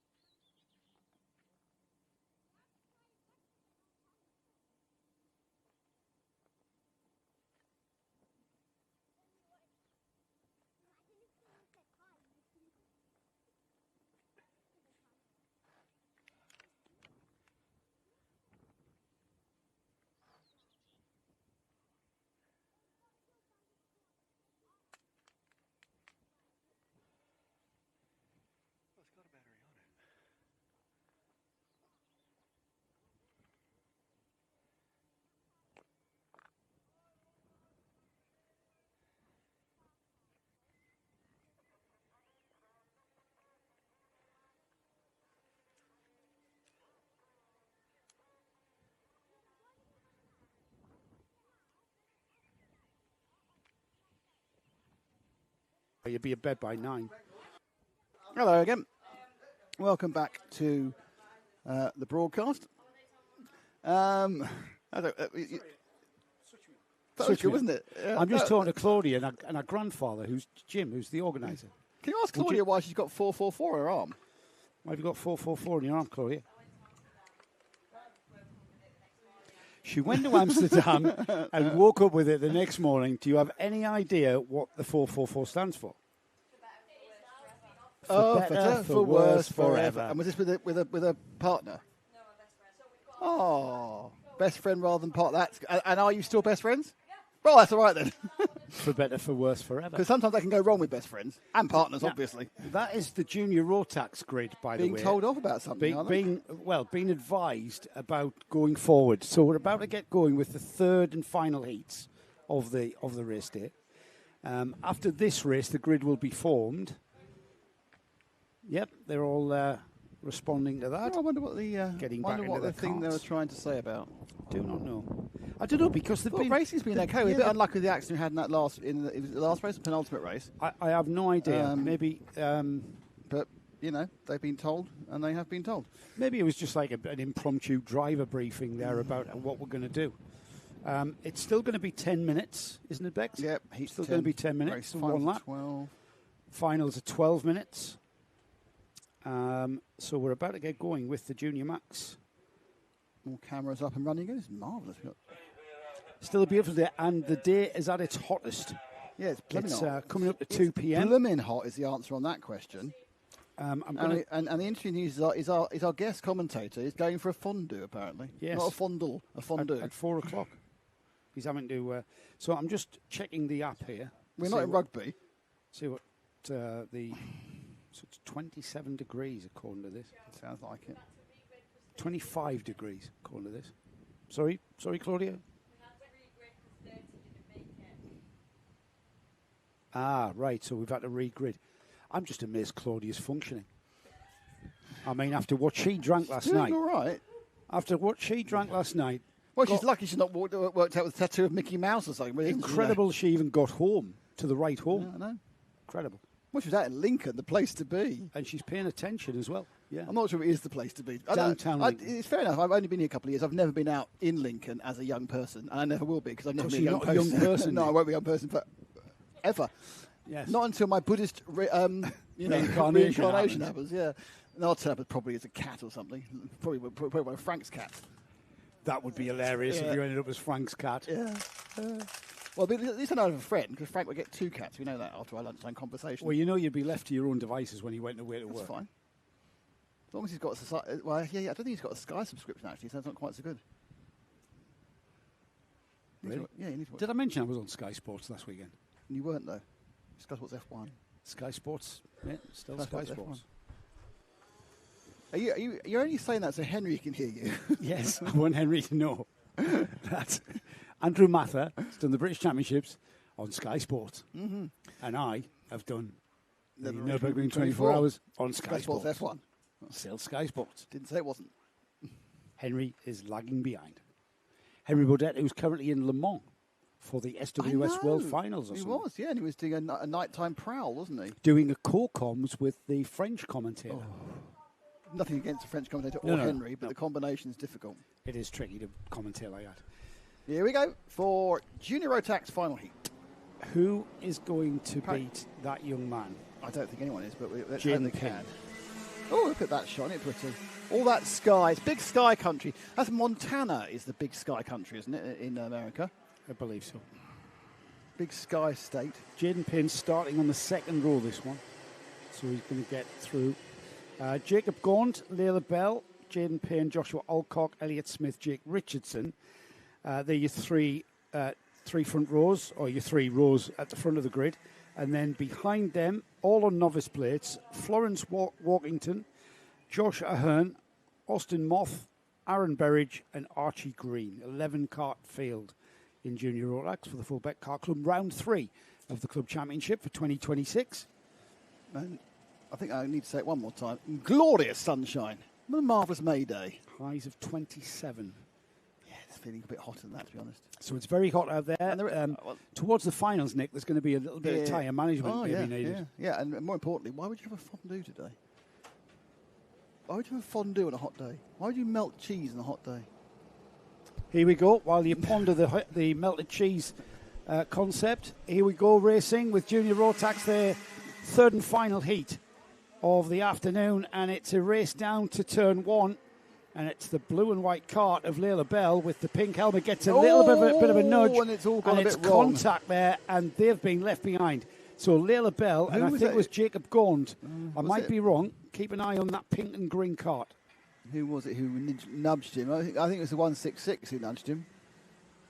Yeah, right, Gaunt, yeah. You got that again? The coming together there yeah, was Gaunt just tripped over. He ran out. It's not. He just ran out of road. It's fine. She came across and he just was in the space. It's the start line. Well, you say it's fine. The officials might take a different view on that, I'm afraid. The official verdict for me. Oh, guess it's in the lead. Yeah, Jaden Payne, I saw inheriting the lead from those two after they tripped over one another, and that's unfortunate for Layla. Layla was hoping to be on the podium here this weekend. It's back with the Tony cars in second and third. Yeah, it is. Elliot Smith and Berridge. Aaron Berridge on the novice plate. Florence Walkington up to 4th, and Austin Moth. So 3rd, 4th and 5th are all on novice plates. Remember, they've probably got... Oh, I'll move for second. And there's the number 22, Aaron Berridge, up to 2nd overall. Now, Aaron's been racing in the IKI. First person overtaken that corner all day. Is that right? Yeah. Many have shaped up and not done it. Two teammates, Layla Bell and Jake Richardson there in the midfield.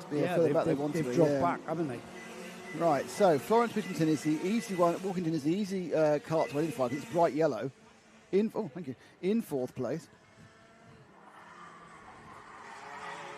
And it's down to 4, 5, 6. And then we've got the 58 of Austin Moth, then Richardson and Bell. Which do you expect to come through?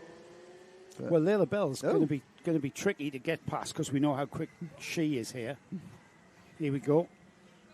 Through the yellow flag there for some reason. Yeah, not quite sure what that's for, but there's a through the left-hander. Austin Moth rotated in the second chicane. Yeah, chicane 2 there. Just I'm hearing clear up in chicane 2. Some people going across the grass there. Like clear up an aisle 2, is it? Jaden Payne across the line, 3 laps. Aaron Berridge, Elliot Smith, Florence Walkington, 4th. Drops the plough. Richardson's just got past Walkington as they came in. In fact, Walkington abandoned the corner when he went past her at the inside. So that's that 24 bright line. She has had she went through the chicane. She didn't gain anything, so she'll be fine. She actually lost. But she got spooked by Richardson going past her in the entry and then said, I'm not going to make the corner, which is fair enough. Didn't gain anything. In fact, Lila Bell's got past her as well now, so Bell and Richardson are now in 4th and 5th. Yeah, there's not a lot of grip offline. A little walk at lunchtime, and it's just so dirty off the one track line here. Lots of rubbish dotted around, stones and tyre rubber and whatnot.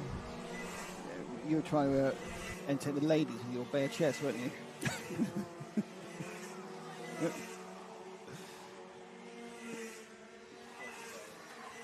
Oh, good God. Here's the run for 3rd, 4th and 5th, which is Smith, Richardson and Bell. Yeah, Layla Bell dropping off the back of Richardson, a teammate. Not Smith sure is why. Really gaining on... Not sure Richardson's going on Smith. So this is a 3rd place battle. It's Berridge and Payne are away at the moment. Yeah, so this is Jake Richardson looking like he's being held up slightly by Elliot Smith. The light green colour of the Tony car, it's actually green and white stripes, isn't it, with a bit of red in there. It ends up looking grey on the screen. It does, yeah, it does. But there's no grey in it. I mean, Jaden Payne absolutely throwing the cart into the first chicane there as we continue to monitor 3rd, 4th and 5th. Jake Richardson, now pulls to the right-hand side and down the inside into the hairpin, into Frank's hairpin. It's Frank, our cameraman down there. Going to hairpin now, isn't he? It's got 2 cats and a hairpin, in theory. Hairpin, that's always hairpin. It's a hairpin, but it's a sweeping open corner, isn't it? It's really fast. It's not a tight hairpin. Not a tight hairpin like this one they're about to take now, which is Caravan. That's a very tight hairpin. Now Richardson's pulling away slightly from Smith.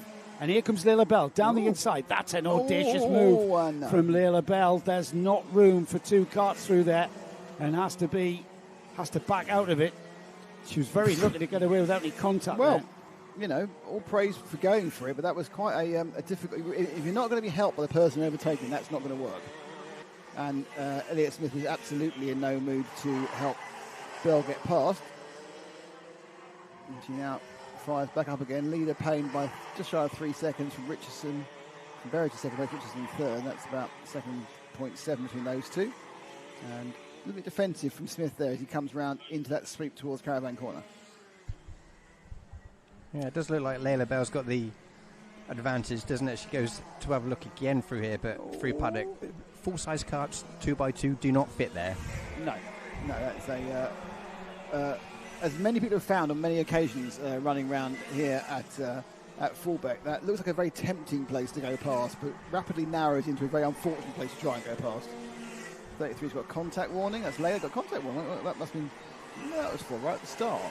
Yeah, that was that turn one. I suppose she got hit up the back as far as we could see. That might be perhaps they've read it as might coming be, across.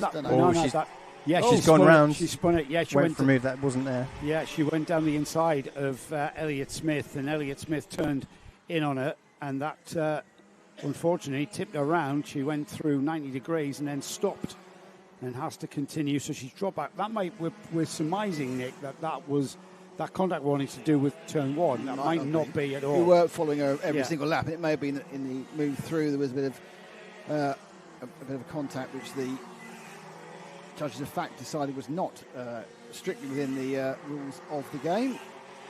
Yeah, and there is fourth and fifth, which he says the fourth and fifth now is an all-female battle between Layla Bell and Florence Walkington. This is the one behind. This is Gaunt and Ahern. Gaunt in the kind of Italian colours, and Ahern behind him with the white helmet. Gaunt, remember, in the... look at that, getting a little bit of a help. Look at the inside there. Josh Ahern. Okay, he went up the inside of him, going into the second chicane. He was faster out of Frank's hairpin there, and you could see he just nestled up behind it and nudged the bumper inadvertently, and then that put him in a position to have a go. He jumps up and down to get the car to pick up. Engine not picking up there. He's hopping up and down, isn't he? Yeah, everywhere. He's gone now. Josh Ahern has gone. No, he got caught there coming in the corner again. Hasn't quite changed the position yet. There's so much. There's only 11 cars. There's too much to see. In fairness, there it is. There, Ahern now definitely ahead of Jacob Gaunt. I don't want to upset our cameraman, but there's a battle for second and third now between Jake Richardson and Aaron Berridge, just going underneath Ash's camera now, and then into Leicester's camera. There we go. That's the battle for second and third. Richardson has actually got past. We just missed it. Richardson's got past Berridge, so he had a lot of extra pace to get past that quickly. And, yeah, he's gone past and pulled away. Yeah. So Berridge, who found himself in quite a nice second place due to the incident at first corner, has been kind of caught back up again. Yeah, look at the fastest laps. Tell the story. The last lap tells the story. There's 7 or 8 tenths between the drivers. In first and second, and then another few tenths in second, and then another few tenths in third. So they're all stretching out on pace. We have seen Layla Bell on the same pace as Jake Richardson, but she's kind of down in traffic and she's had a spin. There's Richardson. He is now second. And whether or not he'll gain anything on Jaden Payne, that's a big ask. There was almost 6 seconds, the gap at the line. There's Richardson across. Stays at 5.96, so that's still 6 seconds between the leaders. And he's dropped Aaron Berridge, isn't he? Berridge dropping back in third. Behind them, Elliott Smith, Layla Bell, Florence Walkington, Josh Ahern, Jacob Gaunt, Austin Moth, Joshua Alcott across the line, and there's Archie Green just crossing the line to complete his 11th lap. Still a minute on the clock, so still a little bit of racing to go on, but now these carts are very, very spread out. Yeah. It has had a couple of flash points, but now as we get to the last couple of minutes, last minute of the lap, it's all a little bit more on your own, one by one. That's the 22. You can see that is Berridge third. There's Payne. Look, shooting in the bottom of the view there. He's going to have probably 2 more laps, actually. There's still a couple more laps to go. And the rest of the field, as you can see, swings round the straight, and they've all stretched out, getting ready for the main final. So 30 seconds on the clock. I think he's going to get round. Oh, he will, yeah. He's definitely going to get round. As Jake Richardson. Let's have a look at Jaden Payne. Let's have a watch of Jaden Payne. Let's find our leader. He's a few seconds ahead of this, so probably on Leicester's camera right now in the bright orange car. There we go. There he is. So let's watch Jaden Payne on. He's going to come across the line. So he's got 2 more laps of racing. He's a long way ahead. He is, Jaden. I'm not sure what his primary championship that he's running in. But certainly when he comes to Fullbeck, he's the driver to beat, isn't he? Leading the championship. He is enjoying a dominant day so far. But there's still far to come. Nothing can go wrong. Oh, I mean, yes. I mean, there is still... He's still got to drive, Nick. He's still got to hit his marks. And he's still got to not go off. He's still got to... but he's not sort of just cruising it. He is pushing. You can see very composed. But you see him working the wheel there. A little bit of rotation out of the kart there. You'll see the last lap board. Final lap on the digi board there. Thumbs up to everybody. We'll watch Jaden go on to his final lap, and maybe, guys, we can analyse his lap a little bit. I mean, we've both driven there, and I can't see where he's putting the foot wrong actually.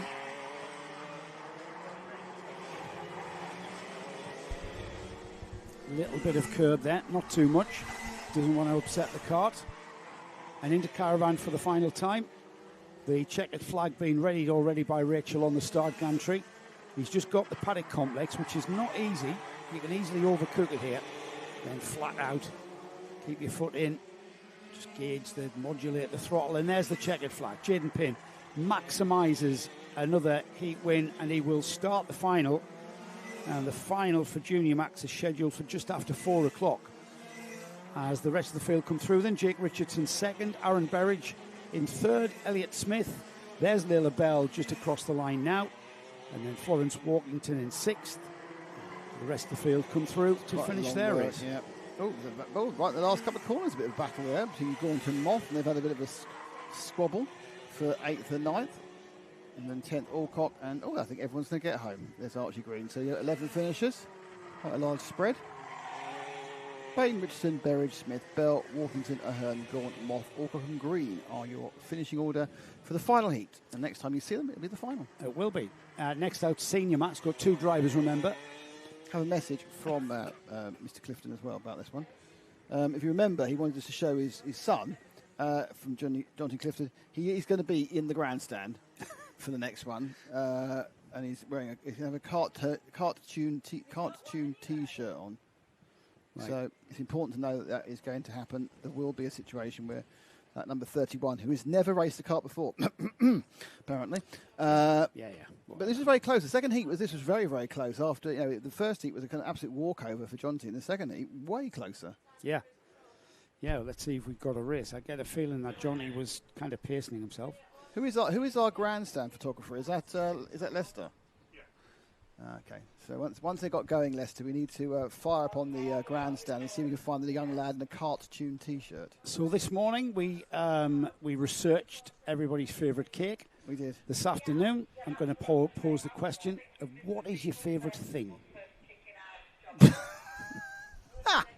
I feel the obvious answer is karting. No, that is obvious. I've got a little story about that sort of thing. It's a bit of a long... There'll be enough time in this one to tell you the story, which is just very similar to that. Oh, well, while they're on their formation. Oh, it takes longer than that. Will do. Leicester, can you go and have a look at the grandstand, see if we can find Mr. Clifford's son? Do we know what Jonty's son's called? He's wearing a Kart Tune T-shirt. No. Still don't know his name? No. Jonty's son. Jonty's son. Son O'Jonty. Is he there yet, Paul? Is there a Kart Tune T-shirt? No. He's, let's have a look. Just cut it up. Let's have a look, see if we can find one. Don't know. Can't see it so far. Is that a small hat? No. Charles, has he walked round yet? Perhaps he isn't there. There's all sorts of kids, but... I'll try again when it's less interesting. All right, here we go. Oh, that's a lovely bit of camera work from I know, look at that. From Leicester. Feels like it's professional. Absolutely. Right, here we come. The question is, can Jaden Robinson make this a 2-kart race and beat Jonty Clifford? Jonty Clifford had a lonely first heat when Jaden retired. Then Jaden finished literally on his rear bumper in heat 2. Let's see if Jaden Robinson has been working on something to find a little bit of an edge, as we've got Clifford into the lead through Frank's hairpin. You come running down into the second chicane, and they are nose to tail in what it can be described as a looking like a very active race. So this is how they started last time. Jaden then dropped off by 2 or 3 seconds. Oh, that's it. Then he crept back together again. So they're looking pretty even at this point. Lap 1 just about finished, and as they go round to complete that first lap, Gaz is going to tell you the gap. Because he hasn't said anything. I haven't, and it is absolutely nothing at all, is it? It's actually very decisive. It's actually quarter of a second, exactly. Quarter of a second, then, which is absolutely nothing in karting terms, is it? Yeah, but that's true, no. Decisive move, wasn't it, into the what was turn 1, isn't it, last time round before the chicane gets reinstalled by our race leader, Jonty Clifford.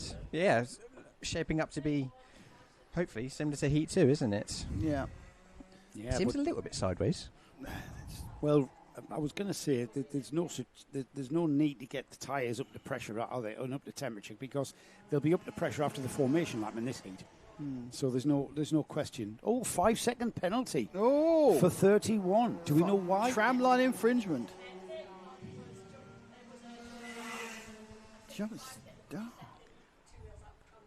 So we've got. Knows. So hang on, I've got more. Okay.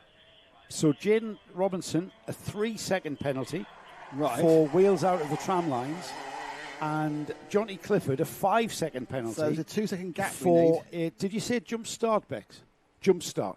So jump start, you might think, well, there's only 2 karts. What do you mean? Well, if you accelerate too early before the lights, then that's a jump start. Do you think this is the first time ever that 100% of the field has got a start line infringement? Well, that means that John E to win has got to win by more than 2 seconds. Yes. And that's it. We have now done it. We've had 100% of the field with a penalty in the first lap. And I think that Jonty's now decided not to make a race of it. And he's going to try. He's probably seen both those things. He's seen the penalty, so hasn't he knows it's 2 seconds he needs. So he's got 2. So currently in the lead is Jaden Robinson. He is by 1.3 seconds. Yes. So this is exciting stuff. So all Jaden needs to do is stay on that bumper of Jonty, and he will take the heat win. It will put him alongside Jonty on the front row. Yes, I think it'll be 2-1 then, won't it? So it'll still be Jonty on pole. It just depends on what side of the grid you want to be on. Yeah, well, thanks for clarifying. Let's be honest about this. They're not very good with the grid anyway, are they? So well, yes. They don't actually understand the concept of starting. So well, I do admire the officials for still being on their job. Where's MSU mate? Yeah, absolutely. Right, so the gap has gone up by 1,000th of a second. It's getting there. But what I want to say is the reason why we need good officiating, even with smaller grids, you've got a lot of drivers that are on novice plates. They're still learning the craft. And you've got to be running by the rules and regulations so that the drivers will learn before they go off and, enter things like the British Championships and stuff. Mm-hmm. I agree. So there is a need. There is a need for consistency, and as ever, here at Fullbeck. Looks like Jaden got the measure of this. I thought that having seen the penalty, Jonty was going to drop the hammer. But well, he's trying to drop the hammer, probably. He's trying to, but Jaden's staying with him. Let's see what the gap is. So 3/4 of that's half a second now. It's gone back a quarter of a second. And fastest lap of the race, 44.84. And Robinson doesn't need to overtake him.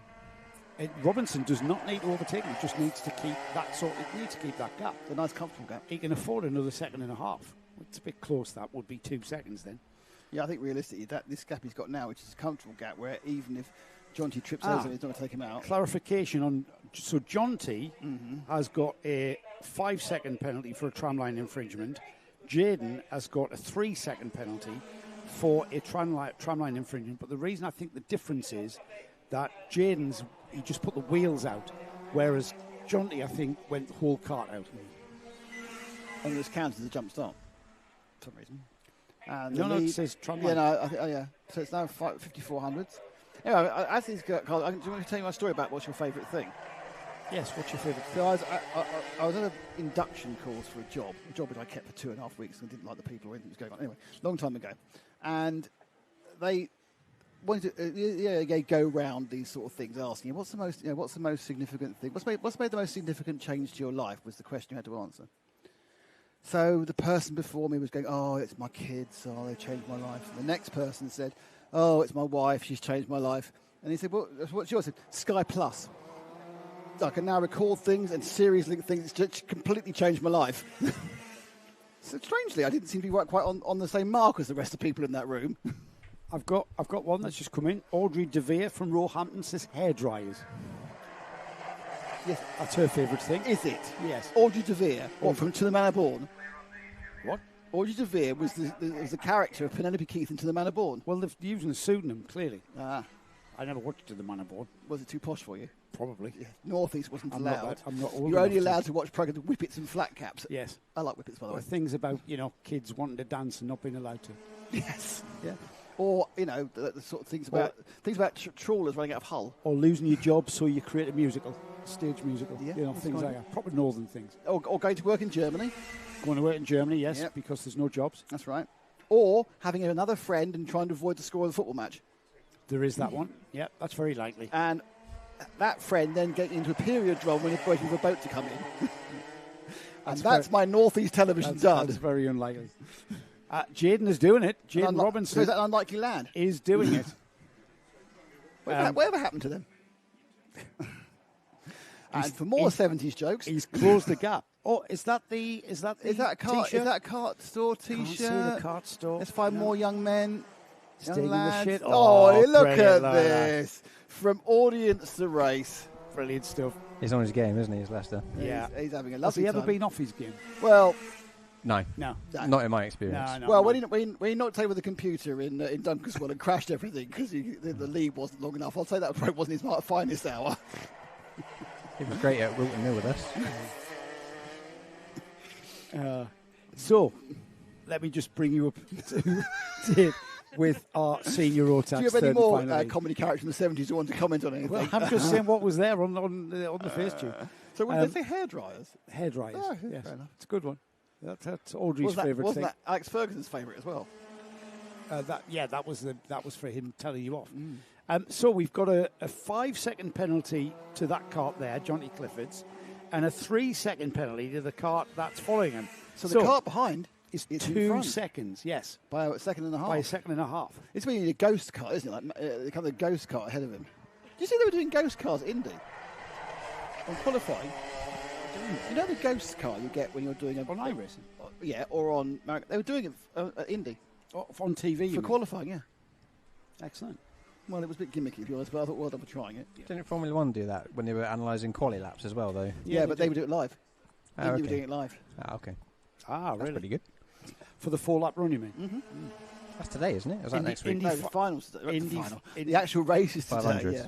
Starts Indy 500 on Sky Sports this evening. Where Sky Sports F1? Sky Sports F1. Oh, it's not actually. No, it's not. Yeah.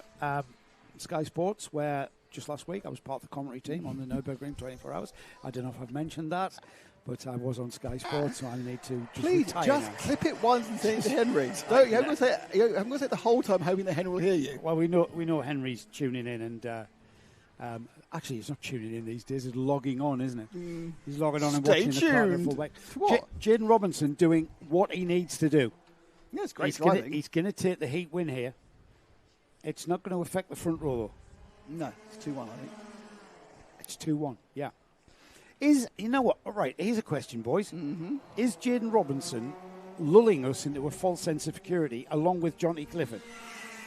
Johnny looks over his shoulder. He's still there, Johnny. You need to push Jaden's having no issue whatsoever staying with Jonty, and I'm sure Jonty's pushing as hard as he can to get the 2-second gap. He is, because he's just put the fastest lap of the race in on lap 9. Obviously, sitting behind gives you a free 2 or 3/10 around this circuit with the slipstream.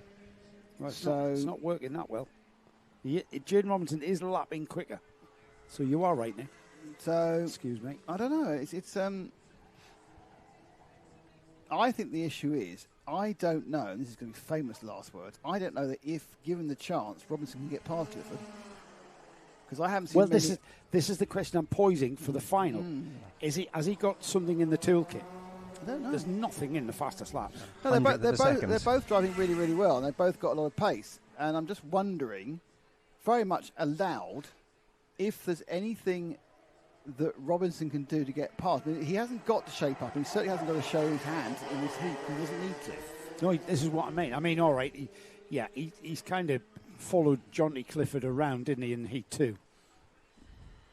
Yeah, I think I would be sitting there, taking the win, and put a bigger gear on for turn 1, just to take the lead and sit there. We are assuming that he saw both the announcements of the infringements. We're assuming that he went right 5 and 3 H2. So we're assuming that both the drivers, I mean, they're obviously very experienced drivers, even though it's the first race ever, of course, for Jonty. I'm assuming they both read the gantry and saw they had the penalty. But it's possible if you miss one or the other, you might think, because the way that Robinson is shaping on the last lap, you kind of think, is he going to try and win it, which would be a silly idea to show where your hand is. He's obviously not going to fall 2 seconds behind Jonty, and he will net win this heat. Or is he just going to harry Jonty into a mistake and take the win on the road as well? Doesn't need to. He's having a challenge, though, down the inside at the second chicane. Oh, and they're coming together there. And if Jaden doesn't pick up, he needs that engine to pick up because he does not. He could have won this. He's done his nose. If he hadn't taken that plunge, he would have won this heat. Has he done his nose? It looks there. Yeah, it looks like it's dropped. Yeah. That's 5 seconds. Oh, my goodness. Jaden will look back at this and think, why did I do that? Because, right, the gap at the line is 1.4. So he still won on the road. However, I suspect that nose has been. I suspect that nose. Yes, Johnny. Why did you do it? Yeah, Johnny. No, but you concentrate on the race again. Johnny's saying, why did you even try that? The problem with Paul. This is the problem with Paul producing. He actually likes kart racing, so he gets involved with it and watches it and forgets to press the right buttons. Let me get a pencil for later. Okay, that's cool. Anyway, so that was so that's going to give us another exciting 12-minute final, hopefully. Well, yeah, I mean, it's again, do we, And now it's the sweepstake. How many finishers? I'm going to go 3. 4. No, I wanted to say 4. I'm going to go 3. I'd say 5, which I don't even believe myself. You still can. Well, how many will start the race? We are talking about the Gearbox classes. And they're on screen and revving up, Joe. Any more favourite things for anybody? Robert Stewart from London. Old ladies. I think you're taking the mick out there now. What's your favourite thing then? My favourite thing is being here with you guys. No. I think I just vomited. Instead of being at the Stadium Light where Sunderland played Chelsea with a chance, if they win, of going into European competition next year, after this time last year, qualifying to the Premier League after winning the Championship playoff final. But I'm not bitter. I'd much rather be here with you. Did I sound convincing? No, exactly. I almost believed it.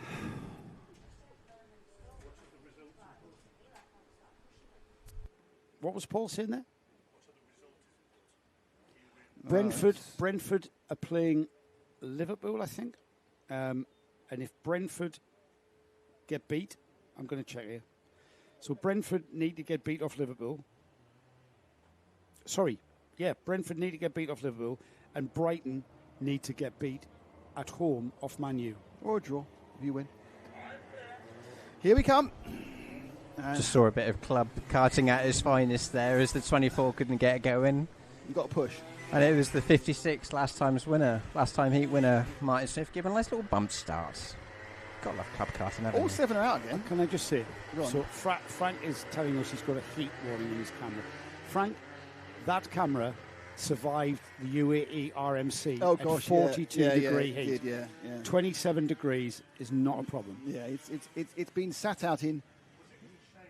No. Full sunshine. No, we had Indian cameraman, so it was fine. They could take the heat. They literally laughing at us. They were from Kerala, and it was like a bit slightly warm. One for of them them had a scarf on. It was 37 degrees, and he's got a scarf. They're lovely guys, but they're from Kerala, which is a really, really warm. Which is a warm part of India.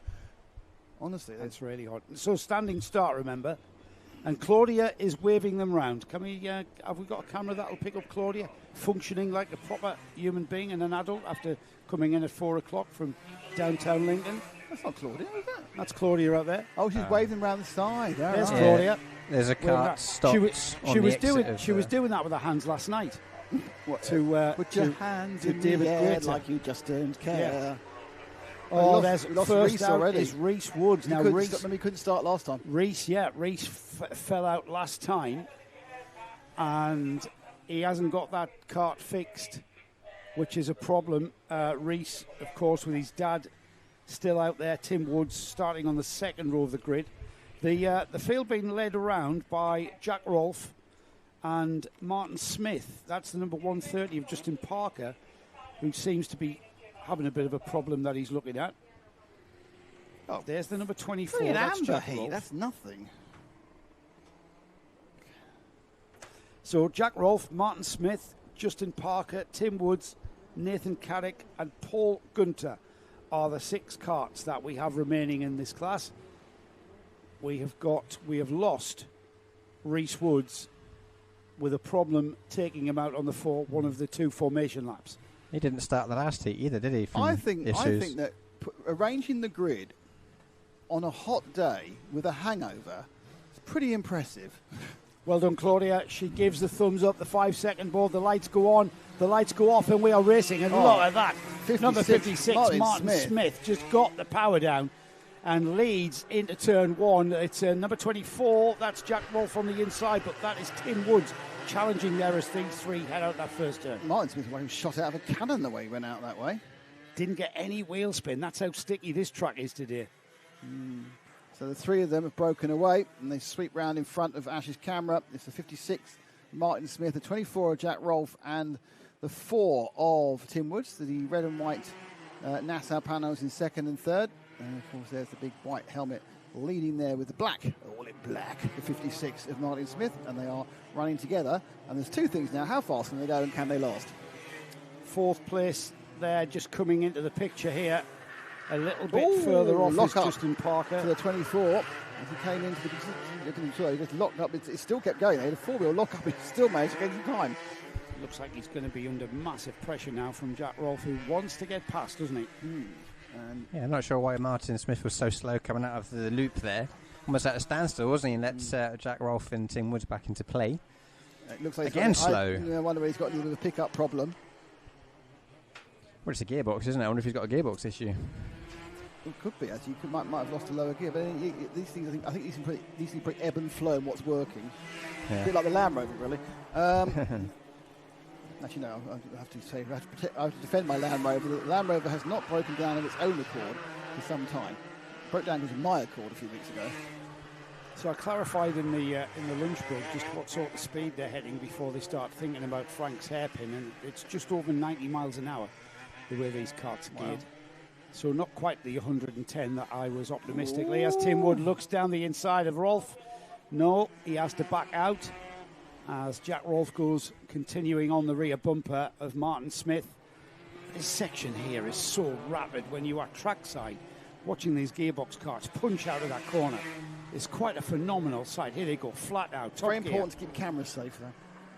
Yeah, he's behind the fence. Leicester's behind the fence. I was thinking about previous events. Ah, yes, yes. Still no change in the top 3, but these 3, they're running together like they're Honda Cadets. They are certainly not. Up and down the gearbox, these drivers are going. And there's the move. Oh, he got on the dirt. And Tim Woods gets on the dirt and loses it and spears into the side of Jack Rolfe. If the karts are able to continue, they will, of course, do that. But I think they've stalled and will need a push start to assist. This has allowed Nathan Caddick, Justin Parker and Paul Gunter to go through. They are getting a start, a restart. Let's have a look at this. So the 4 goes wide onto the dirt and just then does the loop round, and can't brake. So that's it. That's, I can imagine the 24 is kind of going, Jack Rolfe's going, what the earth happened there? How did that happen? I think Jack Rolfe could see it happening before him on his right-hand side, perhaps. It's got going. It's undamaged. That's thinned it out a little bit, hasn't it? Yeah, afraid so. So, the 2 Woods, currently Tim, not sure whether number 4 got going again, did he? He's not been scored as going again at the moment. So Martin Smith through, Nathan Caddick's got... there we are. There's the answer. Helped over the fence. So Nathan Caddick is 8.5 seconds behind the leader. Justin Parker in third, a further 5.7. And then almost 10 seconds behind is Paul Gunter. And then the recovering Jack Rolfe is a further 16 seconds behind them. So now that has really spaced this gearbox field out. Yeah, I don't think Jack Rolfe, even with the extra pace he had, it would be a challenge to get up to Gunter and pick up 4th place. He's about a second and a half a lap faster. Actually, no, mate, it's actually not. He's about 2 seconds lap faster, so he might get there. He's got a way to go. He's going to make up 10 seconds. Where's Gunter? Our leader coming into the second chicane. Noticeably different racing lines Martin takes, isn't it? It's like the old Nigel Mansell turning earlier, isn't it? Technique. It's certainly an effective route because he was ahead prior to all the RG and indeed Bargy. Around the complex, Paddock to his left-hand side. There's the collecting area to his left-hand side. Now he's going to turn to his own left and start main straight.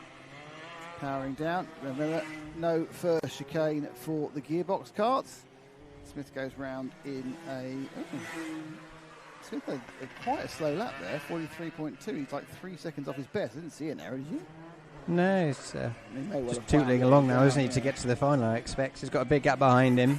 He's got nothing really to do except circulate. Nathan Caddick in that blue Birrell Art machine. He's gained 9. Just dropped back to second place, which is the blue and white Birrell Art, I think, home behind him. That's the first time we'll have featured this kart. I think it's had some issues. It has some issues getting on the screen at the moment. There we are. That's Nathan Caddick, who didn't finish the first race. He has started in 6th. He's moved up 4 places. With a very traditional for us rotax karters looking set of bodywork. Rolf now is almost up to Gunter already. It's about 5 seconds faster, so he'll pick up 4th place. This is the second place man, number 11 Caddick. Yeah, gap 5.6 seconds now between first and second. That's the gap visually you can see there. So I think Martin Smith will be managing this kart home now. He's got two or three laps to go, and he's certainly turned it down. Yeah, he's turned it down by 3 seconds. Yeah, we can't afford to do that for every lap, but he's only got his cushion's quite small, but he is a couple of seconds faster anyway than Caddick in a clear run. So let's see what he's shut it down to. He's another 43 again this time round, 43.5. Caddick goes round in a 43.2, so Caddick really hasn't got the pace to catch him up, to be honest. Martin Smith, he was the kart that started on the front row of the grid, shot off like a cannon, had a fantastic start. Never been headed here. Well, he was challenged, but he's never been headed. Second and third took each other out. Yes, that was it. So it's been a bit of a voyage of good luck and good fortune. Jack Rolfe recovers to 4th. He's ahead of Paul Gunter now. And it's going to be the 1 lap to go board next time by for Martin Smith, our leader. In fact, did he get through? No, here he comes. Last lap board now. Lap. There he is. That time round 44. Well, he's really wound it back. But given the fragility of these things, it's probably the best. It really is a Jackie Stewart situation, winning the slowest possible time. Yes. That was a Fangio thing, actually. Well, why is it a Jackie Stewart quote now? It's not. I thought it was Nicky Lauda. It's Fangio. Definitely Jackie Stewart said it, because I've seen him saying it. Well, Fangio said it first. Why don't you to come first? First you have to finish first. First you have to finish. That's usually about 9 different people. Well, yes, of course. Google it. Ron Dennis as well. Wait until the checkered flag, and then we'll have a look at that. I've got more. I've got another response to favourite things. It's supposed to be Ron Dennis, and who knows it is. And he comes over the line for a lovely, lovely win. Martin Smith win from the start to the finish, was never headed, so a very fine win, and he did coax that kart across the line there in the last few laps. Nathan Caddick, need the still, guys. Nathan Caddick second. There is Justin Parker. There is the recovering Jack Rolfe, who finishes with the fastest lap of the race there, 40.75. The red mist was out, wasn't it? He finishes only 2.2 seconds off the back of Parker. And the final finisher, Paul Gunter. We lost both of the Woods, father and son. It was Tim Woods who went out after that on-track incident, and Reese Woods who didn't take the start. Okay, right. So this is brilliant, because the AI overview is basically our conversation. It says, the phrase to win the slowest possible time is most famously attributed to 3-time world champion Jackie Stewart, who described his racing philosophy as winning at the slowest possible speed to preserve the car and tyres. Similar sentiments are also widely credited to Juan Manuel Fangio, Nicky Lauda and Alan Prost. Well, so basically, all the thinking drivers. Hang on a second. Considering that Fangio was around in the 50s, he will, chronologically, have said it first. If he ever said it, because it sounds to me like anyone who's considered thinking drivers had that attributed themselves. Well, of course. Because they haven't attributed Ayrton Senna, who just said, I'm going to go for a gap and destroy everybody. Yes.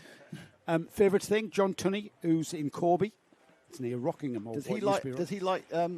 His favourite thing is dogs, and his favourite dog is a Chihuahua. Oh, okay, well, it's almost a dog. I think dogs are going to. What's your favourite thing? Was it fondue? Fondue. Karting and fondue. What's your favourite thing, Paul? Japanese cars. Paul's pondering. It's quite a big pondering. ponder. Let us know your favourite thing. Nick's going to check the YouTube. Am I? Oh, okay. I'm checking the X. Yeah, and the other. The X? Yes, and Insta messages. The main chassis manufacturers run 250s. Here we go. Are Ryder, HR Key, Jade, Bureau Art, and new this year, Phantom. Anderson, another, but not many of them run on the short circuit. Thank you very much to that's great Dominic Brown. Thank you. That's us brought right up to date with Gearbox Kart chassis. Just as well for next week or next month. Yes. Can you make a note of that? What are you going for? No, this is true. It's true, apparently, from Paul. Go on. I really like yeah. a good camera plan. He loves a good camera plan. His favourite thing is a good camera plan. This is why he hates working with us. A camera plan? So you get a piece of those things I sent to the UAE, the pictures of where all the cameras are going to go and how, and obviously in Paul's case, how the wiring is going to work and everything else. Europa Cup final? Wow, really? Paul has seen the camera plan for the Champions League final in Istanbul next week, is it? Last week. Or Europa League last week when they won that Villa one. 64 cameras. 34 cameras. Wow. Lots of cameras. Can we have 34 cameras? We can. They couldn't connect them. So I could just stick 34 cameras there. They wouldn't be doing anything. We're recovering stuff out there on track, Nick. There is a number 27 Kart being recovered prior before we see the... what's out now? Where's Minimax?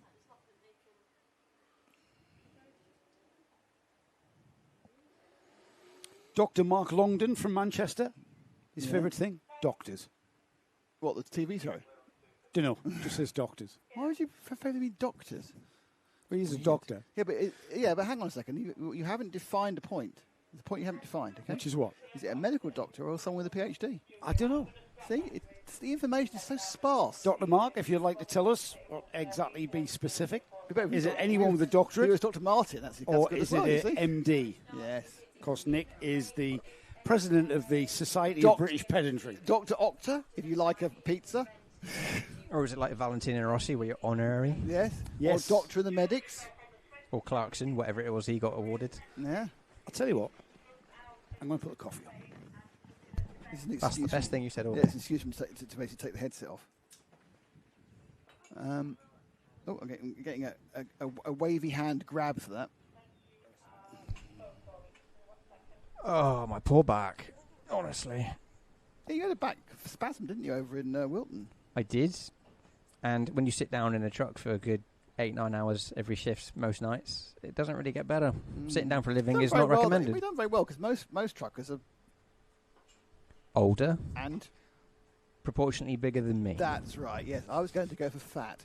For once I was diplomatic about my words. It was good there, wasn't it? You're kind of whippety.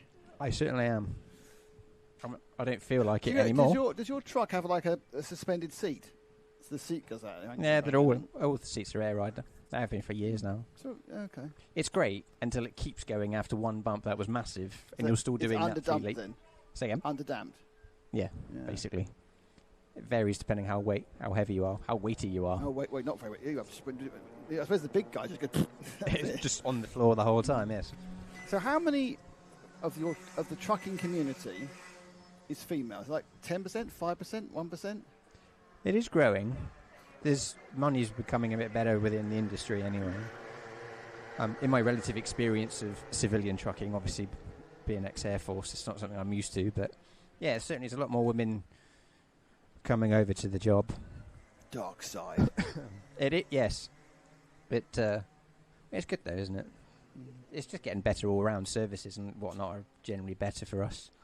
So it is nice. It's about time, really. When you park on the side of the road, do you open the rear door so people see you haven't got anything in there? You can't do that at Royal Mail, but a lot of people do. That's because you have got something in there, the mail. Yes. Which is apparently worth quite a lot of money when you add up all the stamps. Oh, good point. I'll talk about that, because stamps are about £400 now. Right, here we go. FKC, the Minimax Heat, and it's Eva Jones who will be starting from... No, they're going round again, apparently. was about to start, it didn't. They went round again. So it's Jones from Ford, from Gaunt, from Jardine, from Dixon. But this is a false start. Yeah. Again. All right. Seen a few of those today.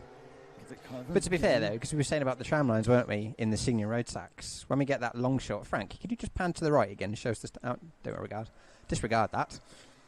You'll see the acceleration. There we go. So you see the 2 cones just previous to the start line. I do see the 2 cones. That is your acceleration line, and that's when the leaders should be going. But more often than not, they always go early.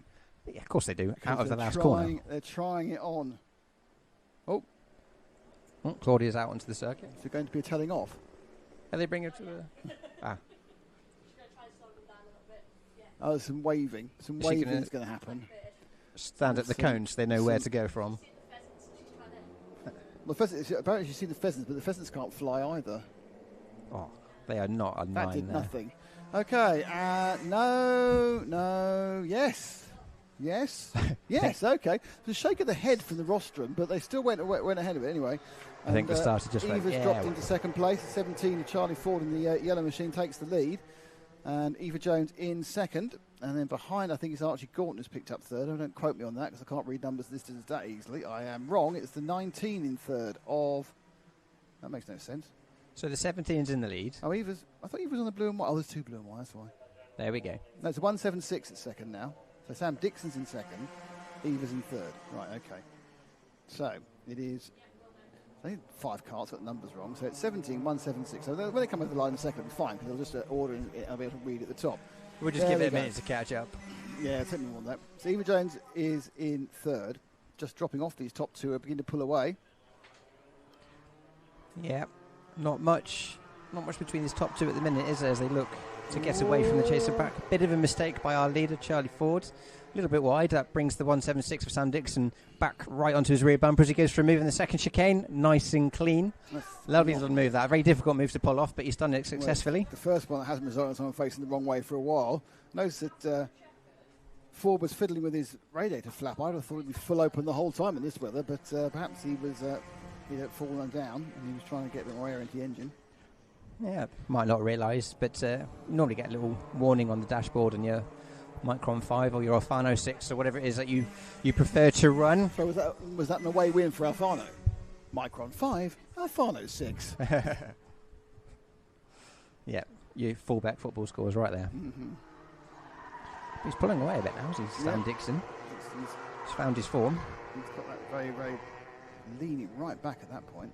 There's a lot of art in bodyweight positioning to make the kart perform. It's not quite as extreme as it is for sidecar racing or motorcycle racing, but still where you put your body affects how the kart will handle around corners. Yeah, there's a lot of technique involved that has been developed over the years. More often than not, you see in the senior classes, you kind of push with your shoulder as you lean on the wheels to keep your body upright, and you lean on your arms. Makes it a bit more rigid. Rather than you see some of the drivers like Jean Lacey style turn the head in, if you can remember that far back, and really lean with the kart. No one can. It's literally the annals of time that have been completely rubbed out. I think they probably have, yes. 1995 seems an awfully long time ago. Is that when you won his one race in Canada? Yeah, that was this week, wasn't it? 30 years ago, give or take. Greatest underachiever in Formula One? You could pick a few. You could say Riccardo Patrese had a good shot in 91 with the Williams. Oh, no. Patrese was never anything special. Lacey was the next great thing. I think Montoya massively underperformed as well. Well, he let himself down. Said the Williams, though, that BMW wasn't the most reliable, was it, sometimes? It was all right.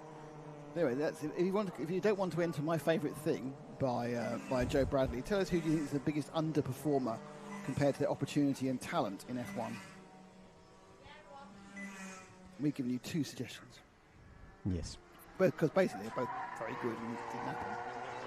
Yeah, JPM certainly brought excitement, didn't he? Something that was missing for a few years, I think. He was quite grumpy, though. Imola springs to mind. I was working with him. Well, I was working in the paddock when he was there, and I knew him from Formula 3000. He was really quite sweet in Formula 3000. Went away, did a year or 2 years in the States. 2 years in Champ Car. Which normally makes you better. And he came back and he was a bit up himself, to be honest.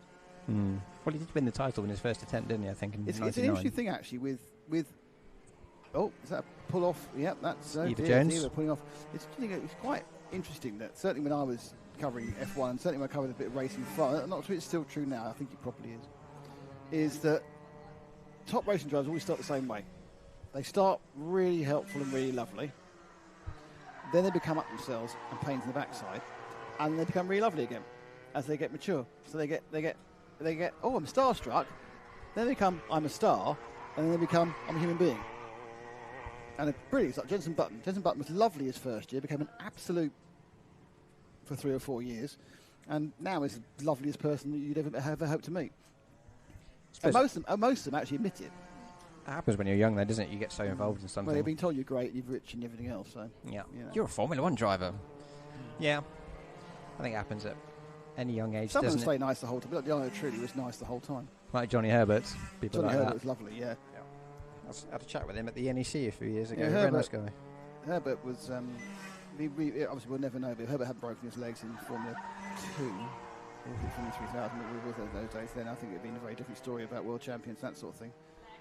But yeah, there's other thing. Brundle was kind of seen as a person who was in fact was beaten by someone. He wasn't. He won one of the 2 Formula 3 championships, and more importantly, he went into the wall in Monaco. And he did his legs as well, and that was the end of. That took a couple of tenths off him as well. So. But then very accomplished in sports car. Won Le Mans, didn't he, in the Jag? Yeah, I mean it's interesting. I mean there's the story of top level motorsport prior to just up to 1994 was completely shaped by accidents and injuries and unfortunately deaths. And it's a completely people think they're going, well, Alonso's got 420 Grand Prix, Hamilton's going to get 400 Grand Prix, and if Verstappen decides to stay around, he'll get 400 Grand Prix. Jackie Stewart did an entire career of 99 races, 3 world championships, and everything else. Different game back then, wasn't it? Safety's different, jumped completely. Massively, hasn't it? This is why you cannot say anyone was the best driver of all time. You can say he was the best driver at that time. Yeah. And you can probably, if you want to take a snapshot of perhaps 7 to 10 years, you can maybe be able to say it possibly. A couple of very good ones here and there. Any more than that is A, subjective, and B, ridiculous. It's always the argument that you can never solve, isn't it? Because there's no right answer. There is no right. I mean, it's very subjective. You turn around and you go, well, Ayrton Senna was the greatest racing driver of all time. No, he wasn't. Was he the greatest racing driver from 1988 to 1994? Possibly, but I'd still say it was Prost. But that's me, and that's subjective. And do you like the attitude, the Verstappen attitude of win at all costs, knock people off, don't care, or do you like the calculating, win as slow as possible Prost? It's just different people like different things. I'm very much in the Max Verstappen boat. It kind of takes me back to Senna's days of, well, I'm going to overtake you, so I'll leave it up to you if you want to have an accident or not. Which in fairness to Max Verstappen, is not as dangerous a proposition it was in Senna's day. No, not at all. But then again, Fangio would never do that because he'd kill someone. And it was quite, you couldn't have that attitude. The drivers who had those attitudes back in the 50s and 60s, unfortunately, ended up dead. Safety was different though, wasn't it? Trees lined the circuit as opposed to barriers and things like that. Yeah. Completely different. Reminds me of Northumbrian Kart Club back in the day. Back in 1991, we created an event at the Metro Centre car park. It was a Metro Centre coach park. And bizarrely, they let us do it. We went to the Metro Centre. Can we put a kart race on in your coach park? Yes. So we went and we mapped out this track. And the Motorsports Association, which was what the MSUK was called then, sent their safety guy, a guy called Derek Ungaro, who at the time was the guy who pushed the button to go green at Formula One, every Grand Prix, Derek Ungaro. So we came up, we met him, it was quite an honour to meet this guy. And there was a part of the track that went a hairpin right with street curbing on the inside edge with steel pedestrian barriers that you see on the roadside. Right, yeah. And we said to him, this was the inside apex of a hairpin. And we said, so what would you like here then? Would you like some straw bales up against the curb? You go, no, he said. He says, if they hit that curb, they're doing it wrong. Totally different attitude. It was like back in the 50s and 60s where you had trees lining tracks, you didn't have barriers, you had, the attitude was that if you got it wrong, if you weren't very good and you got it wrong and you ended up over there, that was down to you. Yeah, and you had no medical. It wasn't necessarily. And the medical centre was a man with a band-aid and a rusty scalpel. And Jackie Stewart was a massive campaigner, and there was a lot of people that went against him. Yeah, wasn't it? For safety. The same people who think Max Verstappen's brilliant and thought that Ayrton Senna's brilliant. You think, oh. Well, I think Ayrton Senna's brilliant, but I don't agree with. Lots of people. Well, all right, I'm not going to talk about you. I'm going to talk about people who are internet warriors and don't understand the real world. This is a debate that can go on because we've got 53 seconds on the clock. We can pick it up from here. Sam Dixon is leading. Performance. He's won by 4 seconds from Charlie Ford. Arthur Jardine comes in third at the moment, and Archie Grant. Eva Jones, unfortunately, we saw her pulling off several laps ago, but there's going to be this one and 2 more. What are your opinions on the difference? Why don't you write into W8 to Swap Shop at London TV Centre? Actually, it doesn't exist anymore. I will say, if you haven't seen the onboard footage of the 90s when they had shifter carts, the 250 shifter carts at the Isle of Man, that is spectacular. Yeah. Toby Spooner Green. My favourite thing is karting live TV. It means only Ollie Spooner Green's family and friends at home can watch his first race at Fullbeck. Excellent. So it's Ollie's first ever race at Fullbeck, or first ever race? First ever Fullbeck, apparently. Excellent. John says he'll definitely be there this time. His name is Connor. And a shout out to my partner, Sandy Rubin, and Vale, Mum, and Dad, and Dean. Cheers. Well, happy, John. We've been looking for your lad. Can you not make him a sign before the final saying, I'm Jonty's son? And then we can find him. We have 2 looks at him last time. Yeah, we still haven't spotted him, have we? No. Here comes the leader then to take what will be the final lap board. 1 more lap to go. On this last lap, I'll just make sure, I mumbled it slightly. Hello to Sandy Rubin and Valley Mum and Dad. There we are. That's the shout out we were asked to do properly. There we are. Right, well done.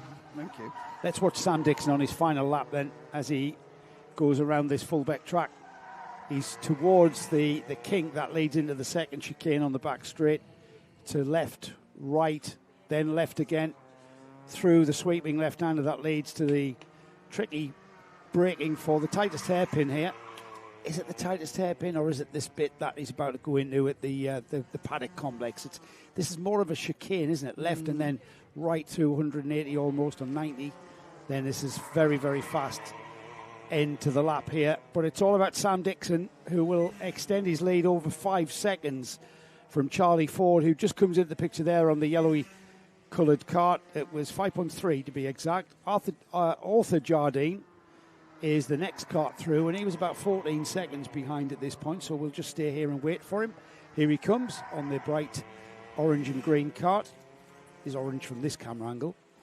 So Arthur, I mean, if Arthur, he's on the novice plate, I'm not sure of the level of experience Arthur has. Here's the 4th place cart of Archie Gaunt, and that is our 4th and final finisher, because Eva Jones, as you mentioned, we lost Eva on 10 laps. 10 laps ago on lap 4. So that was a shame for Eva. Hopefully not too much of a problem, and she will be able to get back out for the final. I've never witnessed so much disappointment by a grown man who can't open a pack of biscuits. We've still got the apple and black currants. I've decided I prefer the raspberry. More important, I'm just glad Dan Ashton's not here. Oh, they'd be gone, mate. They'd be absolutely gone. Yeah. Oh, the coffee's coming. That's good news. Yeah, the coffee is brewing. We've got the mighty Bambinos out next. This is where my research comes in. All right. Do you want to wait for the race, because we've got a lot of favourite things to get through? Well, no, EJ. I know what EJ stands for. Excellent stuff. Go ahead. Well, no, I'm waiting now for the race. All right, okay. Yeah. But then you can see it, can't you? Okay, that's great. Let's have a look at... So, Claudia, what's your favourite thing? Booze. She's a bit busy. It's booze. Well, being out till 4 o'clock was our favourite thing yesterday. Jim, what's your favourite thing? Club secretary, you, Jim, aren't you? Is that your official title? Financial director. Oh, he's the power man. Man with the gold rules. What's your favourite thing, Jim? He's busy. He's looking at incidents. And I'm putting in. There's the dad's race. Go on then. That's the bit that you need to talk about. I am eating a biscuit. There they go. That's Astro's dad there, flapping away. Active aero in display. Very good point, yeah. I'm not sure it really helped though. It's too hot to be running out there today. How many megajoules of running has he got? Under 5. There was at least 2 horsepower on display there, wasn't there? I don't know, actually. You know a horse produces a lot more than horsepower, don't you? Yes. It's weird, isn't it? Well, they call it horsepower because it's not. I think horsepower can be about like anything up to 30 horsepower. Derek Costa is coming on email. His favourite thing is batteries. I don't get that joke, but I'm sure it's funny. I don't know. His favourite thing is batteries. Maybe he works for my team. Okay, so EJ, it stands for Elias Jr. Elias Jr. And the fastest ever lap by a Bambino here is a 101.3 by Mr. Felix Tandy. Is it and really? that's what they're trying to aim for, is to beat Well, the didn't he fastest beat lap. that? No, Didn't he? He didn't. He got close in the first race, apparently. It might be too hot to do at the moment. I thought he did a 62, mind. Yes, no, 101.3 is 61. You doing all the research instead of me. That's unusual. 101.3. Oh, sorry, 61. 101.3. I thought you meant a 61. A 60, They're off. 63.1. We get them going. It was a standing start, of course. Elias Jr., as I'm going to call him now, EJ, is off into the lead. He is the most experienced. Currently 7th in the car championship. As the rest of the field comes through. Astro Matthews, Archie Watkins, Harry Florence and Lewis Ainsley are the 5 entrants. Why is half the managerial team walked out the back of the... Was there a big kind of conflagration going on there? I don't know. Was there a big debate going on? A steward's review for the juniors? A possible DSQ. Oh. All right. What was the infringement? Oh. Yeah. What, sorry? Kicking out Kicking the out a front bumper bumper. whilst racing. Oh, right. That's the DSQ straight away. Qualified, yeah. Naughty, naughty. I can't say I've ever done that in senior road tax. Sounds quite... So explain well, what that is, what guys. you don't do, though, you don't walk up... What you do is, if you do that and you get away with it, what you don't do is when you're being told off for something else, then tell the people, oh, 2 races ago I did that, and they get kicked out the entire event forever. Yeah. Yeah, that's actually something Has that happened. yeah. So what's kicking out the front bumper, guys? So, if you've ended up with your bumper being loose on the blocks, normally that's a 5-second penalty, as we know in karting, for the senior classes that run it and the juniors as well. And basically, you can sneakily reset it. I don't promote this, but by kicking it we can forward, we can talk about things like that. but by kicking it forwards, you can reset it back to its blocks. Are you currently sitting in the cart at this point, or is it when you get out of the cart at the end of the thing? You'll look where the marshal posts are on your way around on the in-lap and pick the spot to do it out of view is normally how it You goes. sound like you know how to do this. Not a clue, mate. Never done it. But yes, it's what it is. We had an incident, didn't we, a few years ago in the NKC where it was happening quite a lot. But you see in championships these days, because people can do the front bumper bars up really, really tight, so it doesn't move even in heavy impact. Where a lot of grids these days are saying to you to arrive to the grid without the front bumper attached, so they know it's not over tightened. Bit of racing here in this Bambino, the 79 and the 60. Astro Matthews and Archie Watkins having a bit of a battle. So Astro is in almost the comet-coloured machine, the yellow and the red there, very much Astro nautical. And then behind him, and they're about to try and get the place is Archie Watkins, but we got a retirement there, just skulking back. Not quite sure who that's pulled out of the race. Maybe Harry Florence, I think. On the coma. So these two providing our entertainment as they battle for second place. EJ Deere again. Miles away. Fastest lap 102.4. I think it's too hot for an overall fastest lap at the moment, I'm afraid, EJ. So Elias Jr. will probably have to wait potentially for the final, even though I don't think the temperature will come up enough. Oh, and the momentum completely lost there coming out of Caravan Corner by Matthews. He's got away with it. So he kind of sort of semi-blocked the progress of Watkins, not illegally, just because that's where he was. And Matthews now exits the combat up the inside. Oh, and it came across the nose there, but certainly Watkins was having a good old go there, Gaz. Yeah, it was 2 laps in a row. Astros tried to make the same move, but to none avail. It cost him time, hasn't it? As they enter the first. Move on Astro. Oh, sorry, Archie Watkins. My apologies. But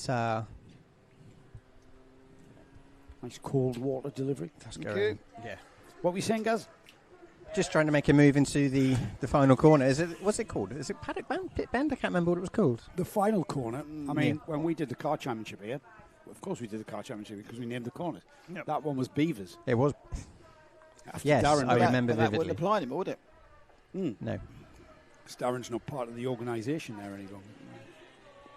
Call it Peaches. Could call it Peaches. I just call it the final turn now. Because when we came here, there weren't any corner names, were There there? still isn't, is there? No, not aside as far Apart as from Caravan Corner, yeah. Yeah. Yeah. and that's why that's become Frank's hairpin. This is a great battle here. This is a cracking little battle going on. It's going to go for the move again. Bumper to bumper. No, he's not. I think he's going to try and get some momentum coming into the first chicane, see if he can perhaps pop out. And he has popped out, and he's... Yes, he is. I think he's going to get it. I think Asher's going to have to exceed that one. Nice move by Archie. Worked it out that he was ruining his drive by trying to make the run up the inside that final corner. Side by side, and now Matthews is going to have to try and keep up with him. Now, there's a little bit of a gap, but hopefully, for our entertainment, Matthews can use a bit of slipstreaming to get back on his tail. So this is what I love about these junior categories, especially at this age, where you can see them learning as the race progresses. You know, he worked it out, didn't he? Tried the move in a different place, pulled it off. He did on a 101.97, so he's within 6/10. I mean, it's a big 6/10, obviously, but... next fastest lap to 104, so just shows how EJ, who's obviously racing at the higher level overall in Might E karting, doing national series as well. But this is a good bit of practice and a lovely day for Dad and Lad.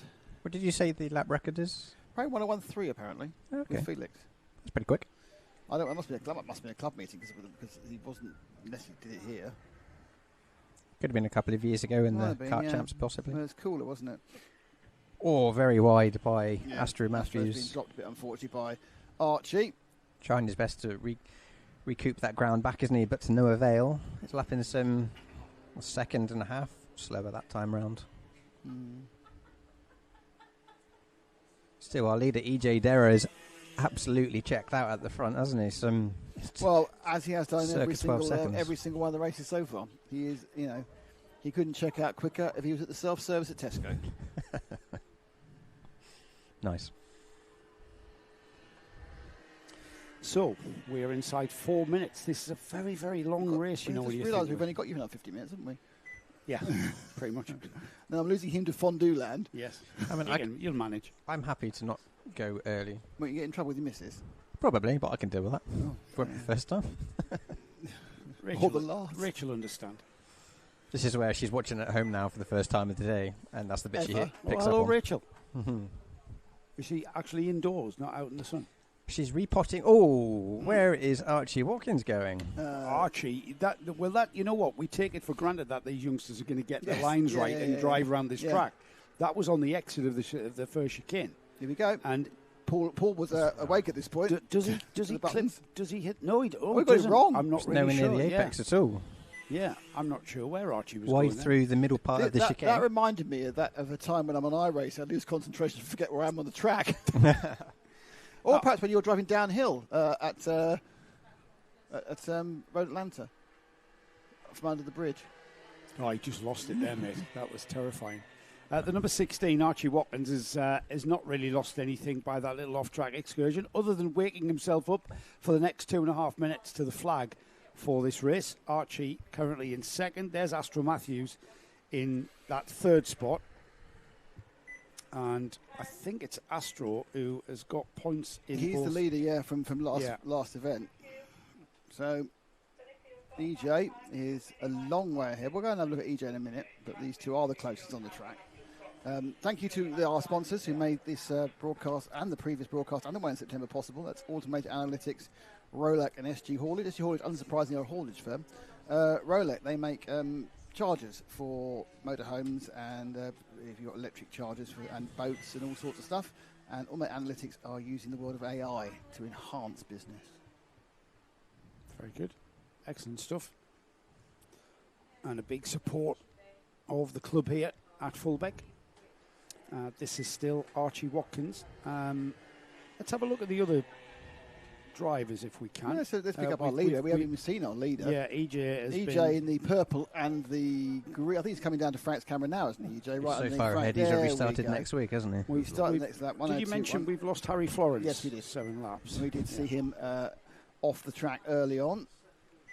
So EJ gathering more data for Fullbeck. I'm not sure the car championships are coming here, are they? They're not. They're doing a bit of a tour of the popular tracks this time. Well done them, but... Well, Fullbeck's a I popular don't know track. where they are, actually.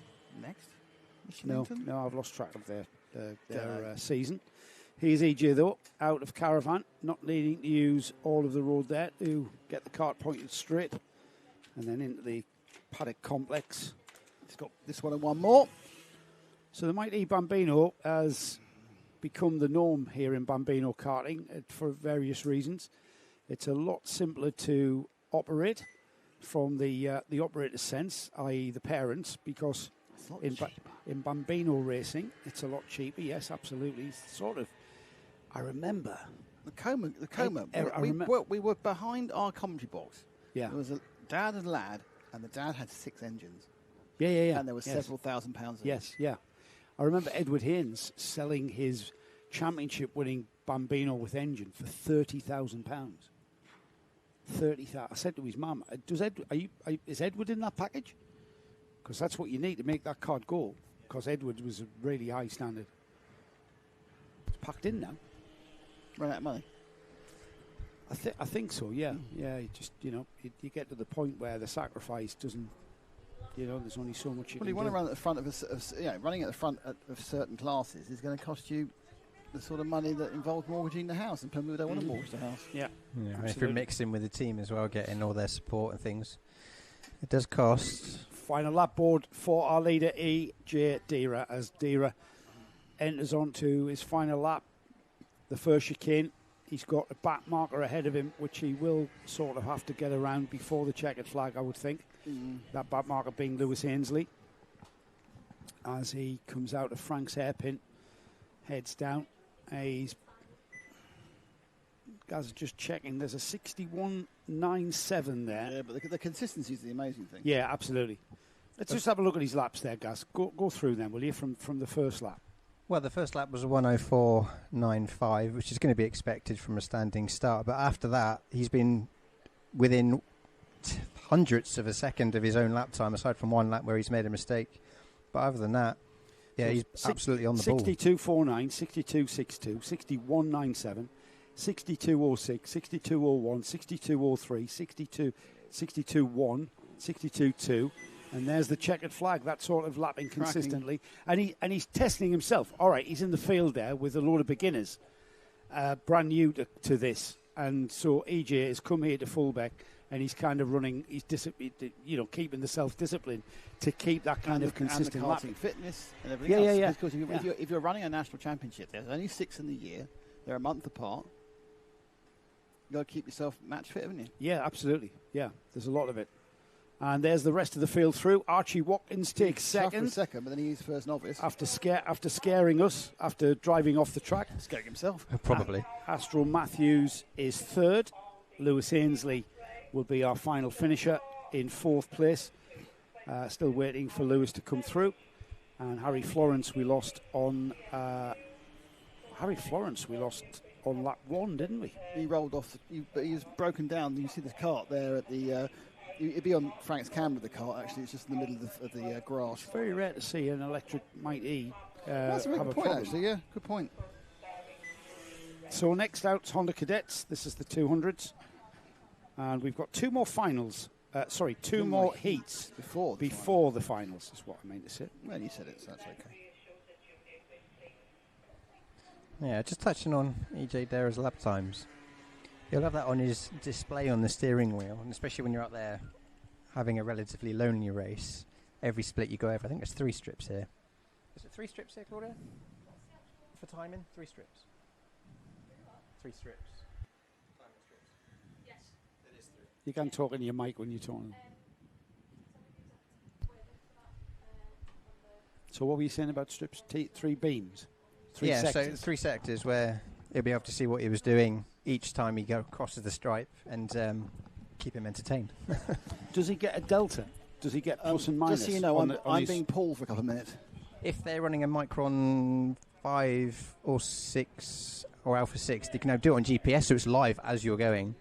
But for the slightly older model, it's telling you your gains and your losses. Yeah. Otherwise, you do it when you cross the 3 sectors, and it's good. It will keep you busy, especially if he's trying to chase the fastest lap and whatnot. Lewis Ainsley's just gone through, having missed the pit entrance, so he's taken the shortcut. So we wait to recover Lewis, And we've got Honda Cadets out next, the Honda GX engined cadet class. One of the closest classes in British karting, I would say.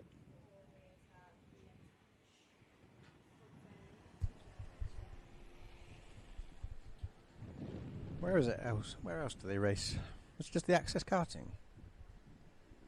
Well, the Honda Championship, isn't it? They've done the race 200s in the British Championship. The 200s are the sealed engines, aren't they? Yeah. The controlled engines. The 160s are the ones that are a bit more open and tunable. Yeah. That's right. I get the two mixed up because I don't see Hondas very often. That's all. Yeah, there's the Honda big part of the Vera Tools British Championship.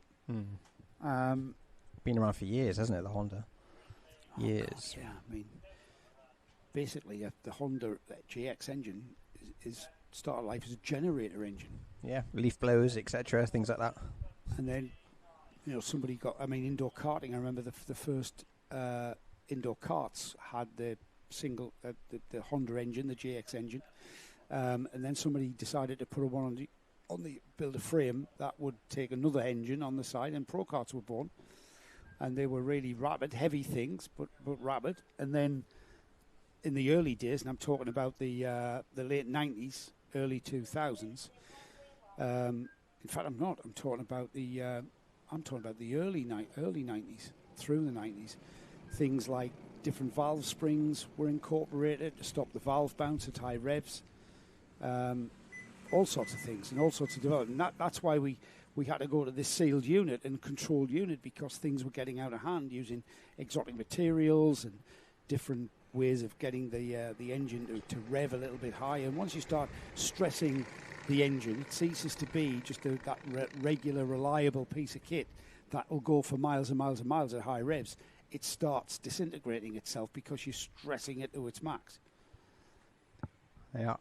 That's why we see so many sealed series now, isn't it, in karting? Because you could tune a rotax all day long and get a bit more power out of them, as you see, because it's based on an older Aprilia 125 engine, I believe, the old RS engines. So we've got the field coming round. Henry Colborne on the number 75 there. Frank Pearson, James Windsor, Harry Grant, Nicholas York and Ollie Spooner Green in his first race at Fullbeck here. Ollie Spooner Green with his family watching on. Welcome back to the coverage if you've been away. Ollie's race about to get ahead, and this one he's starting at the back of the field. There's no novice in this one, is there? So forget the TX on the timing bar there. That's just off that errand Bambino that came through on an additional in-lap. The field starts from Colborne, Frank Pearson, James Windsor, Harry Grant, Nicholas York and Ollie Spooner Green. So hopefully this will be to the satisfaction of our starter. Rachel's on the starting gantry. Off they go, red lights go out, and we are racing, heading towards Frank's camera position there. It looks 4 wide for me, guys. Almost. It would be risky though, wouldn't it, with this lot? But yeah, they find their way into single files around essentially turn 1 for lap 1. It's the 15. Is it the 15 or is that a 75? It is the 75. Henry Colburn held on to the lead, and through the second chicane, they don't use a lot of curb either, do they? No, it's best not to. It's all about momentum. Yeah, I was going to say that when you talk about the pro karts and things like that. One thing you do learn is momentum and how to carry your speed. You've got James Windsor into second here. That's not going to last long if Harry Grant has anything to go by the orange cart there. We know how quick he is. Him and Henry Colborne have been the class of this field so far today. He's wanting to get past Windsor because he can see Colborne getting away. Colborne's already pulled a gap. Yeah, it's amazing how much a clean start makes a difference here, isn't it? Our Fullbeck, as we see the move, the third position happen. Was that Harry Grant up into down into fourth? Yeah, it was, wasn't it? Yeah, Harry Grant was. Harry Grant started fourth. He's already up to second. Let's see if he can close the gap to Colborne, and then we'll resume normal play because these two have been duking it out at the front of this Honda Cadet field. Colborne, Grant. Then we've got Windsor now in third. Nicholas York, Frank Pearson, Ollie Spooner Green, enjoying his day's racing and keeping the lead group not that far, keeping them in sight. That's all you've got to do, really. When you first take to this sport, it's very easy to get left behind, but Ollie's doing a great job at the back of the field there, maintaining that position. Yeah, and the Fulbeck Not the most technical circuit, but certainly offers a lot of stop-start kind of scenarios. No sweeping bends aside from the one corner at the end, is there? It's not like a Rawa, is it, or a GYG or anything like that? That's still quite... I think the chicanes here are harder than people take them for. It's very easy to lose time into the chicane. You can easily go in too hard, too deep, and then you totally mess your lap up, mess the exit speed from the chicane there. Yeah. Easy to slide onto the curb. It's quite a technical track, this Fullbeck track. Not easy. This is another one where you can get it all wrong. And we've seen that a lot. Yeah, and this one here under race conditions as well, when you're scrapping into the left-hander, that one there, and into this one, so easy to push too hard, as we've seen. Yeah, that's the first part of the paddock complex, where you're on the brakes as you go left, and you're trying to keep the car straight and hook the apex for the right, missing the tyres by, I'd say, inches. It's probably not, if you're not catching it with the rear tyre, you're not going quick enough. But, as they head through already round the now turn 3, isn't it, is the hook at the end of the circuit. Yeah, it is turn 3. Keeps changing. You can't keep up, can you? Harry Grant and Henry Colborne have been trading fastest laps. As he crossed the line, Colborne went quickest with a 52.26, and then immediately Harry Grant followed literally bumper to bumper and took a 52.08. So Grant on the orange kart there with the white NASA panel. He is the fastest kart on the track at the moment, but the driver ahead of him, Henry Colborne, he's our leader. Nicholas York now into third on the yellow liveried kart in third. It's become a 3-kart Honda race, this, as we've dropped James Windsor. Frank Pearce and Ollie Spooner Green are going about their business. Ollie.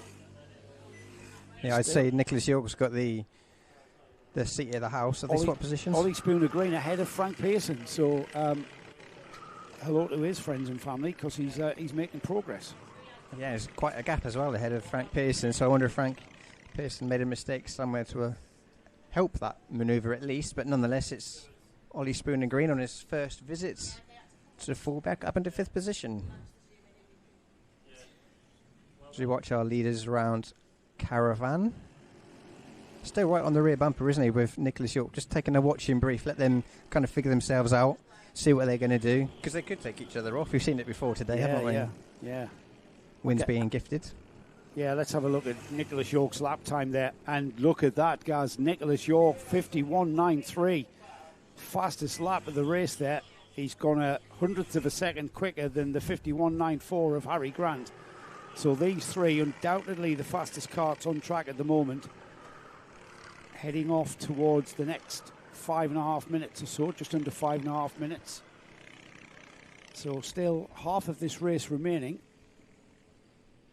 As Colborne, Grant, York.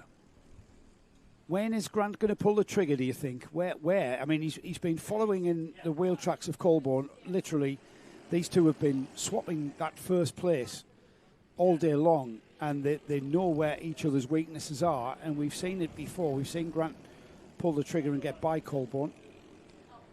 Well, I would say if anything's faster, knowing that third position of Nicholas York is thereabouts, you want to help yourself by not having somebody behind you, so you want to get that move done in case you lose a position. So given how they're stretching away a little bit this time from Nicholas York, he's got a little bit of a breathing space to make a move when he's ready, but certainly, there we go, if he thinks he's faster, he needs to make a move, and there it is into the second chicane, nice and clean. Haven't seen too much of that this afternoon, have we?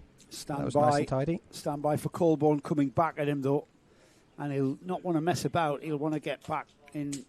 Maybe, you know what, maybe being second with 4 minutes remaining is possibly the more advantageous position, because is he going to sit now? Oh, he's not sitting at all, is he? He's trying to get alongside in the final turn there. Not quite happening. Across the line then. And there's another, no, not quite, 51.95, only 200ths off that fastest lap of the race so far for Nicholas York. So the third place kart there in that train. He is very rapid as well. And like you said, guys, is he taking the watching brief, waiting for something to happen ahead of him? Yeah, and I think something inevitably is going to happen ahead of him as these two continue to fight, don't they, as they exit the second chicane and into the fast sweeping left to the hairpin. Great overtaking spot if you can get down the inside late on the brakes. It's a nice block pass if you can get it, but it always compromises you into this next sequence of corners, the paddock, as they flash by the pit entry. Very much line astern this time, which is probably a good thing because you come off there and it's always a big accident. Yeah, this is where, with 3 minutes to go, Nicholas York appears to be just losing that little bit of contact because Harry Grant, having got by Colborne, fresh air in front of him, fastest lap of the race, 51.87. That's where he's put it. Henry Colborne, would you believe, matched it. Would you look at that, guys? Harry Grant and Henry Colborne absolutely to the 100th of a second. There's Colborne looking down the outside into the second chicane, but there it was on lap 8. Both of these drivers putting in exactly the same fastest lap, 51.87. That's how close this race is. Yeah, starting to get to the crunch part of this race, aren't we? With 2 minutes almost left to go. It's going to look for a way by sooner rather than later, I think, because Nicholas York, they haven't dropped him, have they? So no, he's always going to be a threat, and 75 of Henry Colborne knows that. Yeah, he's still there. Henry Colborne is fully aware of that.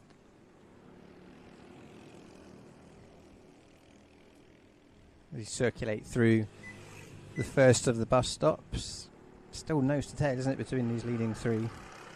I think he's bringing Nicholas York back into play a bit more. He's a little bit wide on the exit there, but it won't cost him anything. He's got the slipstream with the 2 karts ahead. Do we see a defensive line by Harry Grant? Not this time. Noticed he took the white line a couple of times in the previous laps, but he's shaping up for a move, isn't he? I wonder if we're going to see Colburn dive down the inside at the hairpin. He looks massively quicker through the left, doesn't he? We're into 90 seconds.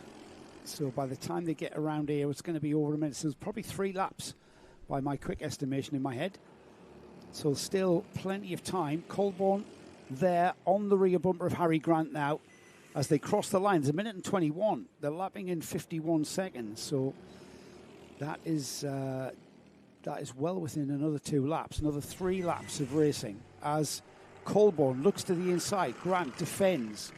This is where the term patience doesn't come into it, does it? Now's the time to pull the trigger if you're going to. Young racing drivers with patience. Those are 2 things that you don't hear in the same sentence very often, but I think Nicholas York's got the best seat in the house, hasn't he? While they decide who wants to win this race ahead of him. Whether he can get on terms with these 2 leading the race, we'll see. He's still matching their lap times. A couple of tenths here and there, a couple of hundredths here and there as well.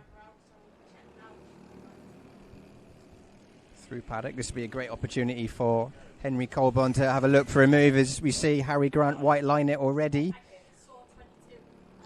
We're going to see a lot of that in these last couple of laps, I think, from our race leader, defending as hard as he can, as clean as he can from Henry Colborne on the blue and white kart, 75.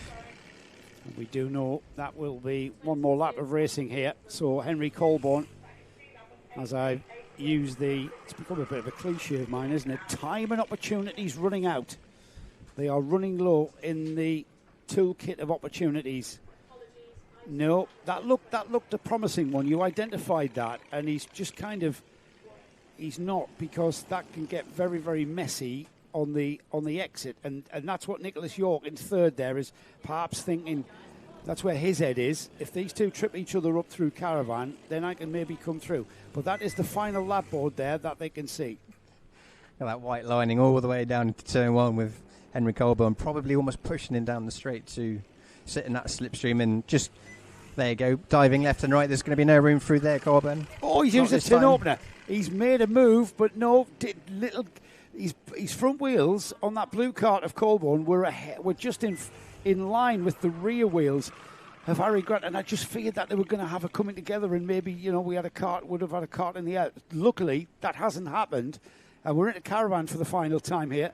Can Harry Grant hang on to this, guys?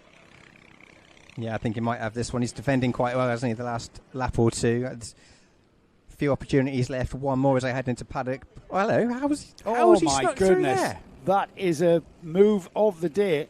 As the checkered flag unfurls, it is Henry Colborne with pretty much the last opportunity that he had.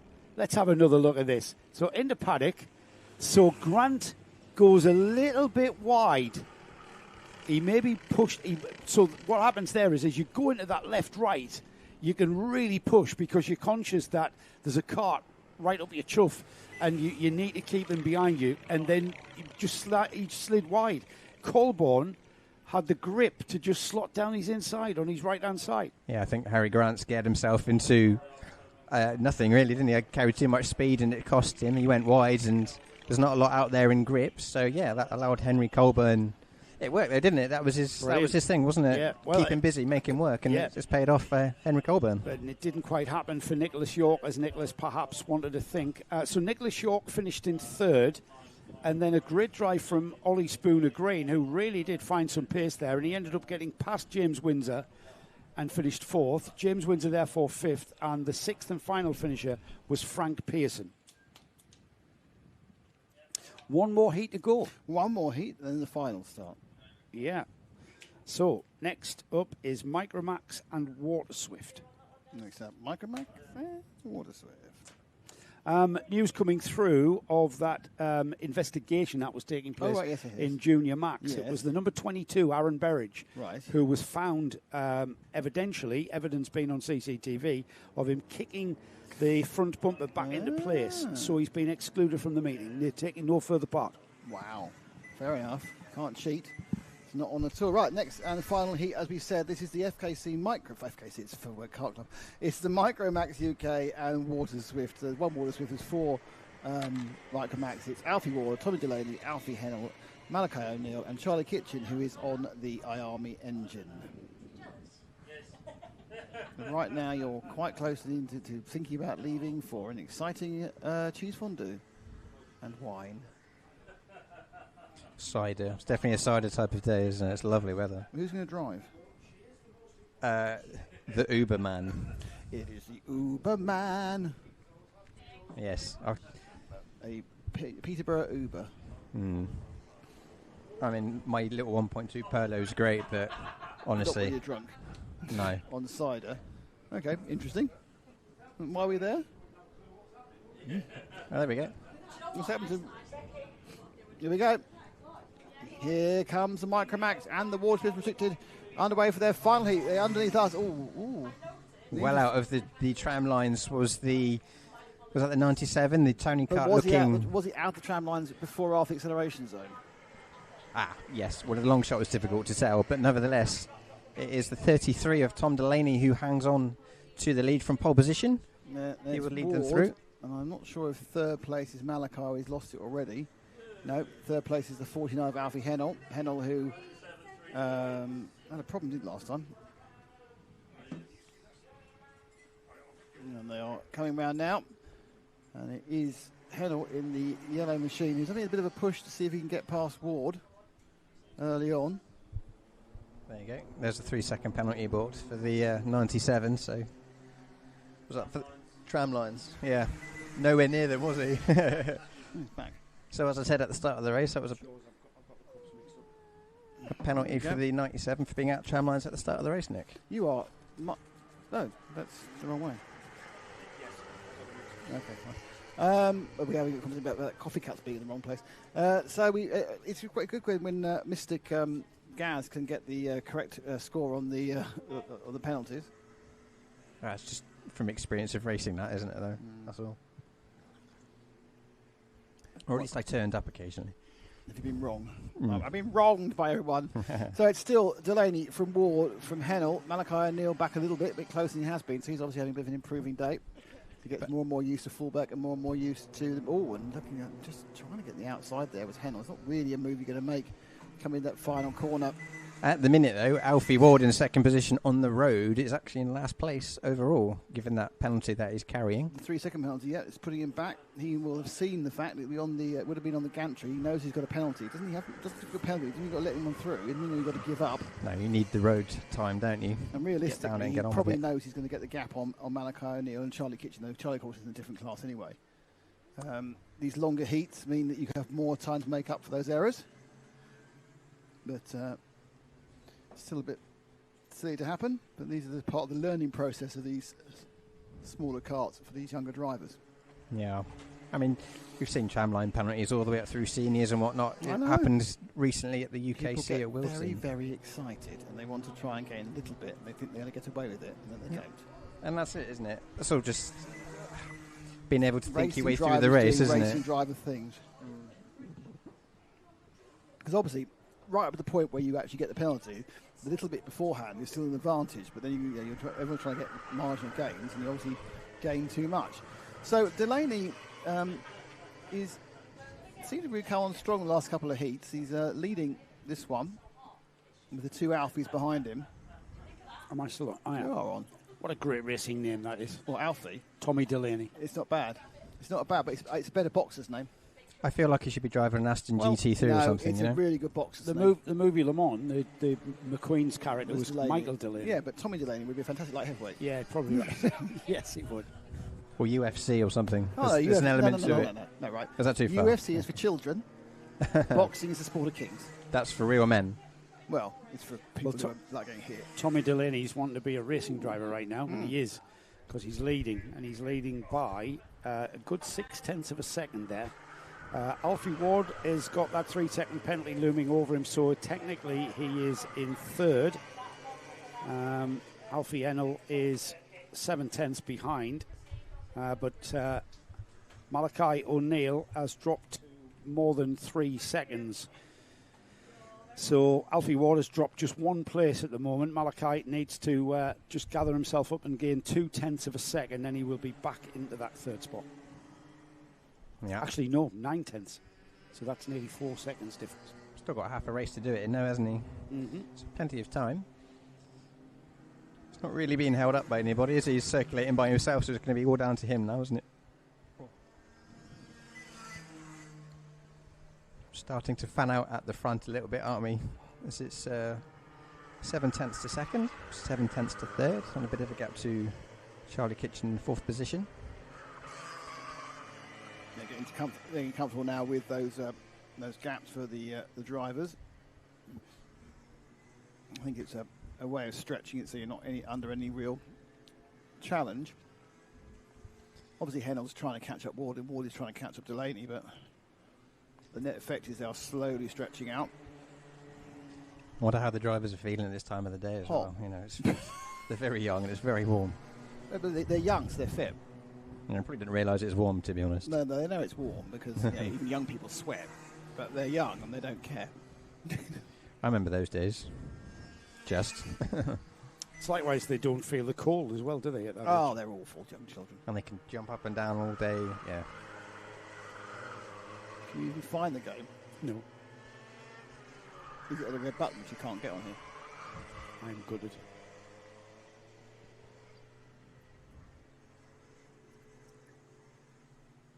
You need the red button thing, don't you? Talk amongst yourselves. There's a man here who's very upset that he can't see the Sunderland game. Which is surprising, because I thought there'd be other games less important than that one. Mm-hmm. But you can watch the Indy 500 if you chose to. It doesn't start. It doesn't actually start till 5. Yes. 5:30, because it starts at... No, 4:30 it'll start. Oh, no, it's like 5:30 because they said that they only had 3.5 hour window before the Grand Prix starts. Yeah. So Delaney's doing a really good job here. He's just gradually eking the lead out. Hennell's staying that sort of 7/8 behind Ward. Charlie Kitchen has got past Malachi O'Neill. O'Neill, whilst bringing up the rear, is quicker than he has been before. You need to embrace the ability of learning. Well, have you found it? No, it's the Liverpool-Brentford. We need Liverpool to beat Brentford, so might as well. It's seriously not on any of the channels? No. But all the games are live, they said? Yes, if you sat at home, not on Sky Go. Oh, well. I'm not bothered about football, so... I know you know. I'm just going to go across here and have a little cry. Why don't you drive back to my house? Or put on Radio 5 Live. Won't be on that either. Premiere. Won't be on that either. They'll have the probably Leeds.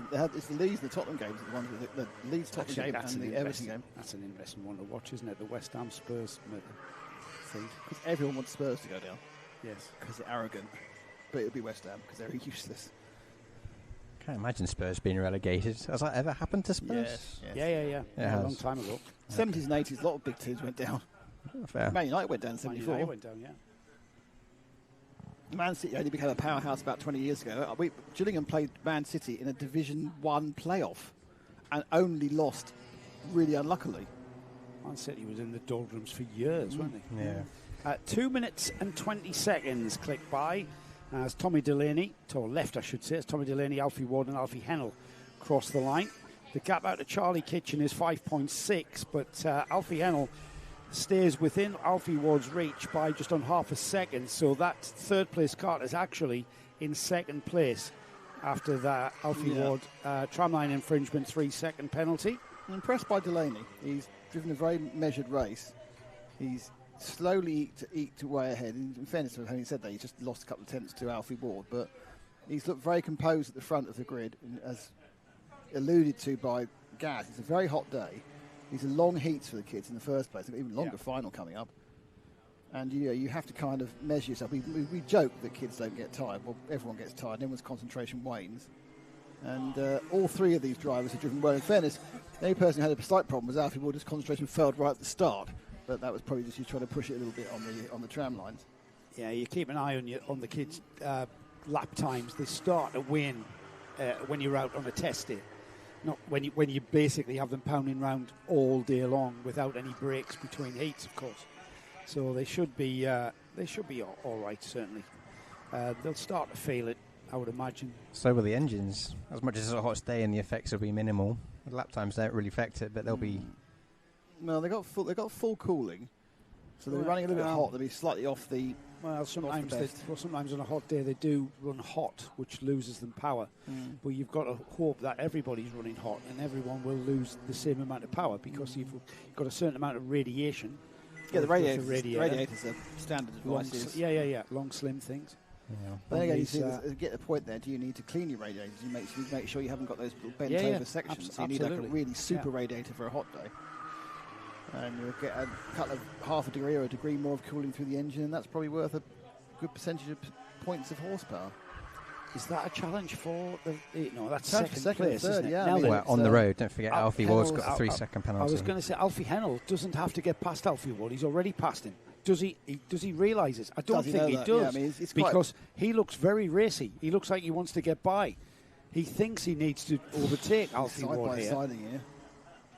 That'll be a brave move, even on these smaller chassis. To get through their 2x2 is always very difficult. Well, it's better of it this time. Well, the last thing we want to see is them taking each other off, and Alfie Hennell doesn't really need to get by. He's got the inside and he's done it.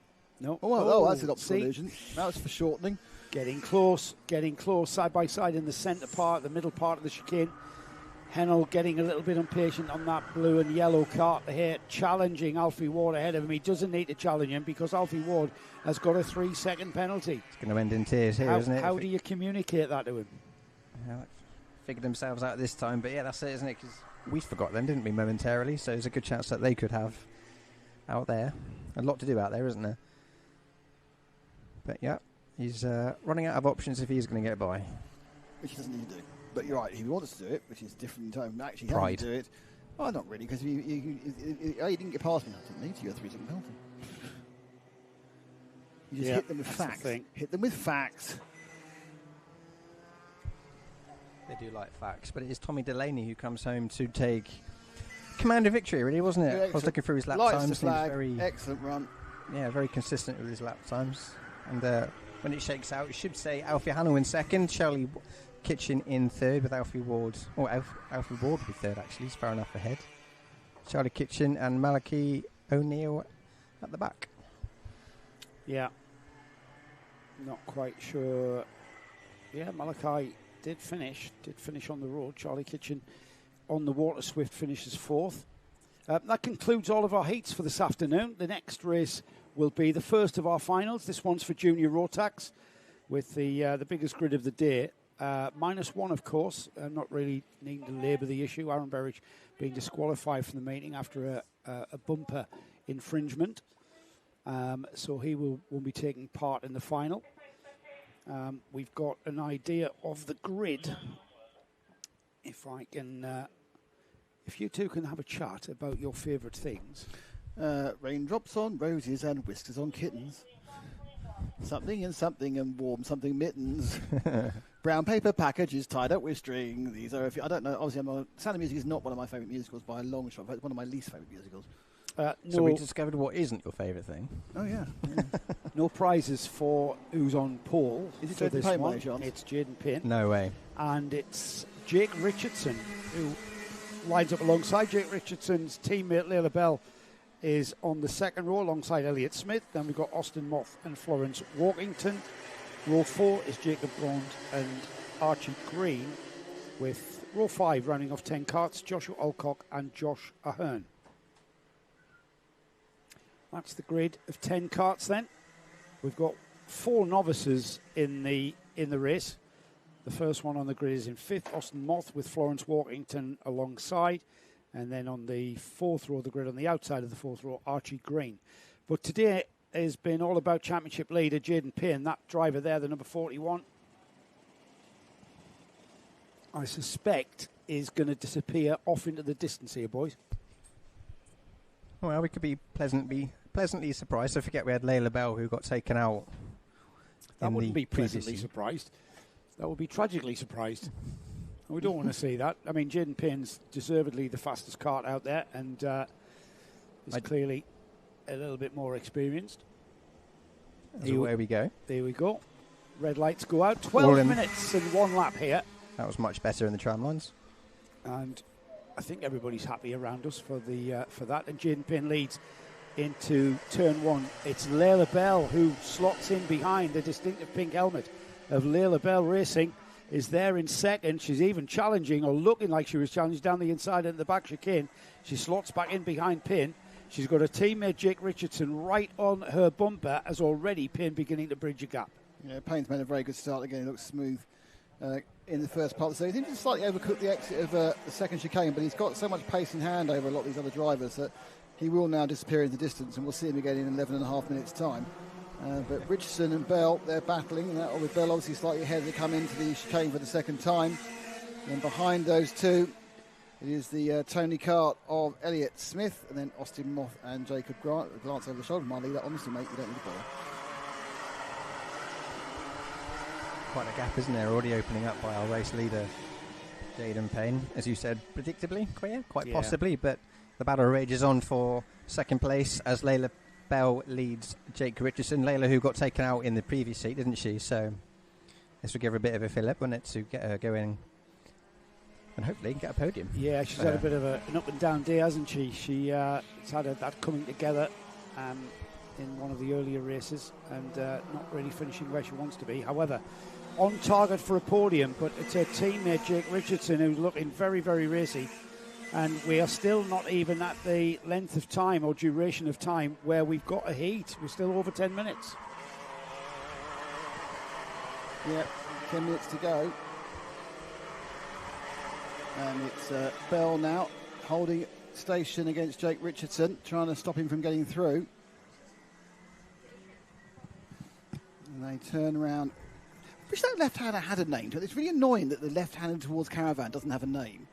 You kind of sit around going... It's such a good corner as well, isn't it? It's like turn 8 at Turkey. That's the best they could come up with. Turn 8 at Turkey. And do you know what? They don't even have the at Turkey on that. They just call it turn 8. Yeah. So Payne is away. He's away by, 1.8 seconds now. But Layla Bell now showing some good tenacity to prevent Richardson getting past. But it's going to be a long, old, hot day trying to stop it happening, that's for sure. And then behind behind those two, it's Elliott Smith and Austin Moth. Florence Walkington, we understand he's getting a bit of coaching from a fellow RAF member based at Bryce Norton. Well, you're RAF races member. for Bryce Norton at least. But they come through now. Richardson, is Richardson not... I'm about to say, is he not overtaken? But he's right behind this time. He's lunged up the inside quite comfortably. Oh, we'll work together now. I'm ahead. But he's got... Smith is a little bit more snappy at the heelsy of those two than he was in the heat. So he's obviously got a bit of it's the final hurry up. And of course there are trophies now for the top 3, so it's worth getting into that third place if it comes to the final itself. A bit out of shape there by Jake Richardson as he entered the first chicane, but he does look like he's got a bit more pace at this time of the circuit. Time of the race. He's getting to me now as well. This time of the race ahead of Layla Bell in third position. Not really dropping Elliott Smith, are they, in the fourth? Hanging on just about, I would say. Gap to fifth of Austin Moth.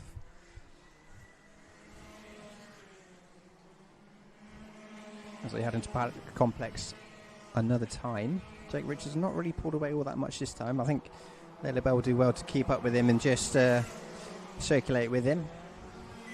Keep him honest. Yeah, he hasn't really pulled that lap. He's been ahead now. Lap and 4 corners in ahead. He's got a little bit of a gap. I mean, it's hard to get away because obviously there is we talk about quite a lot. There's a couple of tenths free by being right behind in slipstream. So you need to have a bit more than that to get away. And in fairness, the 3 of them now have managed to get a little stretch. I mean, Bell's got a bit of a stretch over Smith. Richardson's, is he pulling away, or is it just, rather than seeing someone's tail, I'll sit on someone, a couple of yards behind? I don't know. I think the camera angle of the straight, doesn't it, kind of confuses us and, as you said, shortens the distance that we can see. That's a good shot. Look at the dirt on the inside of the hairpin there. It shows that overtaking around Fullbeck can be quite difficult. Thanks to that, the offline stuff. So getting moves down here, you've got to be decisive. Make sure you mean it and you get alongside because it is tricky. Second, third and fourth. Payne's lead now is up to 3 seconds. We haven't forgotten about him, but he's not very interesting because he's too good this weekend. So third and fourth is the closest battle at the moment. But whether that's doing an awful lot, I'm not sure. It doesn't really seem that Bell's really any worry from the challenge from Smith behind. I mean, obviously, Elliott's absolutely pushing, 10 tenths to try and catch her up.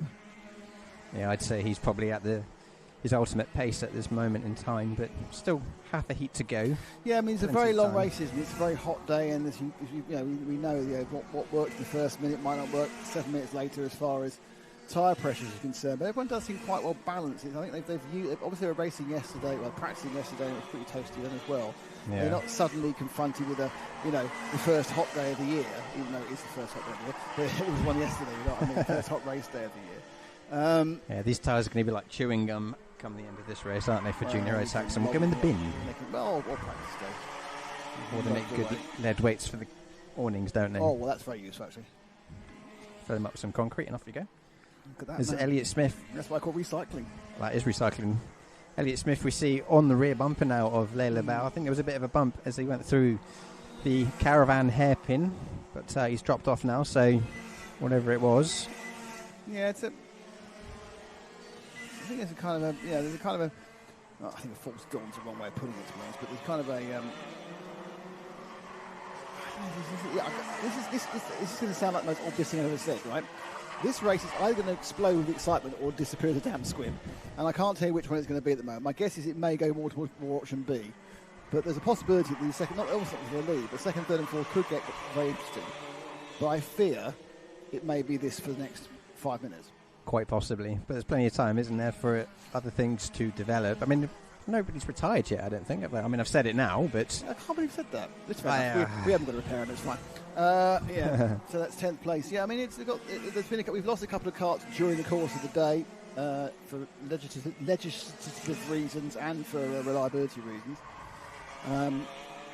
But, I think one thing I would say is I think it's interesting, you've seen that the problems that the Gearbox karts have keeping going in these temperatures. You're not having the same any sort of attrition with the rotax. I mean, the engine's very old now, as you pointed out. It's a 1990-something Aprilia RS125 engine that's been very heavily beefed up and then tuned down, really. It's nowhere near its peak performance, even in senior rotax, to be honest. But it is a very reliable piece of kit, and therefore, it's something that people can just, not fit and forget. Yes, they'll fiddle with it because that's what you do as a karter. But they actually are, this is the thing, the big worry, my engine's going to nip up the engine. No, it's not going to happen. It'll produce power. You can try and optimise the power with various temperature settings and everything else, but, the reliability levels of modern engines are fantastic. Yeah, you can get a good 16 hours out of them before they start to drop off in performance, I think. If I can recall from my days of rotaxing. Yeah, you can get a long time, which is great as well. I think someone says, obviously, if you want to be at the very top, you can do it more. But I think it's like club rail, even small nationality, about 30 hours, I think now. Yeah, it wouldn't surprise me. I mean, whilst the engine to buy brand new is a bit more expensive than others, what you get out of it in money return is a season or two, isn't it? Yeah. So you can't beat that. But we see Elliott Smith getting a lot closer, wasn't he, that time round through the caravan, but no room that time, was there? And it's cost him. No room at the end for a third place take. Jake Richardson now is, you can see there he is, a couple of seconds ahead of these two. And there's Jaden Payne in the ready-orange kart, just pinging into view. And there's our second place man pinging into view. And there's third and fourth recovering. But the first two have been way too effective. and therefore have ruined it about ever getting onto the screen. Has Joe solved this problem is the question. Yeah. Have you got that? You okay? At 4 o'clock, I'm going to find out.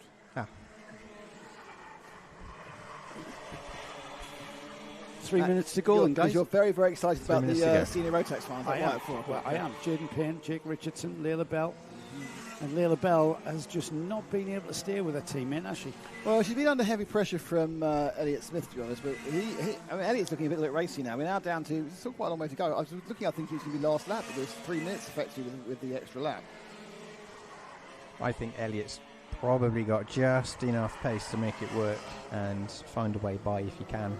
But then we said before, haven't we? You need a good tenth or two extra to make sure you get the pass done cleanly, unless the driver ahead of you makes a mistake. Well, they've got a big gap to Moth of 4 seconds. They can trip. As far as Smith's concerned, he can trip her up, to lose some time up the inside. There he goes, and that's going to work. And that was a nice little dive there. And now Bell will have to decide what to do. Is this? Oh, she's going to give a nudge. A little bit of a bump. I'm amazed at how much room Layla Bell left there. Look at this, because she comes through the left-hander, and then she goes right away across, and then by the time she goes to turn in, Elliot Smith's already plugged the hole. It's the racing line now, isn't it? You immediately get left to get on the brakes and take the line of least resistance through there, but it always opens the door. And I think Elliot Smith has been shaping that one up a couple of laps now, because he was always quicker through that left-hander out of the chicane. So he's getting good drive out of the chicane, which we'll see here. And then we'll see if he pulls a gap as they enter that left-hander, because he just looks so much naturally faster. He's quick there, but now she's to repay the bit. She repays the bit. Oh, no, he goes for an under there. Oops. Oh, that was unfortunate. Ow. That might put the kibosh on that. That might incur the wrath. You got that one, Paul? That might incur the wrath of the steward. I'm not quite sure, because he doesn't really. He's nudged at the back, and he's taken her off the side. Look at the positions of his steering, though. That's the thing that the. I don't think it's deliberate, but he's turning right. I don't think it's deliberate. No, it's not. It's unfortunate. It's sliding out, isn't it? It's the nudge at the back. I think might be an issue. Yeah, I think so.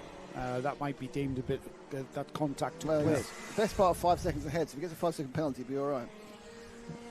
For a hairpin turning right, he spent a long time turning left. He hasn't got a contact warning. A cockpit warning. A cockpit warning. Hasn't got a contact warning. So let's see if we can pick up Jaden Payne for his last couple of laps. Yeah, that's been a great scrap. The number 58, Austin Moth with Florence Walkington. They've been absolutely nose to tail. Yeah. However, there's our leader. There's our leader. We need to go to the leader, don't we? Because got a lap and a half to go. He's getting, he's gonna see the last lap board next time by. He's coming out the second chicane through the left-hander and then on towards Caravan. So apart from about 6 minutes in the first heat, he's had the entire day. Yes. Took him that long to get through. Yeah. And I think he's been the lead within 2 corners every single other heat, and a couple he started from the front. Didn't somebody make a mention on? The chat was going to win. The chat said he was going to win. So thanks chat spoiling it for us. We didn't know that. So if he did that for for round 2, then that means he's led Junior Rotax for 2 months. Yeah, on the road. That's quite good. I've led him for 2 months. No point was they passed. Sounds like Rebel in 2023, doesn't it? It's a very great year.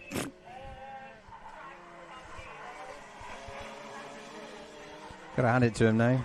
He's brought his A game today, hasn't he? And he's delivered as he runs the Caravan hairpin for the last time on his racing day, because this will be it for Junior Rotax once he crosses the line this last time.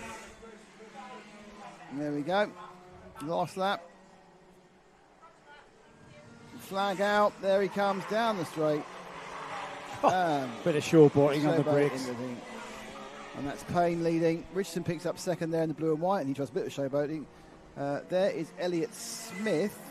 He won't be 5 seconds ahead of Bell, so if there's any question marks about the overtaking, that will swap that position. Oops. The battle for 5th continued across and beyond the finish line then.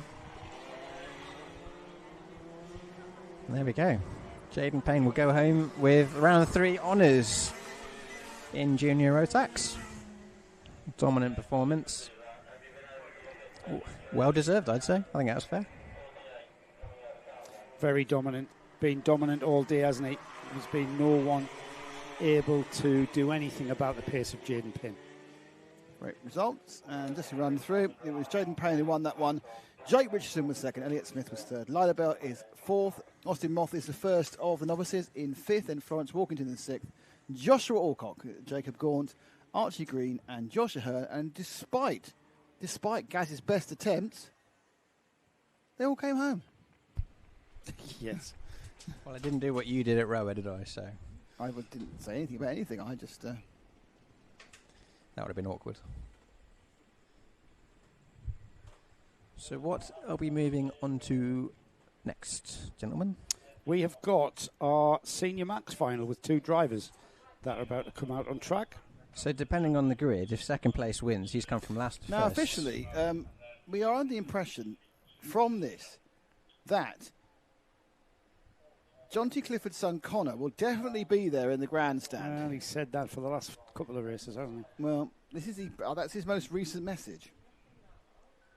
Mm-hmm. And I just thought I would tell you that. Well, we'll wait and see. I'm sure he's on his way around now. There they there, are. There is John T. The other car of Johnny's is in the shade. But it's important we talk about, what could be happening. Will we get to see his son? Is there a child in a Kart store T-shirt over there? Or a Kart Tune T-shirt. Kart Tune T-shirt is very similar. Johnny's imaginary son. Well, it could be, couldn't it? Yeah. That's a very good point there. We could be actually fueling a psychotic dream. Let's have a look. See if Johnny's kid is in. Come on, Lester, give us the grandstand.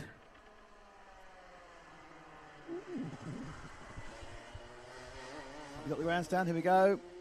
No, yeah, right. There's no. Oh no, is that a cartoon T-shirt at the back? Is that it? Is that a child? Yes, it is. Yes, it is. There's we Connor. have a winner. Hello, Connor. Hello. He doesn't know he's on. He's waving, not knowing he's on. That was warm your tyres up then, wasn't it? Isn't that his grandparents as well, though, I think? Oh, no. Oh, don't hide behind the marshal just when we've got you on camera. He's back. There he is. There we are. We finally found him. Excellent. Right, he okay. may have been hiding back there for behind the the whole marshal, thing. yeah. No, we've achieved our aim for the entire weekend. Goodbye. That's the end of the broadcast. Here we go. Senior Max. Will it be a 2-horse monumental behemoth of a race, or will someone just disappear distance and that'll be it? And we'll have to talk about something else for 12 minutes. Oh, Jaden Robinson thought about leaving the tram lines there. Looks like better off it. Well, we'll see. But yeah, it will be John T. Clifford who controls. Are you trying to claim a penalty already, are you? Well, he was half out of them, so we'll see. What happened to Sound Boy? He was supposed to stay here all day, by the way. Yes. Oh, and we've lost our second place man. No. So that is Jaden Robinson. Oh, he's lost it in the first lap. And I don't think he's going to catch up. There goes his last to first victory. Yes, exactly. Right. Let's have a look. Dear. So Thanks, he's Paul. come up. Oh, he's done it by himself. Yeah, It's too much curb. curb I wonder. wrong. I had a little look over there at lunch break. On the inside is a front tyre off a tractor. You hit that. That is not going to move. So I rather fancy you might have just clipped that with the rear. And so he's already 7 seconds behind. I don't know what we're going to do for the rest of the... Favourite things. We've plenty of those. This is... Oh, look at that. That's a great shot. Look at an that. artistic sky shot there from Frank. This is supposed to be a great race. Can we have a restart? Yeah. Give us another flipping chance, please. Going to see a bit of a demonstration jive, I expect, by John T. Clifford. Are we? Well, possibly. I don't know. His non-imaginary son will be happy in the grandstand. Well, now we know there is that. That's it. That's obviously a major point now. We have found out he isn't living some sort of weird virtual reality lie about life. He actually does have a son who does have a cartoon T-shirt and was in the grandstand.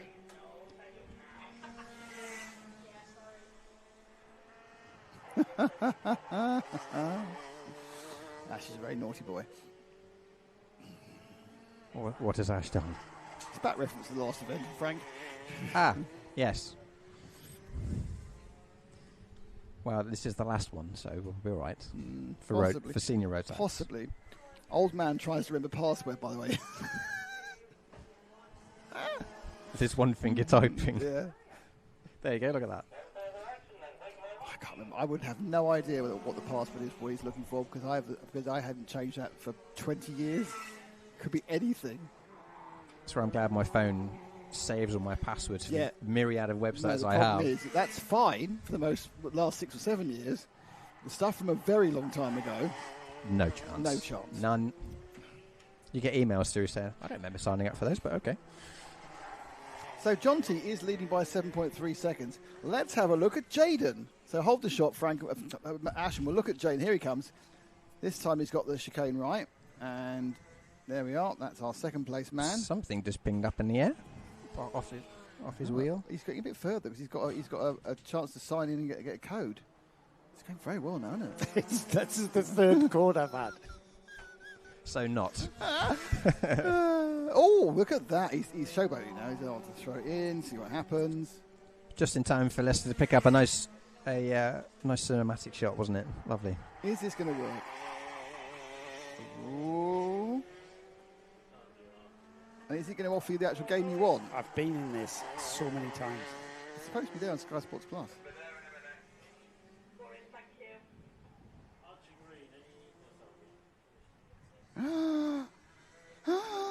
Drum roll, please. Hey! Is it 2-0 already? Well, that'll keep him happy for a while, won't it? I don't know. Right, I'm back. Well, look at the red and whites running down.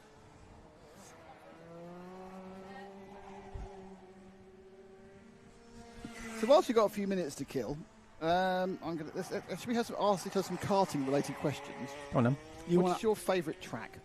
Oh, Three Sisters. Oh, right, that's for when you actually went racing.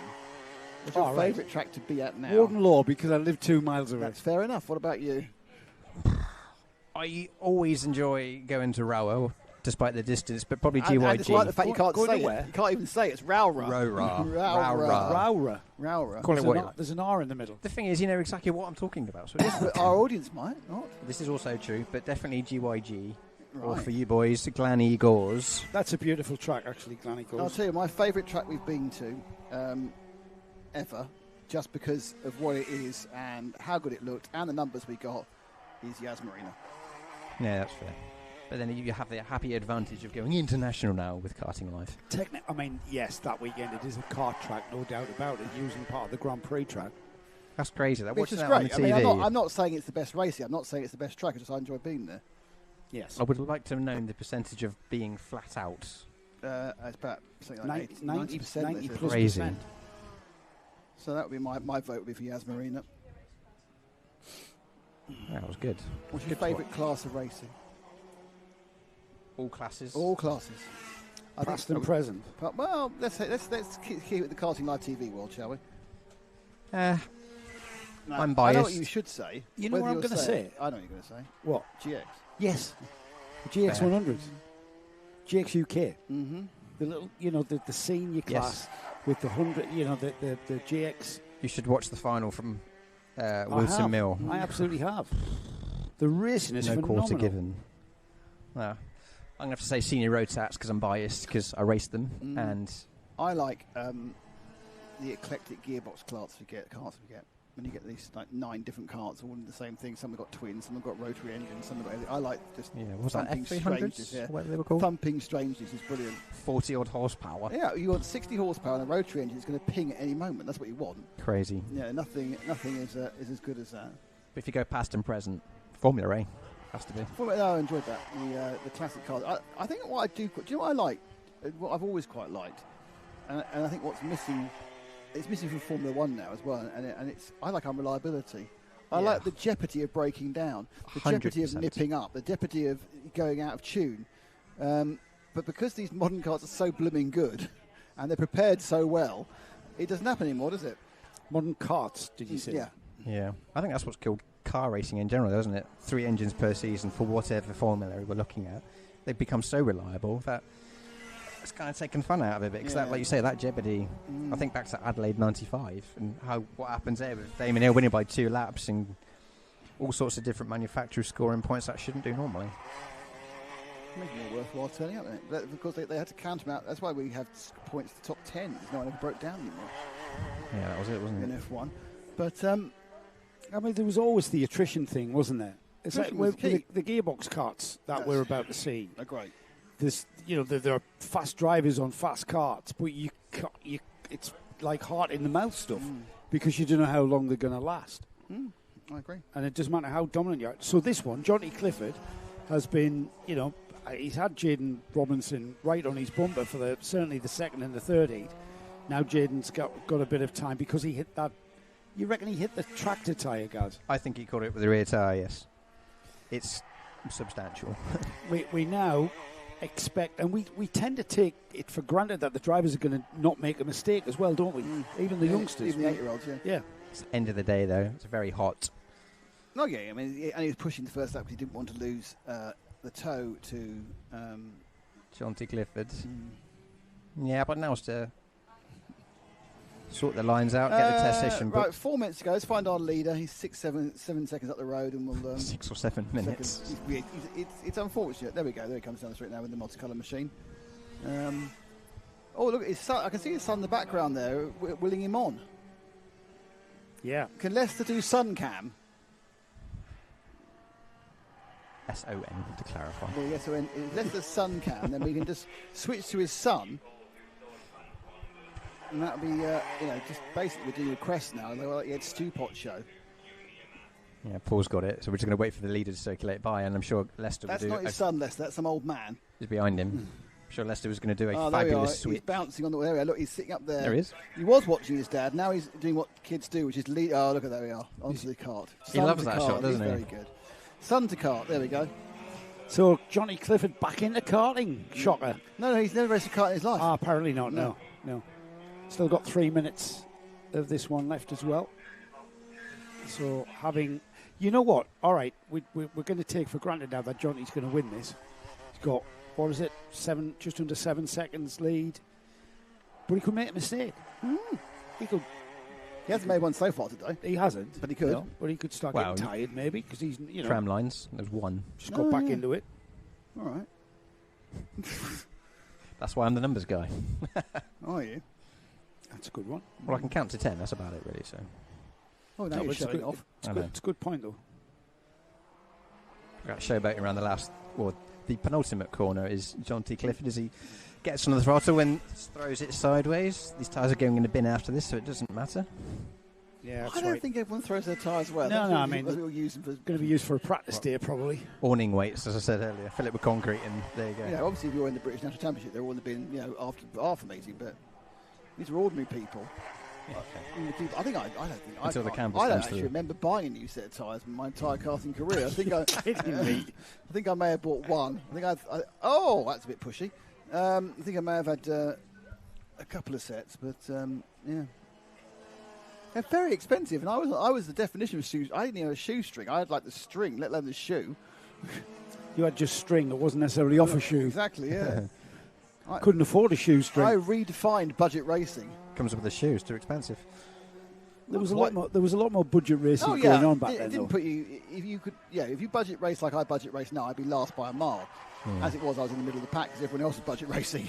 Johnty power sliding around. You're showing off the hook. Yes. Well, he's got 1 minute and 11 to go. It's funny that you say about the tyres in there, because when I was racing, I stopped racing in 2017, 2018, and Mojo's then, the D2s, they were £125 a set. They're over 200 now. Yeah. It's a joke. I mean, obviously, as you say about the shoestring competitiveness, it's... But back in 1992, tyres were 100 quid a set. Yeah. I remember the 100 Britain tyres, which were cheaper because they were harder.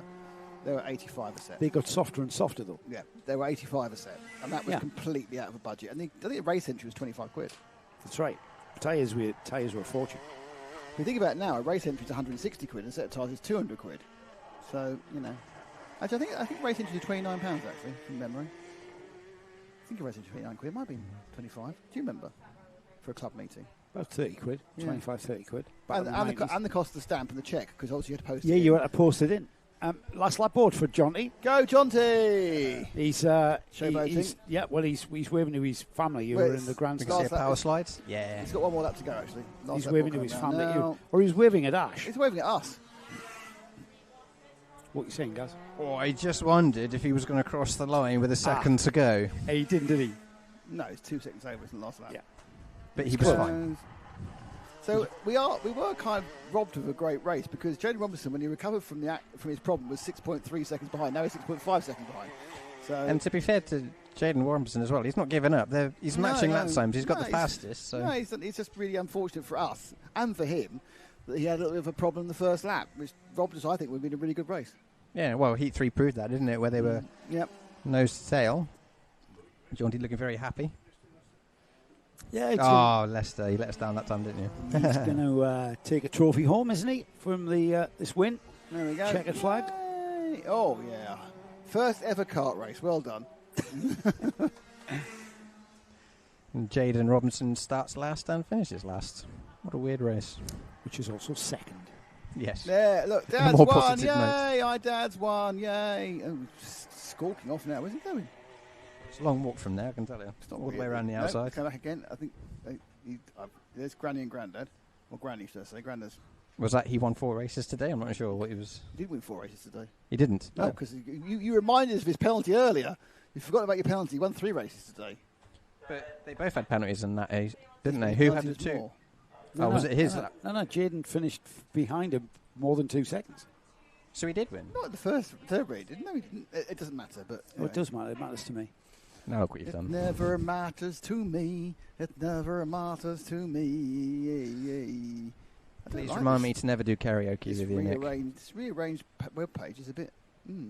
Yeah, I don't like it. Johnny Clifford won by 4.4 seconds. Was that in Heat 3? With penalties, yes. Yeah, so he has won all day then. All right. Sorry, Dante. You've done very well, mate. My back hurts. Right, what's next? It's Gearbox. Yes. Gearbox time. Let's see. Is it Reese Wood on the 27? Let's see if you can get off the line this time. Yeah, well, get out. 1 and 2, complete the race. How many have come out is the answer. Only 8-minute final. 1, 2, 3, 4, 5. There's 8 out. They've all given it a go. They've all pressed Control Alt Delete and changed the oil and whatever it means to get these things rolling again. Is it a Porsche hypercar, is it? 8-minute probably is for 8-minute finals. They're doing... Oh, yeah, because they've asked to reduce it, haven't they? There's a red flag, which means you must stop on the grid. The hangover appears to have cleared now. She looks quite lively, our grid marshal. The grid is Martin Smith and Jack Rolfe on the front row, Justin Parker and Nathan Caddick on row 2, Tim Woods and Reese Woods, father and son, share row 3, and then we've got Paul Gunter and Jason Tucker. That's the grid of karts. All 8 karts have come out to play for the final as well, which is a good sign. Here at Fullbeck for round 3 of their race days. 8 minutes as well, by the way, guys. 8 brought minutes. to you by Automated Analytics, Rolec and SG Haulage. Sorry, Nick, I butted in there, didn't I? You did, no, yeah. Yes. It's my job to butt in, you know that. It is, I know. It's because you're not really concentrating because you're looking at something else. I'm not. Hang on, I haven't got the time in there. Yeah, you're not really concentrating, you're looking at something else. I just noticed 8 minutes, not to see it. You went full Nick Damon on us. I did. That was unusual. I did.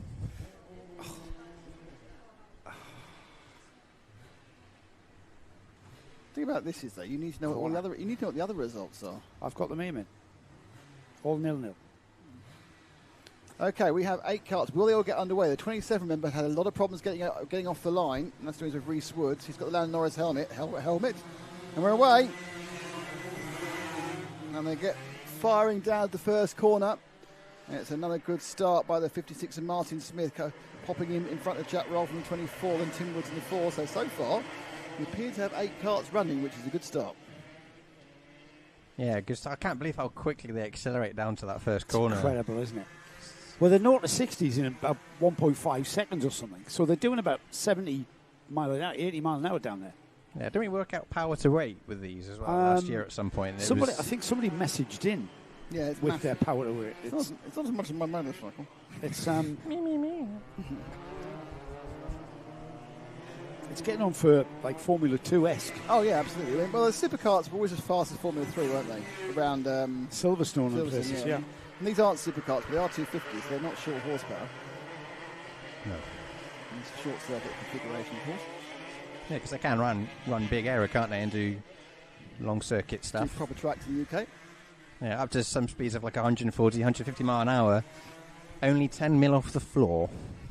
Well, you know, what could possibly go wrong? And with a fiberglass seat.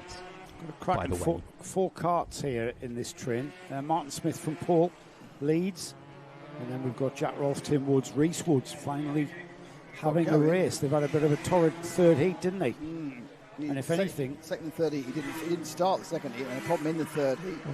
Tim Wood's taking a look down the inside of second place driver Jack Rolfe, but just keeps locking the brake, doesn't he, into that corner every lap. He's done that 2 laps in a row now. Doesn't that just show how late they're braking now? They really are racing. They really are pushing here. And just, over braking there and locking the wheel. We had 3 7-minute hors d'oeuvres, but this is the main course. And the competitiveness, he wound up to 11. There's Rolfe, the 2 Woods. Nice to see Reese being able to compete this time, isn't it? Get some laps under his belts.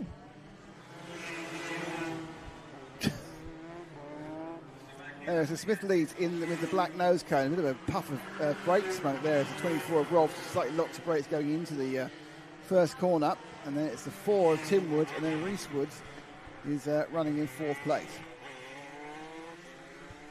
I wonder if Tim will let Reese through like he did in the heats when there's a trophy up for grabs.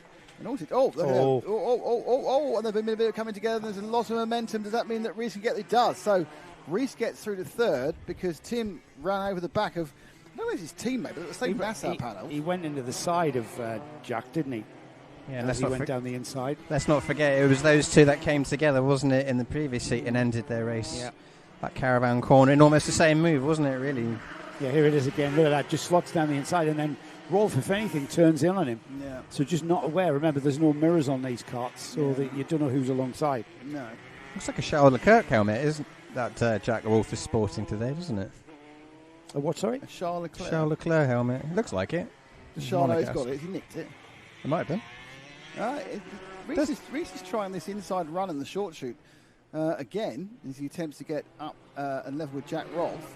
The 3 of them have come getting quite close to halfway in this much shorter final due to reliability concerns in the heat. But look at that. Reese now with the car is actually working. And look at that. Oh, massive lock-up, and he's gone off the track. Yeah, what happened there? Is that a problem, or is it just a 4-wheel lock-up? I don't think he could get down the box. He couldn't get down, and just over-braking. The brake there locked up, just going too deep. He was really defending, wasn't he? Here we go. He knows that he's got Reese alongside him. Locked up on the right-hand side, and that's it, and he just can't stop it. No, that's looking like that's been coming for a while, though, as he's been locking that front left, front I think right. he may possibly have a little bit of a braking issue, technical braking issue on the kart. Okay, so it's now the Woods pair, not twins, Woods pair behind Martin Smith, the Lando Norris bright yellow helmet. That is Reese Woods, and the red and white Nassau panel, that is Tim Woods. But the man on the move is Reese, who didn't get a heat 2 because he couldn't start, didn't get a heat 3 because he broke down early, running in the final. Yeah, giving us a good showing as well, isn't he? Now he's got going. Whatever the glimmers were, he's got them worked out for the final, which is always good. More points on offer. Yeah, so you obviously they've probably gone through and changed everything for it. Oh, look at that. Suddenly just had this tight line, get the drive through the short sheets right on the tail of Martin Smith now. He just turned the steering and pointed it at the next corner and accelerated, and you just seen that. Didn't have to let the car breathe at all. Just get it pointing in the right direction. You've got so much power in these things, they'll just go wherever you point the steering wheel. And you've obviously got the gearing which can run the power as well. You're always on the cam. I know always the cam, you know what I mean? You're always on the cam, effectively. On the rev band. Yeah. But he's lost a lot of time there. Yeah, he lost the time to his dad, and his dad now looking around. I'm not quite sure where that happened. Was that a mistake, or was it just that Smith's much better at the bottom of the circuit? Because at this point here, this is where Woods in second place seems very quick round Caravan Corner and the exit. Look, he's side by side. Look at that. He's just so quick at this point in the track. These karts are fast, totally different areas of this circuit. Yeah, but Martin Smith knows that he just has to position his kart on the left coming out of Caravan, which is the natural line as well. So he's in a good defensive position going towards the next one. Is this going to be an outbraking manoeuvre? No, it isn't, because Martin Smith just positions the kart, makes it really hard for anybody who's wanting to come down the inside, because there is no inside. Reese is closer this time. He has gone back to 2 or 3 kart lengths, which is pretty disappointing. It's not what it was. So he's closer now. If he can make the same sort of move into Caravan, can he get the overlap he needs coming into the short shoot, into the paddock complex? His dad's not helped him at all by going up the inside there. That's going to be unpopular. That's going to be an argument over the table. I was trying to get past him. You put me off, Dad. Yeah, I wonder if discussion over dinner. I wonder if Reese Woods is using a lower gear to get that punch out of the corner like he is. He's got 6, and I think, if he's coming out in second, for instance. My guess is that the gearbox ratios are locked, and all you can do is final drive ratio changes. I believe so, yeah. because it'd be way too expensive to have a cassette-operated gearbox. Can you imagine? Yeah. You'd be there forever, wouldn't you, on a race weekend doing that? Obviously, they will do that for supercars, but for these sort of cars, I'm pretty sure it's standardised gearing. Sunderland score a goal, everybody. VAR turns up. Whoa, and then they got back marker causing problem, and it's down in front of them. And it looks like it moved through, but it was a change there. Tim gets past Reese. He got confused with the back marker. Martin Smith was absolutely fine. And there's a swap around in the Woods family, and it's father leads son. For how long do you think? Well, he's got to stay there for about a minute and 10 seconds or so. Well, Straight back at gone him already. Straight back at him inside. Tim sweeps across the top. Says, no, Reese, thou shalt not pass. You may use my credit card. You will not use my part of the track. Interesting awning. I think they'll just be happy to just race. Well, at this point, they're both getting trophies at the moment, so it's fine. Yeah, absolutely. And there's nothing to say they won't get. Oh, here he goes. And at the inside, and as they're coming together again, Reese cuts up the inside. Will that be the same revert? No. It's all happening at Caravan Corner with these guys, isn't it? This is the place where they've all decided you need to do something. Yeah, both the Woods are definitely quicker through that left-hander before Caravan than Martin Smith is, aren't they? Martin just seems like a little bit slower, bringing the other two closer. This time, he's got the position. So Reese moves back into second, but this is the penultimate lap. Actually, is it? Yes. They are very quick. I wasn't quite sure. This is the penultimate lap. They're getting around here in 40 seconds, so I can't see them getting around here in another, what, 31, 12, 11, 31, 10. Crow, it's now a case, Reese has the position. He comes at the inside, look a bit of drive, but he's going to need to get closer. There's as much chance that Tim will get English here. There's as much chance that Tim will get back past Reese as that Reese will actually get anywhere near Martin Smith. Out wide there for Tim with the red and white Nassau panel. Reese with that lime green fluorescent Lando Norris tribute, actually with the helmet and the tribute colours.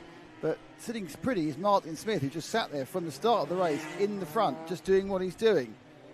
Not in any way concerned. There's been an overlap a couple of times, but he's never really been effectively headed in this race. And it looks like Reese is a bit too far off, coming to his favourite part. He tried to give himself a bit of space, but there's not enough room in the short shoot. They go into the complex for the final time, round the corner, and Martin Smith has superbly controlled, lights to flag victory, will take the FKC 250 National final here from the Woods team. It's son beats father, Reese beats Tim, and that is your top three. And I tell you what, Martin Smith was under a massive amount of pressure there. Because in these karts, it can be easy when you're under pressure to miss a gear, miss your braking point, because you've got to be composed, you've got to be focused, you've got to be concentrated. So that was a great win for Martin Smith. Across the line too has come Nathan Caddick in fourth, Jason Tucker in fifth. Sixth place will be Justin Parker, who's not quite finished his lap. Here he comes. And then we've got Jack Rolfe. Now, what happened to Jack Rolfe? Yeah, he had some problems, didn't he? He went off with that braking issue at the hairpin. And got himself stuck in the gravel, and now it's out the gravel. So seventh. Paul Gunter was eighth, by the way. In all honesty, he's going to be disappointed about that, but he did give us an excellent replay. So, I do like seeing a bit of kart locking up and then sliding gently into the gravel. So that is the Gearbox karting. Yeah. Don't forget that this time next month, near enough, 27th and 28th of June, live on the 28th, that's the Sunday, we have the Fullbeck and UK Gearbox Festival. And we will have so much Gearbox action. It's not true. There'll also be some senior Rotax and junior Rotax as well. And a lot of the classes you see here will also be incorporated. But we have KZs, we have 250s, we have 125s, we have the really old karts, the F210s as well will be here. The Villiers thing. Villiers, yeah. So it's going to be a festival of gearbox racing. There will be this is full Karting Live TV service. We'll have a paddock show. We'll have a bit of fun beforehand. It's the second time Karting Live TV's been able to bring you the Gearbox Festival, and I remember last year's was really great. It was great fun. Tremendous. We will throw the book at all the cameras. We'll give you all the angles of the karts. They leap off the line, pulling their wheelies, hopefully. All we have to ask for, it doesn't rain. But apart from that, unfortunately, it's a bit near Wimbledon, so it probably will rain. But yeah, so that's what's coming up in a month's time. We go Gearbox crazy on Karting Live TV. I've gone Gearbox crazy. We pressed the wrong button, have you, Joe?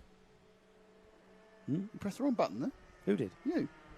What button? The button which took away the full screen. Oh no, it just locked. There's the grid then. It's Sam Dixon and Charlie Ford, Eva Jones and Arthur. I've been doing that all day. Arthur Jardine, and Archie Gaunt. It's a 5-kart field of Minimax 950s. And really, Sam Dixon has been the kart to beat here this afternoon, hasn't he? Or all day, in fact. Yeah, he's... Somebody scored last, I don't know why that is. Yeah, they don't do qualifying, do they? It's just mixed grid, isn't it? No, this is the final. No, for the heats, I mean. Yeah, mixed grids, but that they So qualified. They qualified the grid is Sam Dixon, Charlie Ford. But he's not there. He's not in Unless Charlie. Sam Dixon Dixon's at the back. Is he in the championship? He's at the back. He's not just guesting. Starting 5th. Here we go. Cross the line at the start. Charlie Ford, Eva dunno. Jones. Sam Dixon is at the back for some reason. Don't know. And he won't be there for long, will he? Well, he's in 4th already. It's not like he's on a novice plate. Oh, Oh, coming he's together in there. second now. Oh! And that is Eva Yeah. Jones very, very, very upset by the whole situation. Let's see why she's upset. Yeah, I can see that. She goes around the... she's down the... Oh, she's just run off the track. Yeah, she just basically got... Is that Archie Gaunt who did that? I don't really know what... I don't really know what Author was it who did it. That was Archie Gaunt who did that. 15. He came together, and that is fan... Yeah, that was 2 into 1 doesn't go, and that is the aftermath. Locking wheels and... She got rolling again. No, she's out of the race. That's very bad luck for the young lady.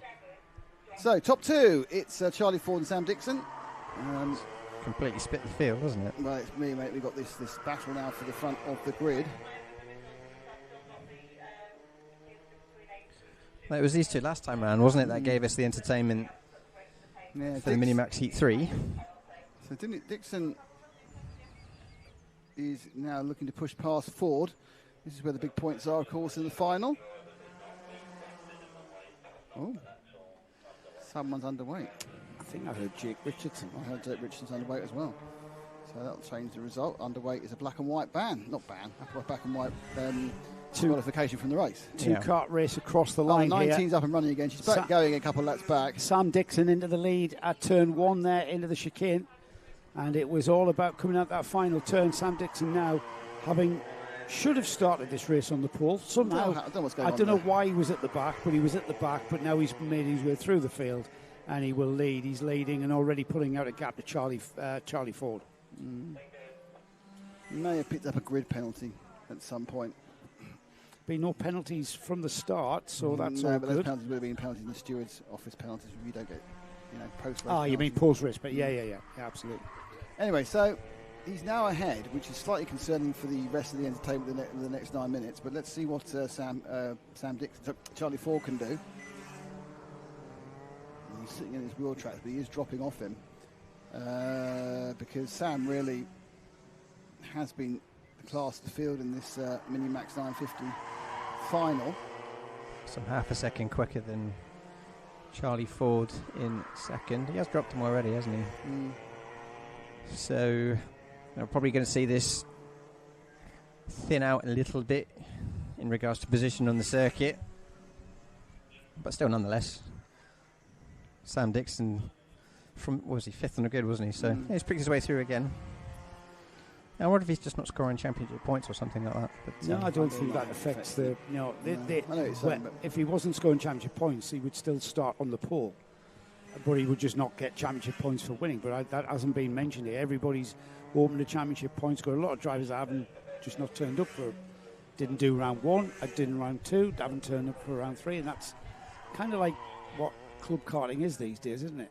There's a lot. In our day, we focus on our club championship. Yeah, I just did 2 club championships. Yeah, that's all. Yeah, I didn't even think about doing national championship. No, nobody. Never crossed my mind. The only national championship there was British Championship, which was a multiple qualifying process for a one-day event. We didn't have regional championship, did we? You did the club. All the local clubs were on a different week, so we had the month. One was week 1, 1 week 2, and obviously as you went up the country, it meant that you always had 3 or 4 weeks closest you were on different weeks.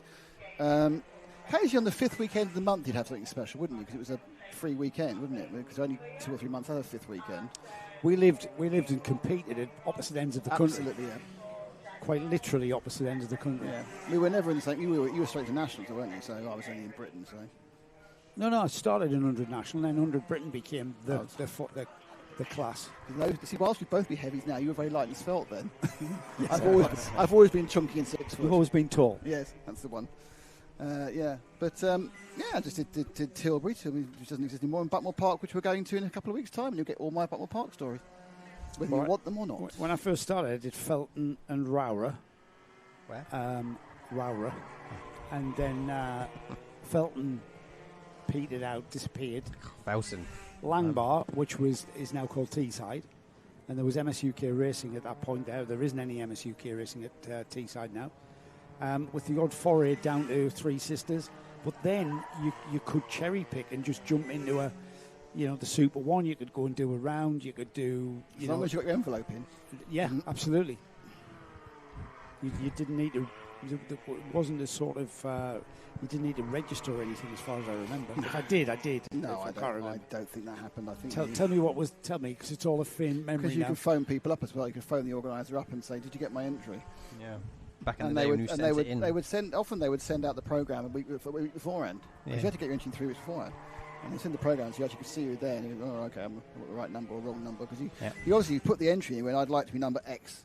What's your first choice number? What's your second choice number? You didn't know what number you had until you got the program back, and so you might find yourself making another place on the actual morning. Yeah. Them's were the days. I'm not saying it was any better or any worse. It was just different. It was just different, yeah. And obviously safety is better now. Tracks are better now as far as conditions go. A lot of them are a lot longer and a lot more interesting. Some tracks were quite short in those because they were just, that's what you did. Yeah. I think 800 metres then was a long track, and now it's probably the shortest track. They're almost double that now, aren't they? What's Warden Lawn now? 1,200. Yeah. Still the 12. same, yeah. If you look at, when we go to Buckmore, you'll see that Buckmore is extended by at least 300 metres, if not more. Well, Rowra did. Yeah, Rowra was tiny. Rowra was like 750 So we go to metres. Clay, which has always been Clay, it's 860 metres, and it's gone from being the Jewel in the Crown National Track to too small.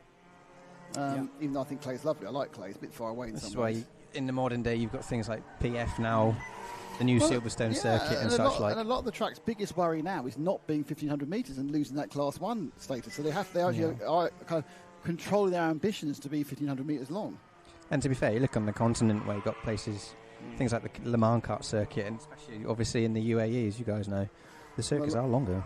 But they're all 1,300 metres because they can be. And I think the regulation, certainly in the UK, is up to 1,500 metres is a short circuit. Yes. Anything over that. That's why, Matt Hunter at Warden Law is always talking about extending it up the hill.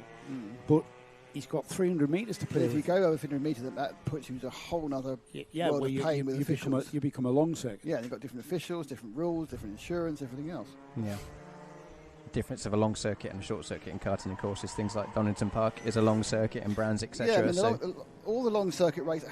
Sorry, slightly tweeting back. All the long circuit racing, obviously, which is done by the properly aerodynamic up supercars. It's best basically on the tracks we all know. The Cadwells, the Doningtons, the Alton Parks. It's just they just use the race circuits, which we know and love from touring cars and British racing generally. But yeah, I mean, it's an interesting thing. I don't know. What is the ideal length for a track? I don't know. I think they can be too long. I think 1,200 metres. They can obviously be too short, but they can definitely be too long. They can be too complicated. And I can think of a particular track that's way too complicated, which is a little bit annoying. Sorry. Yes, it is a bit complicated. It's over the top, isn't it? And it was complicated about. We're speaking in seriously here. It's all showy, isn't it? But as you say, there's a lot of very long, very lovely circuits around Europe, which you get to see occasionally in some of the other international streams. How long? So, the UAE was at Yas. Yeah. How long was that? Depending on the range, 12 and 1,300 metres, depending which route they use. Okay. I think I've got the track map in my briefcase. Yeah. Sorry, you said our lane. Sorry, Yas is not that long. Yas is 900. I think it's 1.1. I think. It's just Mouth of deceptive. Sands, 1,200 metres. But yeah, I mean, I suppose most of the tracks now are. Wilton Mill's just over a kilometre, isn't it? 1,000 and something. So anyway, back to the race itself for the Minimax 950 final, which is coming into its last 3 minutes. Sam Dixon leads from Arthur. We lost Charlie Ford. Arthur Jardine is 15 seconds back. We completely missed losing Charlie Ford. Yeah, he went out at 4 laps. So let's see if we can find Arthur Jardine. He's on 329. He's 52 seconds behind, 15 seconds behind our leader. So 15 seconds from where this is Arthur. So Leicester might be able to pick him up next. Or he just hold this shot for a long time as he comes round, because it's by the time hold that should be the next person. And then Arthur's 15 seconds behind. He's on the novice plate, so Arthur is new to karting. That's a 15-second lead. It's bigger, isn't it? Orange and red. There's Arthur now coming towards us. 17 seconds actually now. Well, that's a quarter of a lap. Going. Well, you've got someone who's experienced against a novice. And the novice is second as well. Easy to spot as well. He hasn't got novice plates. He's still carrying the yellow with black numbers. But he's showing on a novice license. He might be off his novice. Well, he's on a 329 number, which sounds like his number comes from a that's been competing in a multi-class championship, because they normally give a separate number to the minis and everything else. That's true. But there he is with the Lando Norris helmet. That's the Lando Norris replica helmet's been selling well over the winter. Well, it's world champion, why wouldn't you? It's nice to see, though, isn't it, in the junior categories rather than a Senna or something like that you see so often. Oh, I don't mind it. If you want to buy a helmet, buy a helmet. Have your own design. Yeah. I got my own design. It's matte black. Stock off the shelf, then. I had a stock John Kaczynski replica. Yeah, because the American Eagle. You can't use bike helmets for karting anymore, can you? Well, if they're approved, yes, if they've got the sticker. What, the ACU Gold Star's good enough for karting? I don't know about the Gold Star, but that's what they have sometimes got the crossover. In my RI motorcycle helmet, it's more than safe enough for any sort of racing, but it's the right sort of racing. I'm a fan of that livery. No. Have you just noticed the Nassau on it? Yeah. With the Lando helmet design. Yeah, I like that. I like what he's done with that. He's obviously a big Lando fan, and why wouldn't you be? Great for British motorsport, wasn't it? Having another Formula 1 world champion. Just make everyone know we're the best in motorsport. Yes, indeed. Can't say that proudly. George Russell on the pole. You can't say that on Sky Sports F1, so if you said that, you'd be in terrible trouble. Would I be? Yeah. I think I said it last weekend. Will I be in terrible trouble? Sky Sports F1 last weekend? I was, yes. Wow, yes. Amazing. That's just remarkable. Yes. No bigger than 24 hours. I heard that you won there for hours as well. Hours, mate. Hours. We're going to hear this story. So let's get to our leader, because I just read he started his last lap, so he is going to be... he just made the last lap. 300 a second is the last lap. So he almost got another lap, but he was 300 a second not getting one last lap. Here he goes, last lap for Sam Dixon. Superb performance all weekend. All day really by Sam. Here he comes, sweeping to the left on the corner that needs a decent name. Into Caravan, and he is untroubled. Admittedly, the two drivers who are most likely to get closer to him, especially Charlie Ford and Leslie Eva Jones, aren't in the race. Jones lost 2 laps after coming together in the first lap. Ford broke down some time ago, and Sam Dixon continues his way and takes the win and the Minimax 950 final. So that's a hat full of points and a trophy. A trophy? I think I wanted the word trophy. I think I wanted. So that's Sam Dixon's laps there, Gaz. Yeah. Yes. So he again another look at that from lap. Where are we? From lap 6.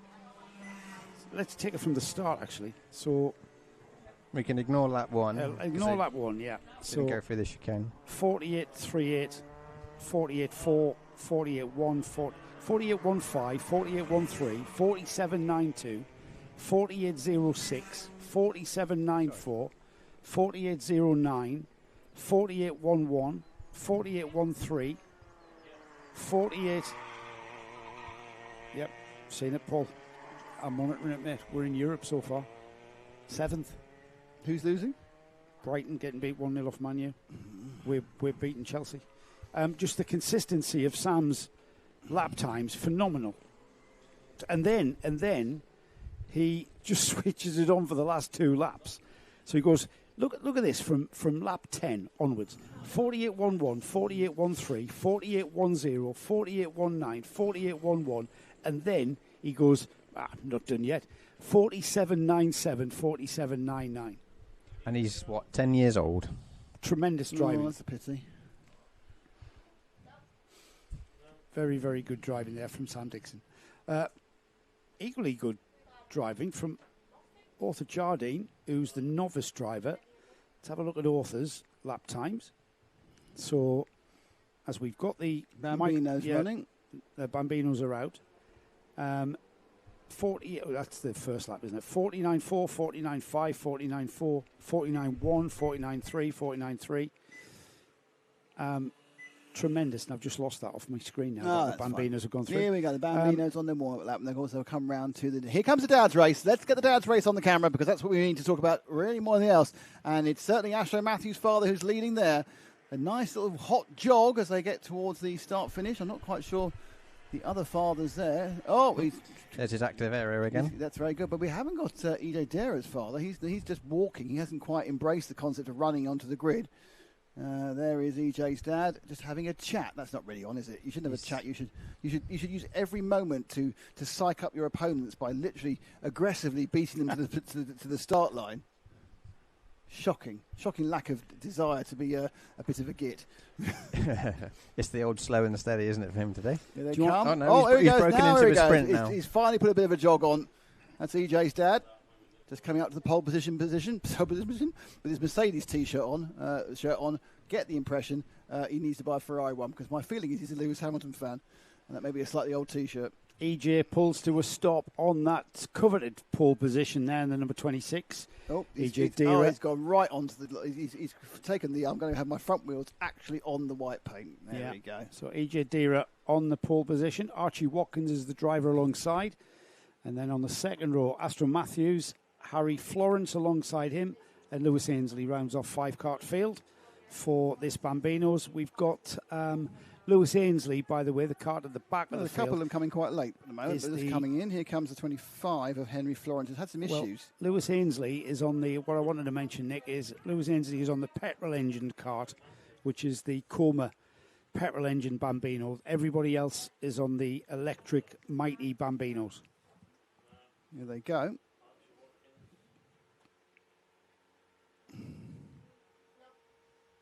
Hands up from our start line, Marshall. Lights are out, and away they roll.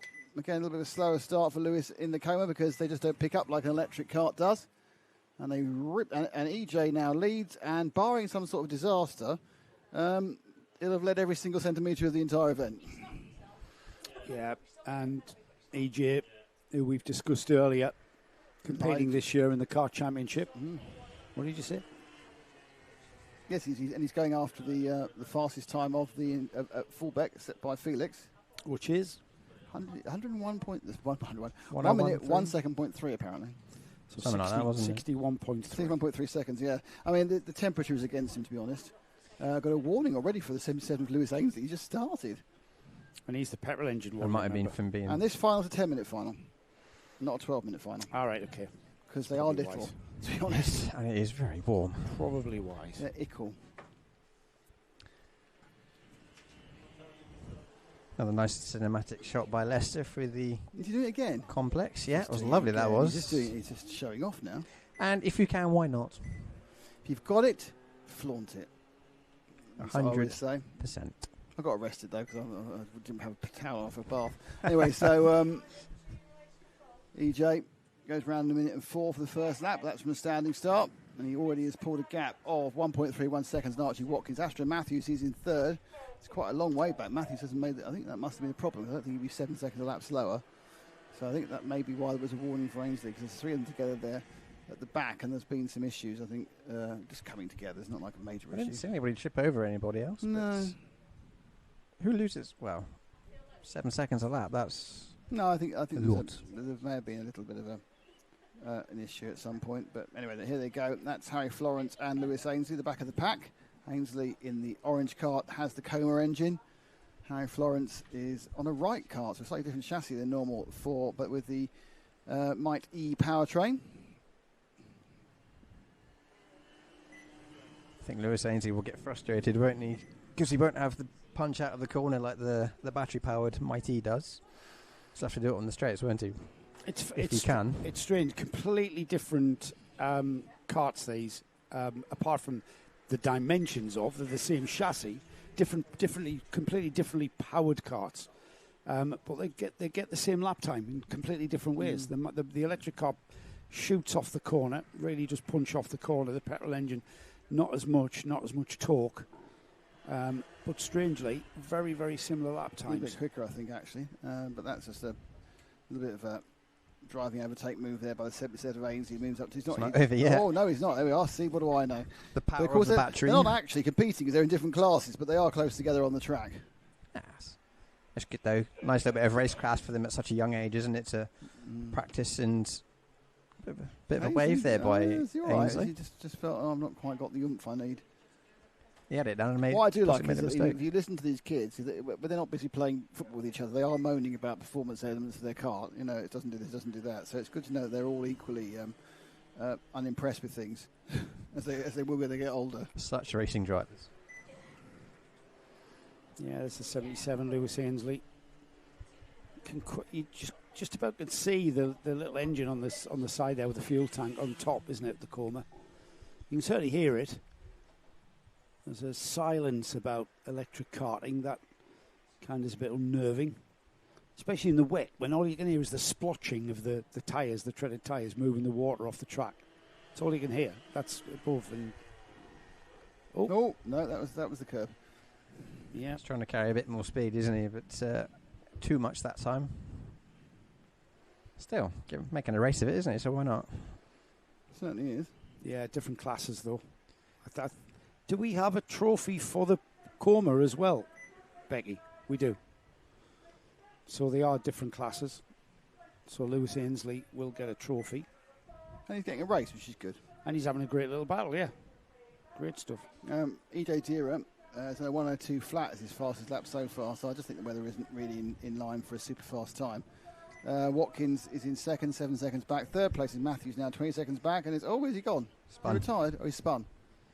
Just clocked it not in happy. the background. Ainsley, he's now stuck on the curb as well. He's rocking it like one of those 50p machines outside the supermarket. When your dairy milk gets stuck in the vendor, you know. I'm out, I'm running, I'm going. Here we go. So Ainsley gets rolling again. Can happen to the youngest and can happen to the oldest. Spinning is what happens sometimes in kart racing. If you don't spin, you're not going fast enough. Well, that sounds a little bit Senna-esque, but let's see if we can find our leader, EJ Dira. He's a long way ahead. He's actually going now down across the start-finish line now. Here he is. And this time his lap time will be a 102.24. 62.24. Yeah, I'm not sure. I don't think the weather's... He's got to find a second. It's too hot. As he goes past the recovering Lewis Ainsley. But I think it's just too warm for that. The track isn't giving out its maximum grip at this heat. No, our circuit's going to be extremely warm. It is a dark circuit that has been in shining bright sunshine all day. 2 days. And it's a 27-degree ambient temperature, so... Yeah. It's interesting, actually, even on a cold day, if the sun's out, tracks get really warm. So on a hot day, they get really, really warm. There we are. That's my brilliant understanding of what happened. You could do BBC Weatherman, I think. With, I think so. I just feel that I am... What you're saying is I'm lost in my talents. Multi-talented. I wish I could find one talent, to be honest. A jack of all trades, but a master of many. No, master of lots. Don't say that. Just ticking towards 3.5 minutes remaining. These Bambinos enjoying their day here. It's been a beautiful day. Hot sunshine. Perfect conditions. Hardly any wind. A little bit of a breeze now beginning to build, but that's just been perfect day to go racing. The track temperature has been in the mid to high 30s with an ambient temperature of 27 degrees. That will give us about a 38 degree track temperature usually. Yep, all coming through. 3 minutes and change from this one. And the Lewis Hamilton helmet inspired graphical design on EJ Dira's, or Elias Jr., of course, as it stands for, EJ. I remember being that age and having an idol in motor racing. Mine was Nigel Mansell, though. Was it? Because of my age. I think, what year would that have been then? 91, 92. So I was 4 or 5 at years that old. point, I was significantly older than that. You still are significantly older than that. Not. Well, yes, I suppose so. I haven't got any younger recently. But yeah. So you Mansell, yeah. I used to like Mansell. I mean, obviously, I've met him. I've heard about him being very awkward to work with. I've met him. He's always been very pleasant, actually. He's been a nice guy. I had dinner with him and his missus and his sons when they were racing at Le Mans. I was going back a while. I was on the dinner table with them and a couple of others.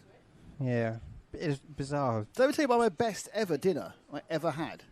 Is this one of your favourite things? It is, actually. So I was in Brazil. He gets to tell you again. I was in Brazil, and we were invited out for dinner, and we were sitting there, and I was on a table with two of my absolute idols.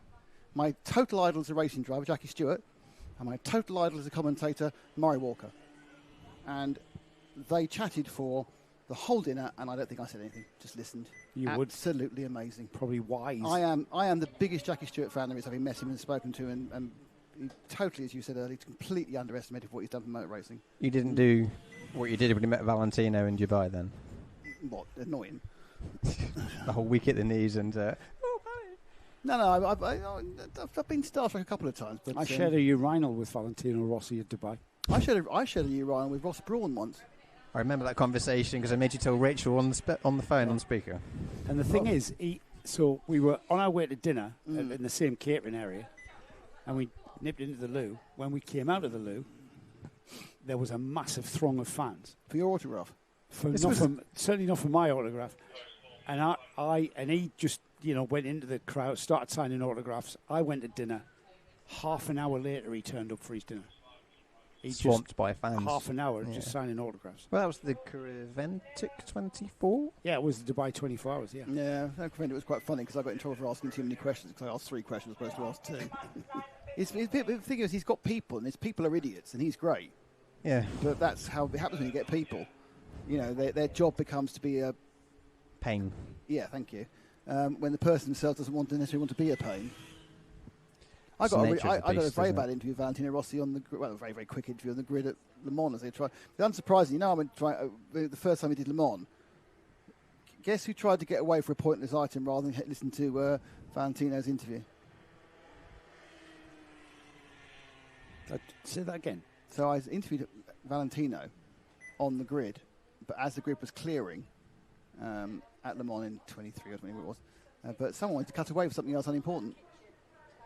All right, what was more important than that? Apparently, some sort of weather report or something. I don't know. All right, okay.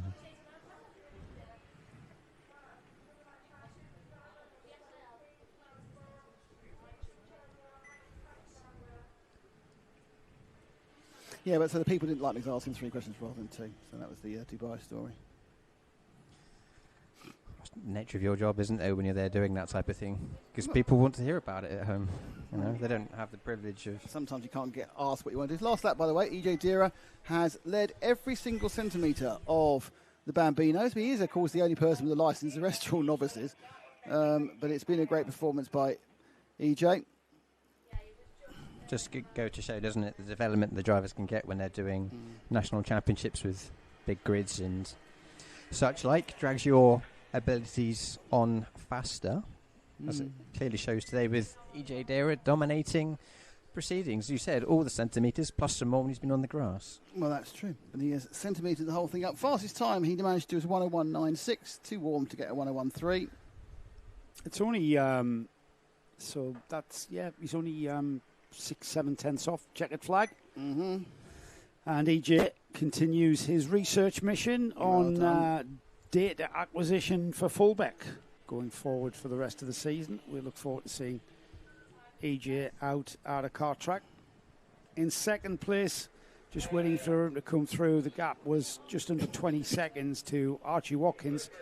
All on novice plates, the drivers from now on. Aston Matthews across the line. Harry Florence has come through in 4th, Lewis Ainsley 5th. That battle was pretty much race long, wasn't it, with the two at the back? And then the remaining driver to take the checkered flag is Astro Matthews, who will come through. Astro also on a novice plate. There he is. There is Astro. It comes by silently. Did you hear that underneath? The us? waft of air. Yeah, you just heard the little sort of. You can hear the chin. You can hear the chin noise more than anything. Just go to show the difference, isn't it, between what we just said then, national championship, and I know these guys are novices, but how much extra you learn by being in big grids and so on. Oh, you're not going by? No? Okay, you stand there then. Walk on by. Really? Is it a kind of cool area for the aircon? There's an awful lot of hot air over here, though, Paul. No, he's right. There's a little cool patch here because the aircon is about 2 or 3 degrees less. By Nick, ironically. Look, you know. Do you want to feel my grease? Okay, getting down to the last 2 races of the day. The first one to get underway will be this one, which is the Honda Cadets. I'm glad it's this one and not the next one. That'll be Yeah, the next one gets underway. If the next confusing. one gets underway before this one, then that's really confusing about which is this one and which is that one. quite. And when is the next one? When is the last one? It's too late on a Sunday afternoon for this. I'm sorry, I popped out for a moment there. What on earth are you talking about? Whether the next race or the last. Anyway, it doesn't matter. Here they go. Honda Cadets. Let's have a look at the grid, the way they should be lining up. Sam. Stand by. No, that's the wrong Wrong. race. That's the wrong race. Here they Wrong go. race. Wrong race.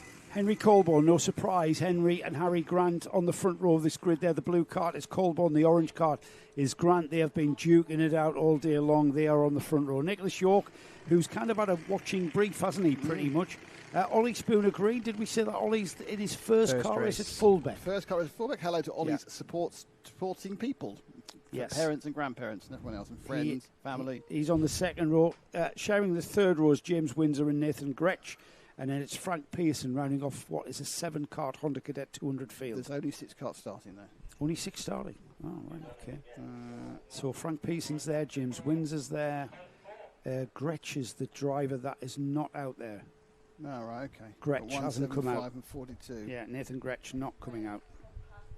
Was there any more on the YouTubes, Nick? No, everyone's just listening in awe to you. And Wow. They sit there going, he's not gone to his fondue, he's going to be in trouble. Yeah.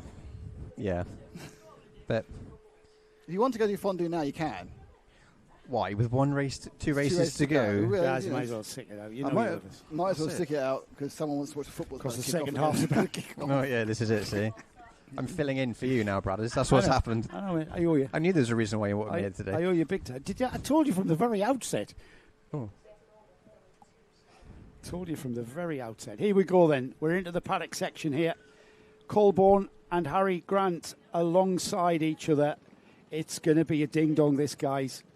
Here they come then, heading towards the red lights. Are they going to stay in the tram lines to the liking of everyone? It's Colborne, the blue cart on the inside. He's got the ID line going into turn 1. Grant slots in behind. It's going to be the front row drivers that lead into turn 1. And Nicholas York is once again on his watching brief in 3rd place. He has spent a lot of time watching those 2 carts duke it out in front of him, but we don't know whether he's got something in his back pocket for the final. But Ollie Spooner Green was in 11. He is still sealed in 4th. And then we've got Windsor and Pearson. So they've got pretty much in grid order. But it's is Henry Colburn going to make a break for it? Is he going to get 3 cart lengths ahead? No. Okay. No. He might do for maybe a lap or so, but then they'll all just close back up on him. If anything, the first 2 were pulling away from Nicholas York. However, 12 minutes is the duration of this one. So that's a long time to follow each other around. Yeah, there's a very familiar pattern about this race. I kind of feel we've seen it before, guys. It's like, oh, hang on, this looks like a race I saw before about 2 hours ago and 4 hours ago and 6 hours ago. Yeah, definitely. I think we're going to see a bit more of the same, aren't we? As all the fast drivers are at the front anyway throughout what has been all day, hasn't it, really? They've not... I don't think they started in any different positions, have they? They have a little bit, but but I think because there's novices involved, and there's a relatively small field, it's if you're starting 3rd or starting 5th, you can still get through the front. Yeah, by turn 1.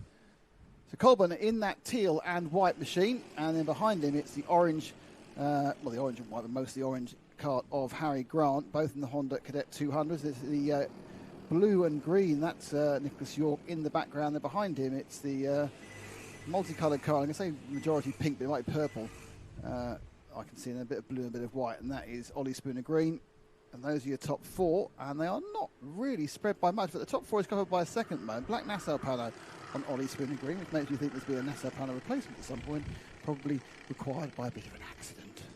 I don't recall anything. No, I think it's been black the whole day. Yes, I think so. Not necessarily today. Right, okay. Yeah, just a new one. Without or maybe shaving a bit of weight by not having a sticker Possibly. on I mean, it's possible. Some of these kids, obviously, when they begin to age out, they can get a bit too big. Grams. Because, that's the thing about, a 9-year-old can be tiny or actually quite built. Yeah. Depending on where they are. So obviously the split in junior categories, isn't it, with Primo and regular juniors and other series. So here we go. Nicholas York again hanging on very well to the top 2. A little bit of a gap back now to Ollie Spooner Green, about 0.6 of a second. But these 3 are now forming a train. But interesting, what we haven't seen at any point so far in the first 3 minutes is how he got actually attempt to get past Colborne. So it seems possibly he's decided that the watching brief, at least for a large percentage of this race, because he knows they're the fastest 2 karts, might be an idea. And he goes through the set. It looked like he was shaping for a move, but we've now realised it's just the way the track goes, which is fooling us every single time. Go through No Name Corner, and then into Caravan. And again, Grant not trying in any way to upset Colborne. They are, whether deliberately or just through Grant's decision, working together. That's deliberately. Yeah, working together. They're not going to. Grant's not going to scrap yet with these. And every time, remember, they come through here. Every time they go under that stanchion there, to the right there, the grey box is the inside, taking the lead. So he decided that after 3.5 minutes. Was he not listening to me? Apparently not. He forgot to take his. The thing is, though, if you kind of feel that the person who hasn't got the drive they needed, and you're going to compromise yourself down the straight, and you think, I can get through, and if you look at it, it's not really ruined their lead towards Nick York. So why not just come through? Yeah, and with third position, that's a great move, isn't it? I say it's textbook, but you haven't seen that book, Nick. So. No, because I've got annoyed, but you keep saying textbook. Everything can't be textbook. Something has to be, written innovative or just different. Creative. Also, all my textbooks are boring as heck, and that would sound like an exciting textbook. So with kart moves, so I just feel it's not the right phrase for it. I'm rebelling against. I'm pushing back. Well, knowing that's not an acceptable phrase, it was an innovative move into turn 1. Excellent. Well, he's taking his turn at the front because if he would have had to have, he had momentum coming out at this point here on the previous lap, and if he had momentum to pull him alongside, Colborne didn't fight it. He just let him go, and by slotting him behind, it's now his turn. A bit like the Tour de France, where he's keeping the pace. It's a bit early with still just under 7.5 minutes remaining for Grant to be thinking about defending. And they're not. They're just following one another round, and they're keeping that gap to Nicholas York in third at about half a second, I think. Yeah, it's about 6 tenths first and third. So Ollie Spooner Green's kind of dropped off a little bit. He's 1 point, not out of it entirely, it was a second and a half. York's had a gap to these two. These two are kind of turning laps, as you say, Joe. I don't know where they sat down and said, do you want to lead the first 6 laps? Yeah, then I'll lead 5 laps, and you lead 4 laps, and then we'll have a scrap. Don't know if they've actually had a debrief before this. I think it's just sort of them thinking on their feet. Racing here we go. Colborne. Colborne decided to go part. That's interesting. That's not necessarily. He's still not making it easy for him, is he? It's going to be an abortive attempt. And immediately, look at York. York made up 3 or 4 tenths as they were doing that. That was that's what you don't do. Bit early to squabble. You don't squabble. Exactly. We are not even at halfway yet. So there's more squabbling going on.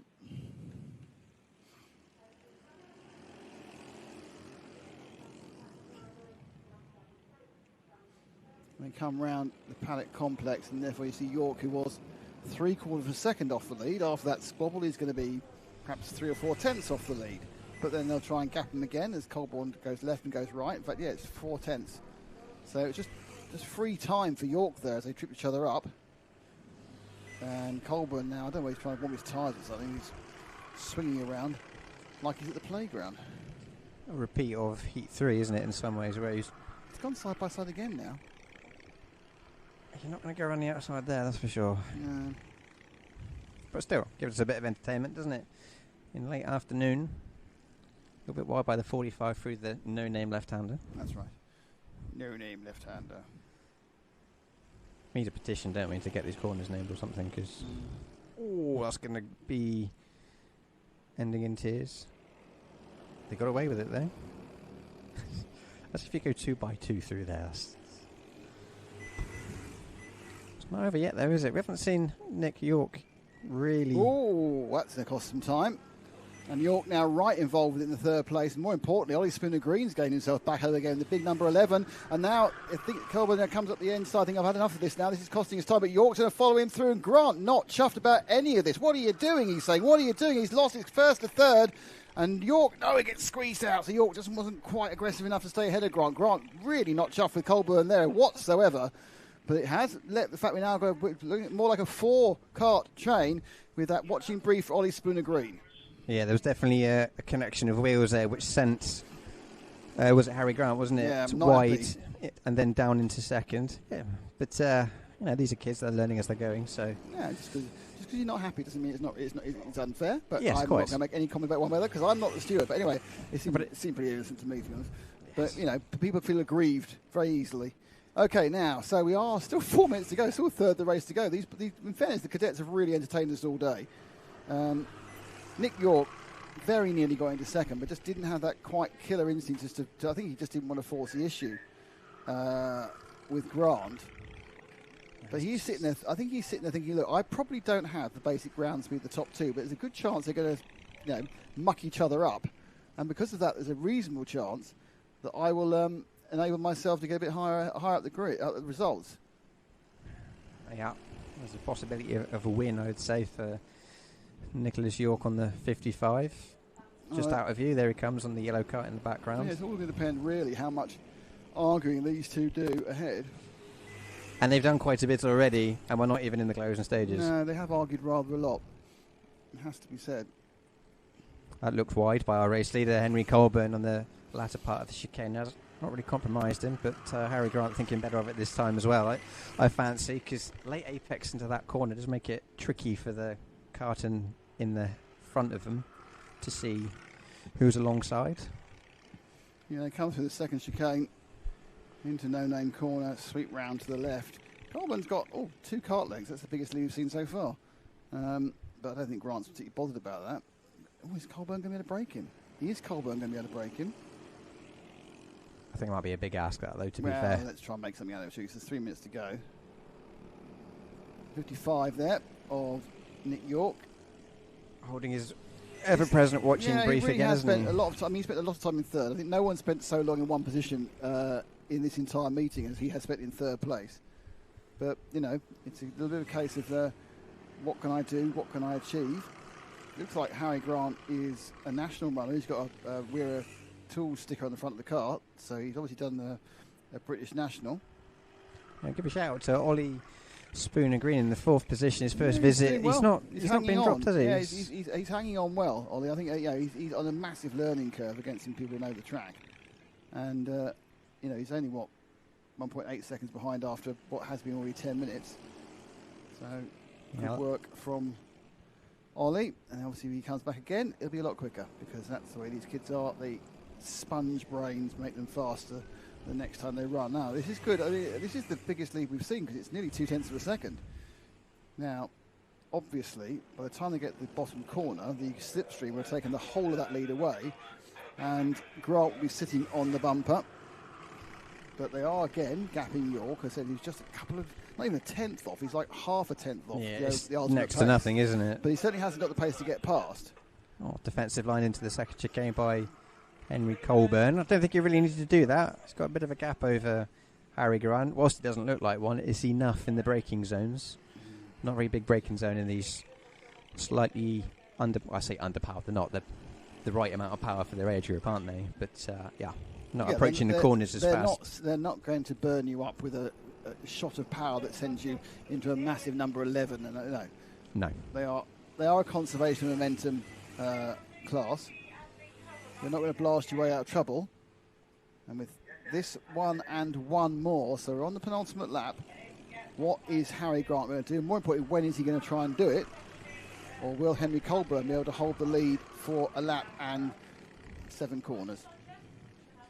Yeah, I'd be looking at the timing board as I crossed the line last time round to see how long is left, because you want to do it once and once only. You don't want to give an opportunity back to your competitor to have a go at you again. They'll be aware this is the last but one lap. The last lap board will be illuminated in 6 seconds, and they will be nowhere near start-finish line in 6 seconds. They go into the complex for the penultimate time. And in fairness to Colburn, he has got a little tiny lead. It's a little tiny lead of a quarter of a second, which may be enough given how tight these karts are together. Colburn goes defensive. That'll be the lead gone. So he goes defensive, and then a sweeping line which will give a lot of extra speed through for Grant. So that's going to find him now absolutely on the tail again. And he's up the inside. He's been, that was an it's a bit of swerving, to put it mildly there. I'm not sure whether that might get called. It was a little bit aggressive left and right there for the 75 of Colburn, but that's, again, let's see what happens. Following the 45 of Grant, the all-orange car, side by side through the second chicane.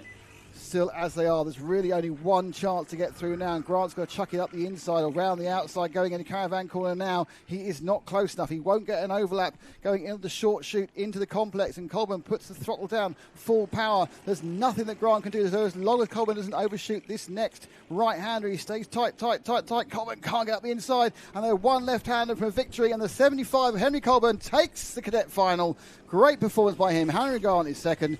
Third place, Nicholas York, and fourth place is Ollie Spooner-Green, with James Windsor and Frank Pearson bringing up the rear. But a real absolute seat of your pants every lap, fought over, contested over for 12 and a bit minutes for Gaz. Yeah, it was a good race, wasn't it, by our leading pair. Certainly the tension was building, wasn't it, from probably about mid-distance after they stopped squabbling and left us room for anything to happen. But it is Henry Colburn, as you say, who comes home victorious. Let's have a look at the full rundown of the result then. Henry Colburn took a very slight win there, just under 2/10 from Harry Grant at the line. Nicholas York was a further second behind in third, and then 2.7 seconds before Ollie Spooner-Green came through, his first time at Fullbeck, we believe. James Windsor was fifth, and Frank Pearson sixth.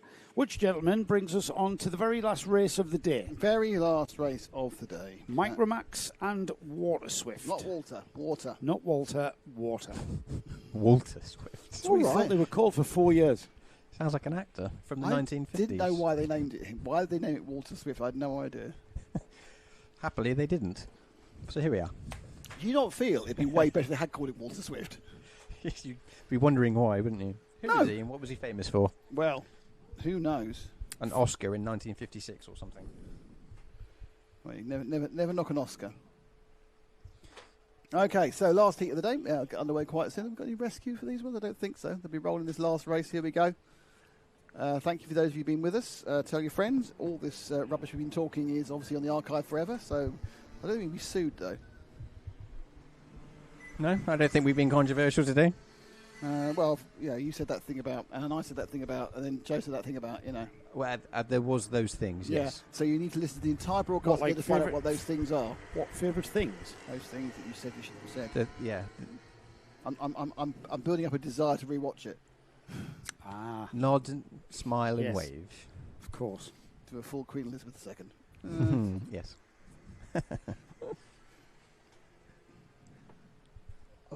12 minutes then.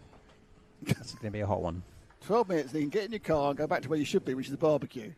Fondue. Fondue. In the garden. It's not his garden. Not my garden, It's no. an Uber garden. We're With giving- cider. You've been invited to a fondue. With cider. I have. With Is cider. that- so what do you dip in the fondue then? Now you've got fondue Cider. with melted cheese. I'll let you into a secret. I've never had a fondue before, so Oh, I don't haven't know what you? to expect. There's different Bread types of and milk. fondue. Can we chocolate fondue? You can have hot fat and cook your meat. More of that later. More of that later. Let's get this thing underway with Alfie Ennell, Tommy Delaney on the front row. It's Micromax leading. We've got one Water Swift in there, and that's Alfie Ward. And it looks No, it's not. It's Charlie Kitchen. like Charlie Kitchen, is it? I think so. Yes, it. No. It's yes, it is. Yeah, Sorry, yeah. Charlie The Kitchen. Army, yeah. Yeah. So who's that in the lead already? Tommy Delaney Somebody in there 33. who led the last two heats. Didn't lead the first heat, but led the last two heats. So obviously one of the things we are going to need to find out at Wilton Mill is what exactly Gaz's fondue do consist of. Yeah, we'll find out later. Because right now we've got a cracking battle for second place. Tommy Delaney, this squabbling for second place. This is Malachi O'Neill, who's been never at this pace through the rest of the day. And he's now been... he got eased out there, but he's absolutely decided I'm going to be giving it full on.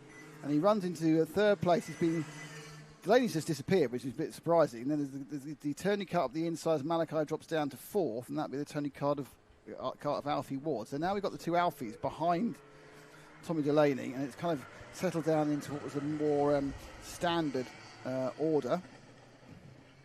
Yeah, it was Alfie Ward, wasn't it, who had the penalty in the last heat? He ran second on the road, didn't he?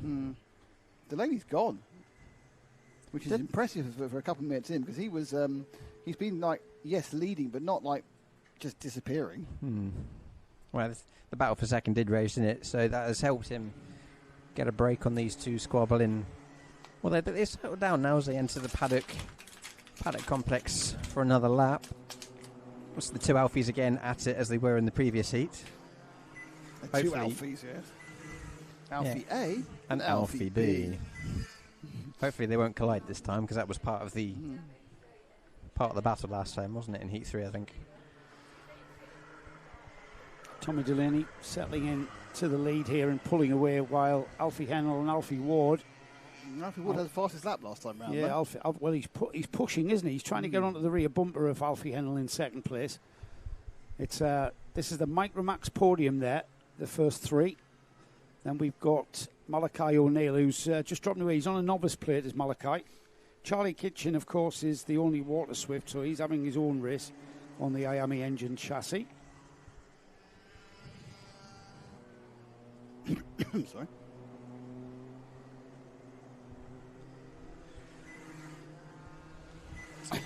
Leaders cross the stripe one more time. It's the fastest lap of the race by Tommy Delaney in position number 1, lapping 0.03 of a second faster than Alfie Hennell in second. Alfie Ward's still trying to find a way by, but not doing this time. I think they're going to shadow the Alfies together for a while, aren't they? Yeah, the Alfies. Well, actually, there's a bit of break now. As Hennell's really got a little bit of a... well, he had a little bit of a war, but the problem they've got is they've just left Delaney get a pass. But Delaney's lead is 1.6. He's just in the fastest lap by only by 0.03 of a second. So, that seemed a bit of a weird thing in the exit corner there. Maximum caster. Yeah, almost hopped a little bit. There are your second and third. Now right back together again. Trying to get the inside line. Is Alfie Ward. Didn't happen. Well, very wide by Alfie Hennell, wasn't it, on the way out of the paddock? The lead goes out to 2 seconds. So, yes, another half second. So, looking very, very good news for Delaney at the moment. Malachi O'Neill having a bit of a battle with Kitchen behind. But they sweep round the bottom of the track. And such a great corner, that. Hennell from Ward. Ward's trying to get a bit closer. He's still got some work to do, hasn't he? He needs another 10th or so to get a clean move sorted, doesn't he? But unless he does a dive bomb, which is what we saw last race, wasn't it, in Heat 3 by these two. Differing lines between the two of them. Alfie Hennell carries a lot more speed, doesn't he, through the caravan hairpin. Puts him wide on the exit, but doesn't seem to make all that much difference compared to Alfie Ward.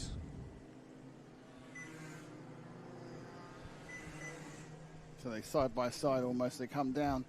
Another lap completed. Just third distance through this race. And it is very much a Delaney benefit at the front. These two just stretch out a tiny bit. The two Alfies. Battle is raging for fourth position though. Ash, well, if you it's can... not really a position because they're different carts. But that's Thought Swift, isn't it? Yeah. But let's just wait there, Ash, and we'll pick up the two behind for a little bit. Let's pick up these back two, which is Kitchen and O'Neill. O'Neill leading with the white helmet, and he is the last of the 950s. And you can see the radiator on the right-hand side as the driver sits there. On the left-hand side, it's the IAME, and that is the 89 of Charlie Kitchen. Yeah, you're going to have to breathe in there. And there's a battle now. Second and third comes back on again. So let's go back to second and third because they got very, very close then coming into that first chicane. Tony Kart, blue helmet of Alfie Ward. The yellow, well, mainly for yellow 49 machine of Alfie Hennell. Yeah, not really close enough, is it, as you approach the half-distance point of the final. Still not really close enough to have a look for a move, which is probably what we're going to see, a dive into the hairpin, if he can get on terms with him coming out of that second chicane. But not yet. Still got plenty of time for him to figure out what he wants to do and where Alfie Hennell's a bit quicker. Yeah. Through the paddock. Again, slightly tighter line by Alfie Ward behind him, using a bit of the curb, which always unsettles these shorter chassis. Yeah. If the wheels aren't on the ground, you're not going forward. Well, it's true. It doesn't matter how much wheels, how much power you have, how many wheel drive you have. If none of the ground put wheels actually on the ground, they're not doing an awful lot, to be honest. No. You're wasting Friction all that is your kinetic. friend. Yes. On that front. Contact warning for contact the warning for Charlie Kitchen. So we've had a little bit of a squabble with Malachi. Right, this is second and third again, about as close as they've been for some time. When they're not scrapping, they don't lose any time to Tommy. Tommy just doesn't really go any quicker. I think he was actually 600 or 700 slower last time. I mean, it's nothing. It's just the same speed. As soon as they start to have a row, of course, Tommy gets further away. Now, that gap hasn't changed much, has it, to the leader? Not recently, no. Tommy Delaney still lapping within 10th or so of second and third. So the Micro Max final comes down to its last 5 minutes or so, and they're looking. It's an interesting situation here that Alfie Ward really doesn't appear to be able to make up any time whatsoever on Hennell, even though he's got the advantage of the slipstream, and he's definitely dropped off now, and that gap's moved out. Was 4/10 over the line. That's probably a little bit more. Now he needs to just, start working on the brakes, start working on the corner, and start just working out how he can just gain a bit, and get himself nicely back into the toe again and get that free couple of tenths a lap. Yeah, nice and smooth on the steering wheel, avoiding the curbs, and gentle on the brakes when they use them, of course, in this class, which they'll be doing through here. Little dab, chuck it in, and off you go. I'll be flat out all the way up to the first chicane now. Which is where they need a heavy left foot of the brake to get into the chicane here, don't they?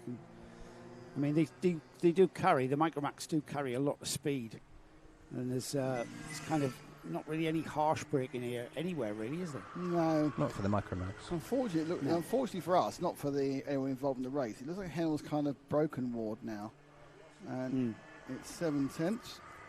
Ash's got a transmitter issue. Yeah, Alfie Ward's dropped couple of tenths that time round as they cross the line, but we've still got slightly under 4 minutes to go, so anything can still happen. You've gone flat. You've not had the power. Not seen much attrition, have we, in the Micromaxes today, and with the Water Swift as well. 3.5 minutes then, as Tommy Delaney continues to lead there across the line. It is 10 laps completed for Tommy.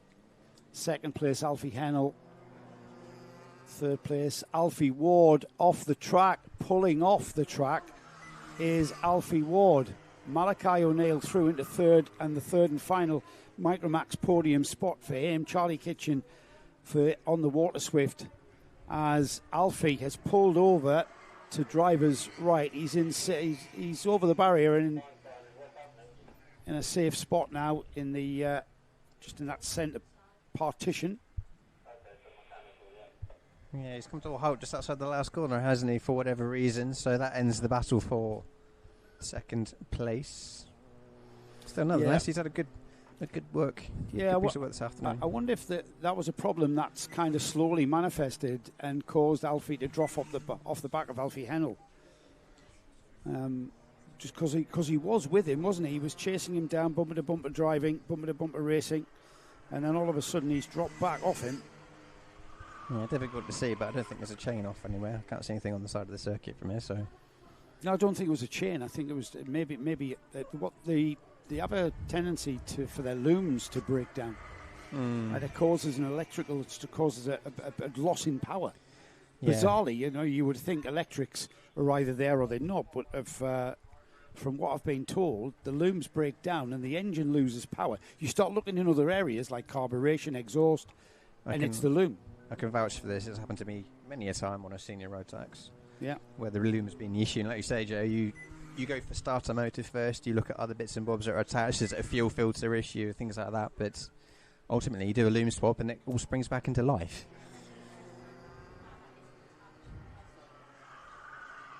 So with Delaney now for the last... Oh,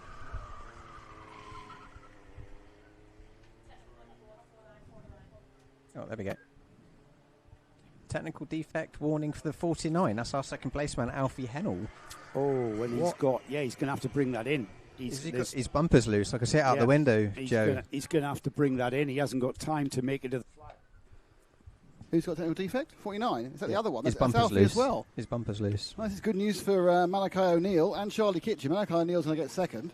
Well, Charlie Kitchen is leading Water Swift at the moment. And he will continue leading Water Swift. He will. But he'll be on the overall podium. Wow, that's good. So here we come now with a couple of laps to go. I think he might get one more, actually. He's just going to get 2 more laps. So he could lift off and coast just to not do an extra one, but I'm sure that won't happen. But we'll see what happens with Alfie Hanno. I think he'll have to call it a day at the end of this. Well, for whatever reason, his rear bumper's come off on the... There he goes. Rear right. There. Let's see if we can see it. Nice low shots. It's great, isn't it? I love shots like that. Firing up underneath and down. Nick doesn't like low shots. I don't mind if they're good. If you can't follow the track, I don't like them. So 2 laps to go of this meeting. He's just going to come to the line now, and he's not going to didn't get last lap. Technical defect of 49 is, and he's seen it. He saw it. His head went back. Oh, I've seen it. With 2 laps, he's going to pull in with 1 lap to go. The last lap, and he would be anyway not allowed to finish and score if he didn't pull in. But he did see his head went back, going, and it is the rear bumper that's just ticked. So both the Alfies, who were having a good old ding-dong battle for second and third, have not managed to make the entire trip, which is going to make the winning margin for Tommy Delaney absolutely stonking. Third of a lap. Yeah, but, there he is. He deserves it. He's looked good all through the course of the day. So he mums pretty well now. Yeah, very comfortable out front, isn't he? Is Tommy Delaney as he comes across the stripe to start his final lap of the day. For him, for us, for everybody. The world, yes. And Alfie Hanno has decided, I'm coming in the pits, and there is absolutely nothing ahead or behind Tommy Delaney as he circulates around the hook. Nothing anyone can do about it. Yeah, he's coming in, but so half of that to go, and Delaney is going to take the last win of the day, and will take home the Fulbeck Clark Club race day round 3. And we will be back very, very soon at Fullbeck, won't we? We'll be back in 4 weeks' time for the Gearbox Festival. So a lot of motor racing before then, though, Nick. Well, it's a hugely busy time for us. Yeah, Kart Live TV's off to Wilton Mill for round 3 of the NKC. Then you and I will be at the Karting Live TV gets taken over by Radio Le Mans Studio Vision. We've just watched Tommy Delaney over the line. Congratulations, Tommy. That is the last racing action of the day. And so thanks to Automated Analytics, who are our title sponsor for this round, and our supporting sponsors, Rolex and SG Haulage. We're back with the next club round. We're back until September, the club round. We are now back next month with the Gearbox Festival. Next karting, as Joe has said, is going to be the NKC from Wilton Mill in 2 weeks' time. And then there's some special stuff from there. But we will be with you bringing you karting all summer. Enjoy the rest of this weekend. And you can choose now. Are you going to go and see the Indy 500? Are you going to watch the Grand Prix? Or are you going to sit in the garden and have a fondue? That's the question we all want to know. Thank you all very much. See you. It's Kart Night here. My name's Nick. Thank you to Gaz, who came up and is risking a row with his wife. Thanks to Joe, who's risking not seeing his teammates Europe. Thank you to Frank, who's risking not adopting some cats. Thank you to Ash, who still hasn't proposed to his girlfriend. And thank you to Lester as well. And thank you to Paul, who's just sat around and has pressed the wrong button once. So, it's very important to point that out. Thank you all. See you in a couple of weeks.